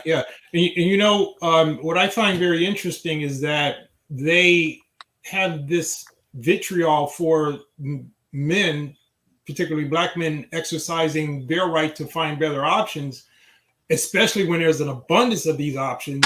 But if you notice, on the opposite side, they always threaten with these divestment movements and all of this, and they don't even have the type of options because all these other men groups are not necessarily checking for them, but they don't hesitate to try to use that as something to kind of threaten black men with, oh, well, we're going to divest, we're going to go over here, we're going to go over there, and they don't even have those type of options. But black men actually do have these options, but when they exercise them, they have all these issues with it. But if they even had a third of the options that black men had, they would have left a long time ago. And right. Excellent point. You know what I mean? And I'm just going to say this real quick. This whole idea of these reformed women, as far as, they've seen, just like the soft girl era, this whole idea of them kind of coming into a new femininity and all of this. Well, my question would be, why would I want discount or diet femininity when you can get the authentic thing? You can get the genuine article somewhere else. I mean, why do I want this carbon copy when I can get the original? Why? Right. See, it's just like if you talk about the car thing, right? If you say, well, I don't care what type of car it is, if it has 100,000 miles on it, that depreciates the value, right? I'm not going to spend full price of my money on a car that's already been, ran around the world, right? So the same thing goes for women who have this newfound femininity. I don't want refurbished femininity when I can get the authentic version. Mm-hmm. If we want to stay with the car analogy, I don't need submission if you got a bad transmission. Right. Okay, I don't need a rebuilt whatever. I like it factory. I like it right off the, so for my money, I'd rather buy something right, hot off the press, right off the factory, as opposed to it had been in 5 accidents and you're coming to me with a rebuilt engine. Mm-hmm. I don't care how good it runs now. Given the choice, I would prefer something without all the damage. And I like this. I'm going to end with this. When it comes to history, men, we get better with our experiences, right? We learn. A man who has been through some things has experience. A woman that has been through some things has been scarred. Right. We don't need a woman with a history like that. And that's what women don't understand. Your experience to us is not valuable because you have baggage. You're the vessel. You retain all of this trauma. Right. Just like when we talk about, when they sleep with a lot of guys, they keep a piece of that guy with them, right, and all of it. And just like psychologically. So we the more history you have, that reduces your value. It's just like if you're trying to tape something that's already, you ever try to reuse tape? You try to hang a picture of something with some tape that's already been used. Right. It ain't gonna stick. Right. So that's how women are. We don't need a bunch of baggage with a woman. So I'm just gonna land my plane with that. Yeah, and some don't get it, man, and that's why I say, in theory, it sounds good, but a lot of these women got underlying psychological issues because of trauma from dealing with dusty men, and many times they're coming you in a relationship only as a rebound because they know that the clock is about to run out, and who wants that? You gave your best to unworthy men, but now you want to give men something that other men got for free. Anybody else before we sign? It's been a great show. Thank you, Lulu. I appreciate it. So go ahead. Hold on. Let me read this super chat. So real quick. I'm gonna read super chat. Top Gun be funny. So Top Gun said that Pookie getting their passport for females back. Get your Applejack head ass out of this chat, trolling. You be the head fish apple. And also shout out man Tim Howell. Tim Howell said he's SYSB. He getting his plane, man. He's gone, man. And I ain't mad at him, man. I believe men should get the best bang for the buck. No pun intended. But go ahead, passport OG. Go ahead, brother. So I wanted to speak a little bit to what Lulu Bean was talking about when she's talking about just the appreciation of manhood. Mm-hmm. I can go a bunch of different directions, but I was watching a video a little earlier, and it was a video of what's her name? That just got in the thing with the coach. The real pretty lady. I know you're talking about. But like she was like 18 years old and working at a club, right? And Prince walks up to her and asks her out. All she had to do was be 18. But what Prince had to do to become Prince, he had to do all of that before he met her. And so my point is, there is a manhood journey.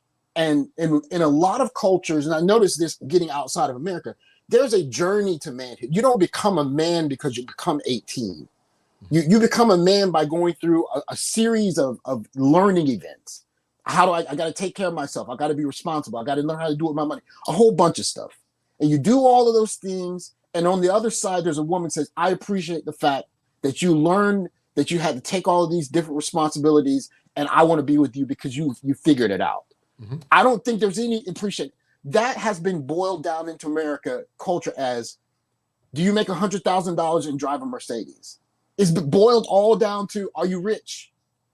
And there's no talk of the journey. It's just, I want you because I want you and I deserve you. And there's no talk of what men actually have to go through in the terms of the rite of passage. And you see it in other countries where a guy establishes himself, he's making 50, 60, 70,000. He's got a couple, things going right. You know what? This guy's got it right. I should respect him. Because it's not the same thing for if you're really pretty looking Nia Long, that's her name. You can marry Prince at 18. Boom. That's all you gotta do. Be really, really pretty. And I think that that's kind of baked into other cultures where you could be an ugly dude, but if you figured it out, you have value. Not just because you make money, but because you become an actual man who actually has value to the culture as a whole. And there's a respect for that. Mm-hmm. Okay, I'm done. Let me share something with you guys real quick, and we're going to sign off in a minute. Thank you for everybody tuning in. It's about 41 minutes after the hour, 12 o'clock. So I posed a question from the poll: should black women march to change the laws to bring back black men? And surprisingly, you will have thought it would have been higher, but 32% said no, they should not march, and 68% say they should march. What's your take on that, Lulu Bean, before we sign off? The only 68% believe they should march. What's your take on that, dear? That they don't. It's still a sense of entitlement, and if some of those are men, they don't understand their worth as yet. Men are telling you that the relationship that we have with the black woman is strained, is difficult, and some of us are opting out. We need to be understanding. We can't be fighting and arguing about why do you want to consider going out of the country. We need to understand that we're losing you, and black women need to be bending over backwards, not arguing with the manosphere and having panels like the Lapif where you're questioning men on why men are men. Like I don't understand that concept where men are telling you what they want and what they need, and then you're giving women a platform to disrespect and to question men for being men.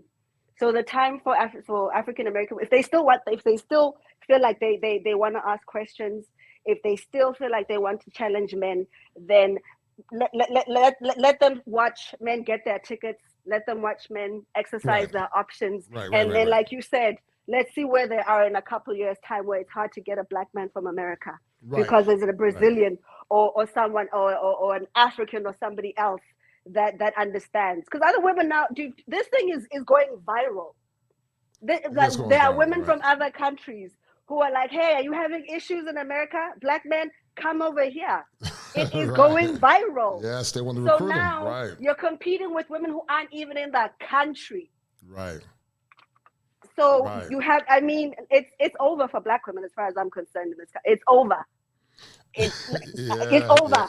Sit down or fight.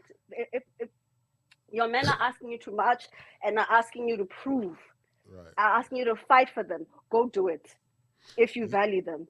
Yeah, right. Yeah. And a lot of them think it's over, Lulu Bean. And if Amber Rose can have that slap march, that slap march, I think we can have a march for our men.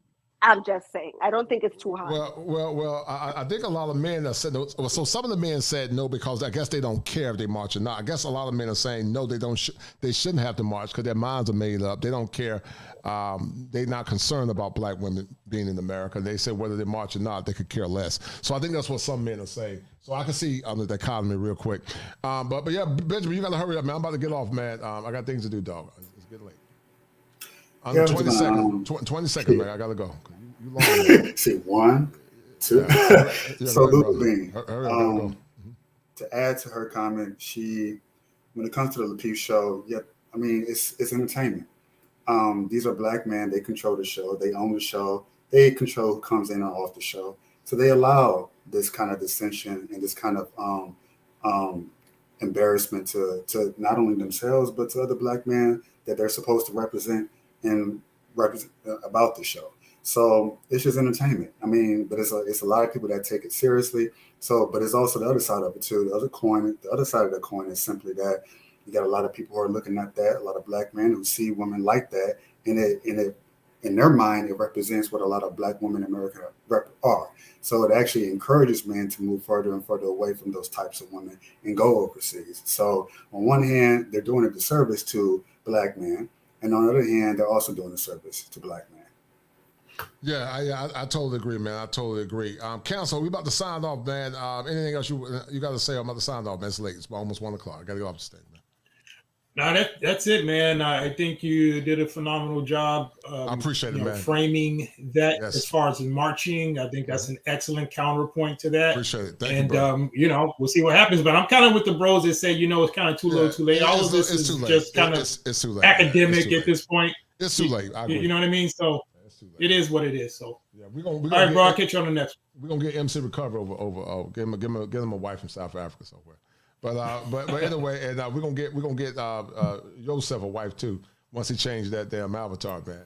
But, well, my son mother, she been trying to come back though. She been coming back wanting to wash clothes and everything. And thank you, Lulu Bean. Thank you, Lulu Bean. Yeah, we're gonna get Joseph a wife. Once he damn changed from damn Roxanne Shante. Go ahead. These women, they need to really, really compete. It's like my son's mother. She has offered to do all kind of stuff up under the sun when it comes to the weekend. Like, yesterday she asked, do you need your clothes washed? Me and my boy clothes, and I said nah. But then sometimes I say yes. But it's like sometimes I miss the early part of the relationship where, if she saw a broken button, she'll sew it.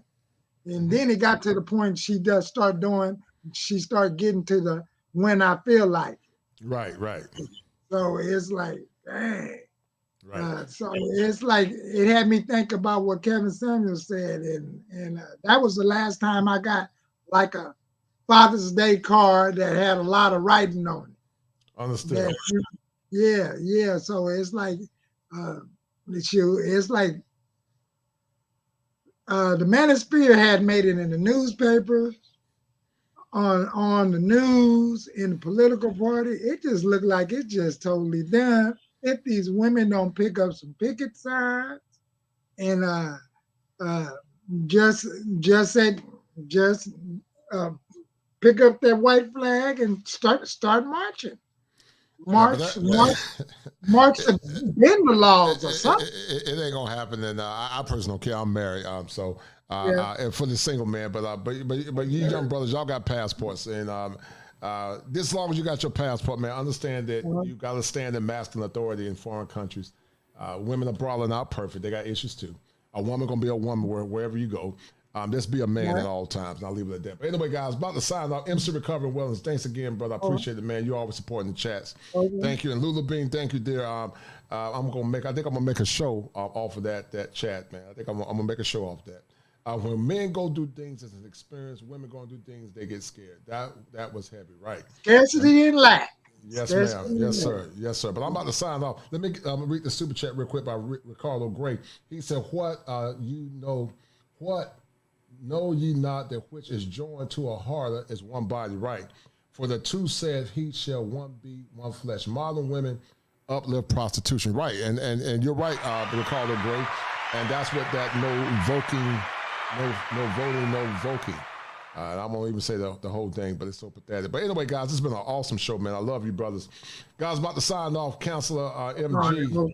All right, bro. That name, Counselor Mr. G, sounds like a military dick. You sound like a dignitary, man. And sometimes you gotta be, bro. Yeah, and you said, damn, next time you go on my channel, man, looking at Roxanne Shante, man, I'm gonna boot you off, man. You better change that damn. Hey, what you got? I changed the avatar. But anyway, guys, let me drop y'all down. I'm about to sign off, man. It's almost 1 o'clock in the great state of the union. I love you, brothers, man. Y'all be good. All right. Thank you, MC Recovery. All right, guys, this has been a great show, man. And I told you guys, yeah, it's been a great show. And I told you guys once again, there have been 7 steps to male optimization and understanding how female psychology play a role in your psyche as a man is paramount to getting the outcomes that you want. Listen, guys, this has been a great show. It went over 4 hours. Lulu Bean dropped some gems. Shout out to that sister. I love her. It's been a while since I've seen her. Shout out to all the good brothers on the panel. Shout out to Shay Sharday for an excellent conversation with Courtney Michelle. Shout out to Courtney Michelle as well. Courtney, if you're listening, I don't have no issues with you. I respect you and your passion. I just think we are from 2 philosophical different worldviews, but I respect your opinion. I respect your temerity and your tenacity about your passion and what you stand for.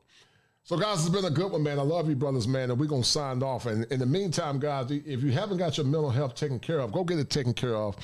And stay tuned for tomorrow, man. I might got another fire show for you guys tomorrow. So anyway, guys, get the likes up. Go feed the robot, guys. Feed the algorithm. About to sign off.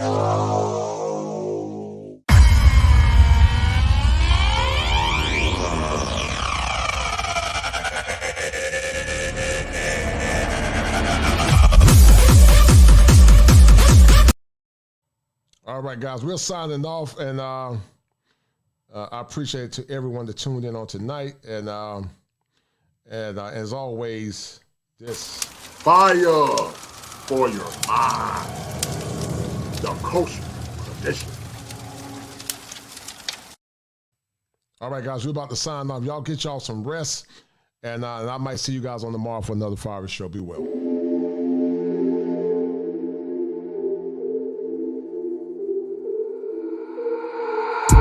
The itch in my palm, my girl, she know she the one. I put the ice on her hand, I put some ice on her arm. See me shining in the light, know you found me in the dark. Talking how you wanna leave, girl, you made this far. Taking trips overseas, no, I won't be long. We came up from the weeds, now it's top floor. All these big gets on her wrist, VVS is on her neck. Make it spinning, I don't stress. When I make it stretch. Double back to back then. Down broke, now we rich. Spend it on a let it spin. Down with me to the end. That my best friend. That my best friend. That my best friend. I'ma spend it on her, cause she all mine. Spend it on a challenge, cause she all mine. There for my first cake, then we hit 100K. $500,000 on the way, then $1 million on the way. Eating good, full plates, eating good, say grace. Eat her up, get thanks. She got cake birthday. I can't waste no way, I can't waste no play. My girl, whoa, sounding like the baddest chick. My girl, whoa, came from the rags to rich. Hit the road running, I had to tell her I had to get it. She understood, but she spoiled, so when she get mad, she dip. She do. All these big gets on her wrist, VVS is on her neck. Make it spinning, I don't stress. When I make it stretch. Double back to back then. Down broke, now we rich. Spend it on a let it spin. Down with me to the end. That my best friend. That my best friend. That my best friend. I'ma spend it on her, cause she all mine. Spend it on a challenge, cause she all mine. All these big gets on her wrist, VVS is on her neck. Make it spinning, I don't stress. When I make it stretch. Double back to back then. Down broke, now we rich. Spend it on a let it spin. Down with me to the end. That my best friend. That my best friend. That my best friend. I'ma spend it on her, cause she all mine. All these big gets on her wrist, VVS is on her neck. Make it spinning, I don't stress. Spend it on a challenge, cause she all mine. That my best friend. That my best friend. That my best friend.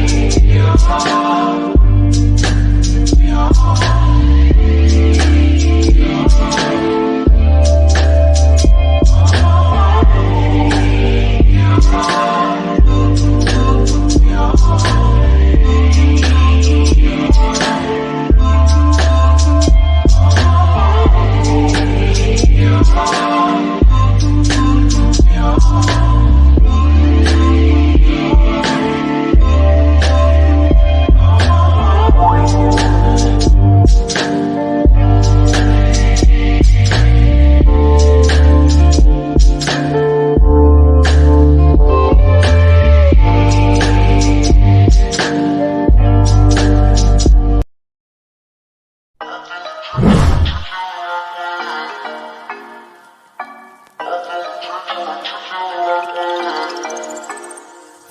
the morning, you got me up all cause you need to talk. To 4 in the evening, wanna break up, say that you've had enough. I'm tired of talking, again and again, argue about everything. You are my darling, let's kiss and make up, I know you wanna touch. You call me every night, call me every day, I just wanna get you alone now. Trust me when I say